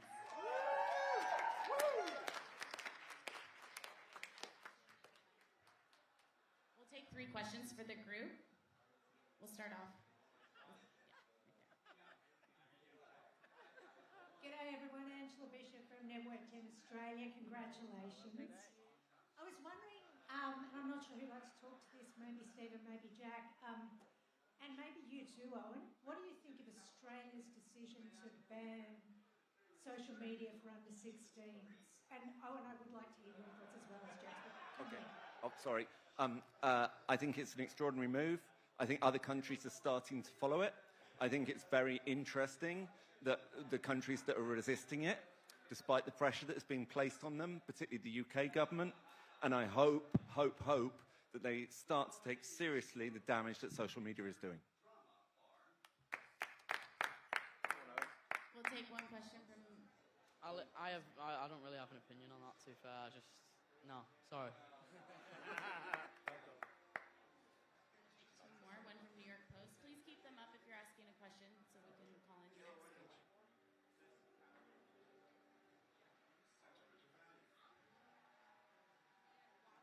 That you had a total pinch me moment over. I'm just going to say, oh yeah, he shouted Spielberg. Everyone, it's been ridiculous, but the biggest one for me personally was a phone call from Daniel Day-Lewis to say how amazing he thought the show was and how amazing he thought everybody was. So it just keeps getting bigger and bigger. Kathy Bates just then, do you know what I mean? Just gave Anna a kiss and said it was remarkable. Queen Latifah, you know. Snoop Dogg, I told you what he said before. I'm not going to repeat it, but you know. So yeah, it's just, look, and I think, but if I'm really honest, in that same, you know, that respect and that accolade from our peers is beautiful. But like I said before, same as someone from the Co-op or the Asda or the, you know, the Tesco's or on the school run or something, do you know what I mean? Someone saying how much it impacted their life and how much it's made a change in their life and how it's changed their life in a little small way for them to have conversations with their sons or their daughters or to reach out to their children. So it's wonderful the impact it's had, but it's also right across the board. All the workers then, you know, like the waiters and stuff like that as we were walking through the kitchen, I'm going to be honest with you, getting a clap off them was ridiculous, wasn't it, as we just went through then? So what it's done is it's been universal, and it's not a social class or a structure, it's just had an impact with lots of people, because the best thing we have as human beings is empathy. Do you know what I mean? So I think, yeah, I'm just very grateful, and we're all exceptionally grateful of the impact it's had. Thank you very much. We'll take one more from News Digitalis from Argentina. Hi, congratulations on this win. I know that you said that maybe social media are bad for children or for kids or for teenagers, but I think it's difficult for teenagers to escape them, or like, so how could you think of a way of like coping with this thing that is real, that teenagers are using social media, besides some countries banning them under 16? Do you think of like maybe a solution, or maybe like a balance where like teenagers can use social media and they are not so like destroying for them?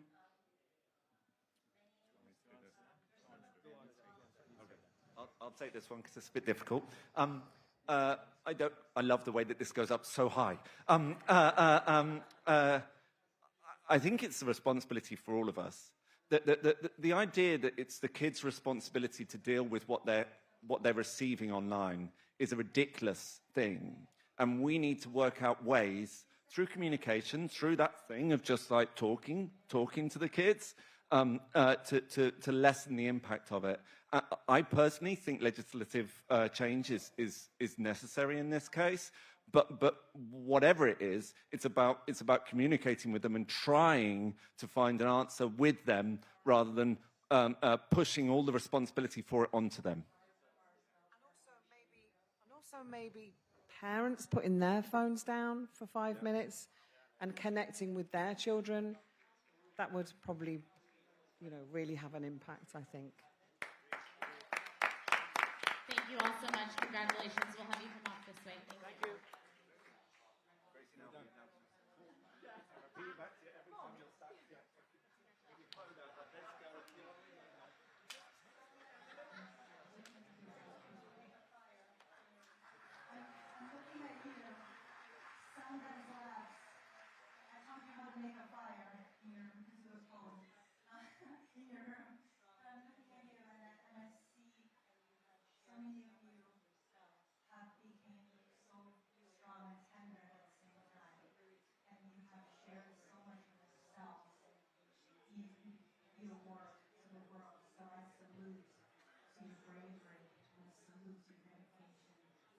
and let's do this together. Let's keep our hearts open, and let's see each other, and let's keep allowing ourselves to see. Thank you.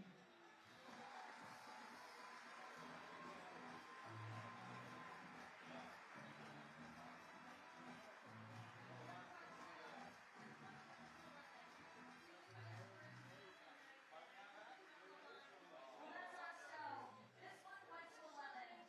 Thank you guys for an amazing night, then. I hope you found the line to be clever and stupid. A good Halloween to you all. Good night.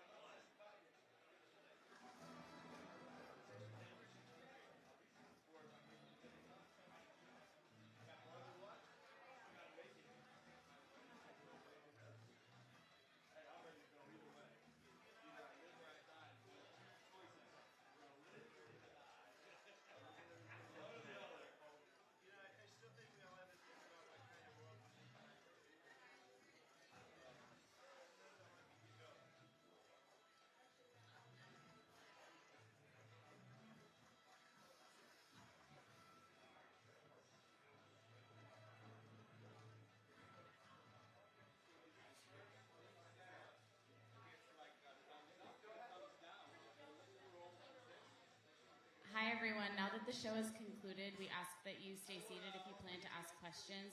Please no roaming interviews when talent come back into the room. The only questions that can be asked are the ones that are called on. Thank you so much.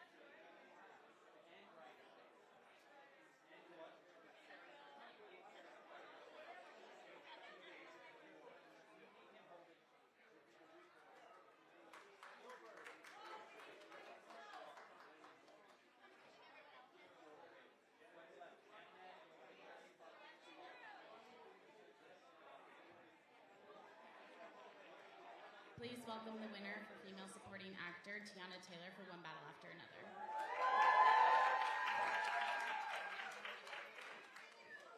We'll take 3 questions. We'll start off. Hi, everybody. Oh. Oh. Give her a microphone. It said, do not touch. And what I do? Touch it. Sorry. Hi, everybody. How y'all doing? We have People Magazine right here for the first question. Right in front of you. Hi. Thank you. Oh my God. Yes. I wanted to ask you, what about this really felt most personal?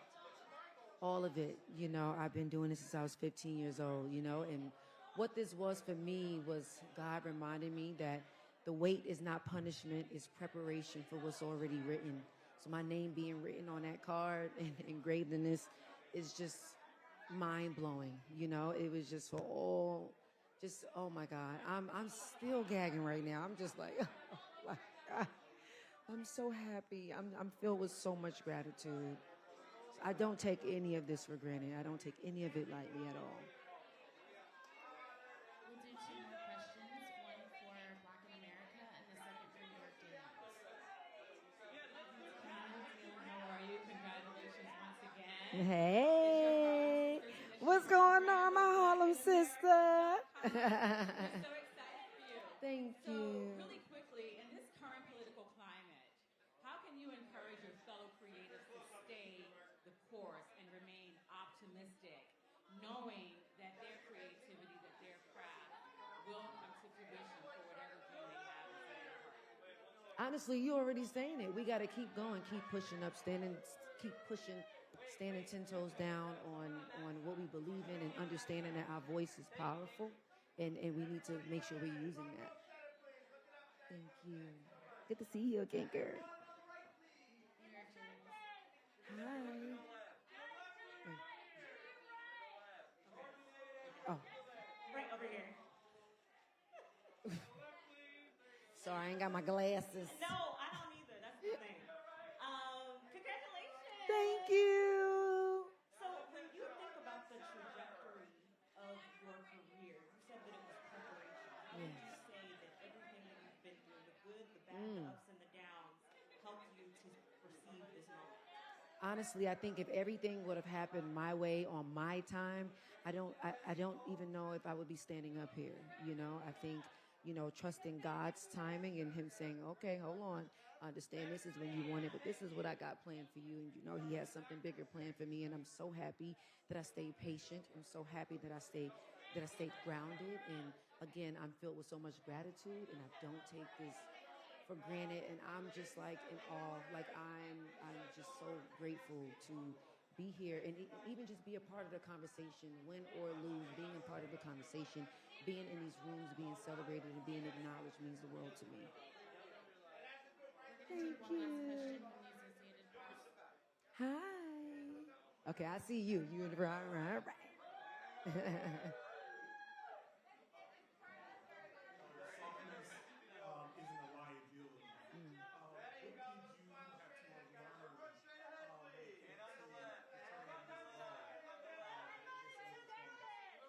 That's a good question. I think in this performance, I you know, even though technically Perfidia had her shit with her, I learned that it's okay to be selfish. You know, I feel like Black women, we don't get to do that because we're showing up for everybody and we never get the chance to show up for ourselves. So, you know, Perfidia being selfish and putting herself first was something that I learned while filming that. I'm very, very grateful for that. Thank you. Thank you so much. Thank you. Please welcome the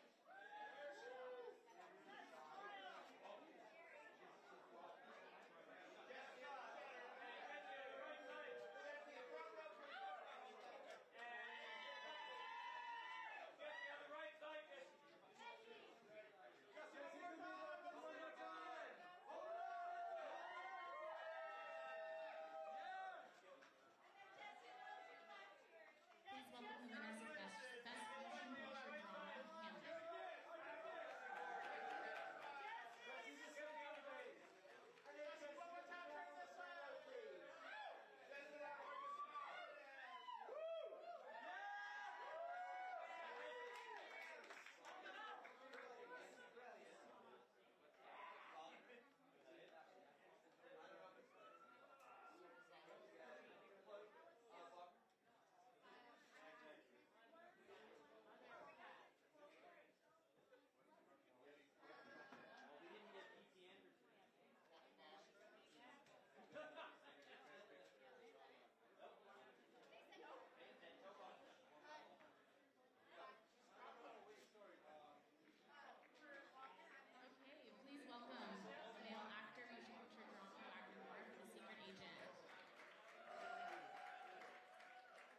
Thank you.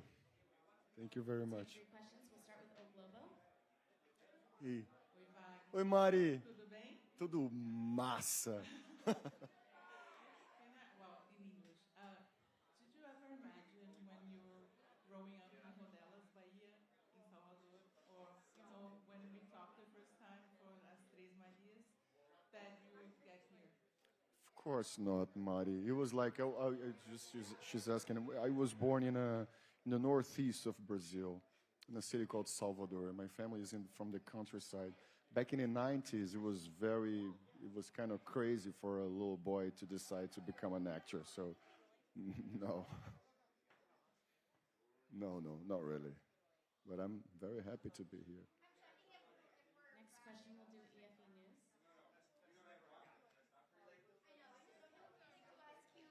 Last year we have another Brazilian movie, Yeah. and you achieved the same, like, you made history tonight, Real Madrid. And I would like to ask you, why do you think the industry is looking at Brazilian productions, and specifically to the dictatorship? I think we have to keep making films about the dictatorship. The dictatorship is still an open scar in Brazilian life. It happened 50 years ago only. We recently had from 2018 to 2022, we had a far right wing president in Brazil /fascist that is a physical manifestation of the echoes of the dictatorship. So the dictatorship is still very present in the Brazilian daily life. So we have to keep making films about it. We'll do one last question from Empire. Congratulations, you made history as the first Brazilian to win the Golden Globes, the Best Male Actor drama. So please talk about that. It's a big honor for you and Brazil, like Fernando Torres did last year. Yes, it's such a beautiful moment for Brazilian films. Not only, of course, it's beautiful to have I'm Still Here last year and then A Secret Agent this year, but also many other Brazilian films doing super well in different film festivals in the world. I think that culture and democracy, they walk together. In Brazil, we finally have now, after a very dark period, we have like a moment of democracy where we can breathe, and we have a government that understands that culture is important to the development of the country. So I think that that's sort of like the what's happening now. You know, it's just democracy, culture, films. They coexist. They don't live without each other. Thank you so much. Congratulations. Thank you very much, everybody. Brazil.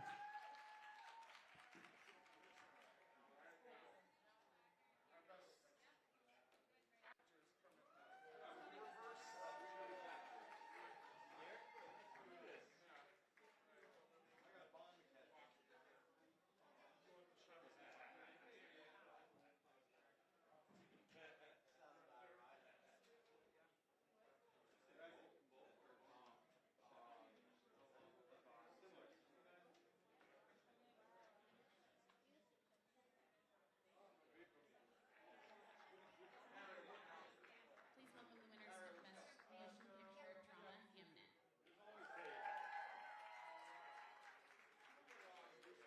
Best Motion Picture Drama Hamnet.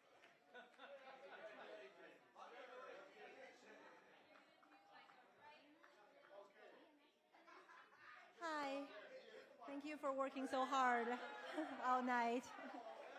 We appreciate you. Well, okay, what's up? Okay, we'll do the first question from Decider.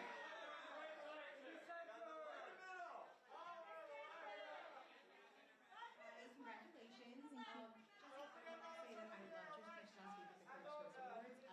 I wanted to ask, what is it about your film that helped bring out the best version of this performance? And Paul said that you should read it. Paul just said very hydrating. Apparently very hydrating. No, I need to like, when I said I could drink Paul like water, I just want to clarify what I meant by that. I meant that he is essential to what I need and I've discovered as an actor is possible in what we do in our work. He brings you to the core of your humanity, and once you like know what that is, it becomes like water. Jesse, I think I said this, like when the dust settles and all of this like awards chat and everything, they're going to be studying, drama school students are going to be studying what she did in Hamlet. They're going to be talking about it forever, and it should be spoken about forever. It's one of the greatest performances we're going to be seeing for years, and we can celebrate the film for the next couple of weeks. Fingers crossed, we'll be celebrating her. But the big celebration is in 10, 15, 20 years' time. We're going to be watching what she did for forever, and I got to watch it firsthand. Yeah. Yeah. I would like to answer this question, but on the red carpet this evening, I'm over here on your right. Pippa, the producer, told me that it was a joy to work with such a cast that had no ego, and that there was joy and there was excitement and there was love basically surrounding this production. Could someone speak to the love that was behind the scenes?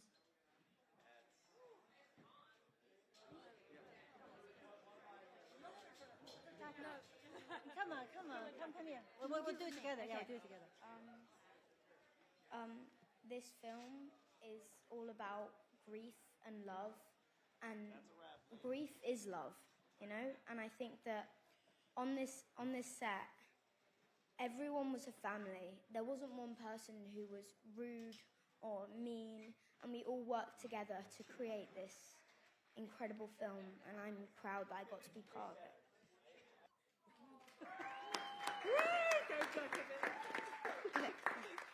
Well, I just want to give a shout out to our producers because, you know, their work sometimes is invisible, but in order to have a container that's safe, that our actors can do their work and me and our HODs and everyone can do their work, there are these tirelessly caring and dedicated producers who are constantly providing that container. So the love is strong and deep when it's safe. So thank you. We'll take one last question. Hi, this is Alpais from Spain. I'm here, right down. Congratulations for these awards. As Jessie said, you have worked with a lot of people from different places. Irish actors, a Chinese director, a Polish crew. Why do you think this movie matters so much to so many different people around the world? Maybe it's that you are a family, as you were saying. Why does it touches us so much? Wherever we come from, it doesn't matter. Why is this so powerful? Congratulations. Thank you. Well, I think there's a part of us that yearns for connection, for relationships, for community. And that part of us isn't always encouraged because it's not the most productive part of us. And yet that is the force that binds. That is the creative energy that fosters growth and enhances everything and draws everything together. And I think we try to create from that place and that vulnerability and the communal experience, both on screen and off screen. I think it's moving people because we know that we can't do this alone. Thank you so much. Congratulations. Thank you. That was brilliant.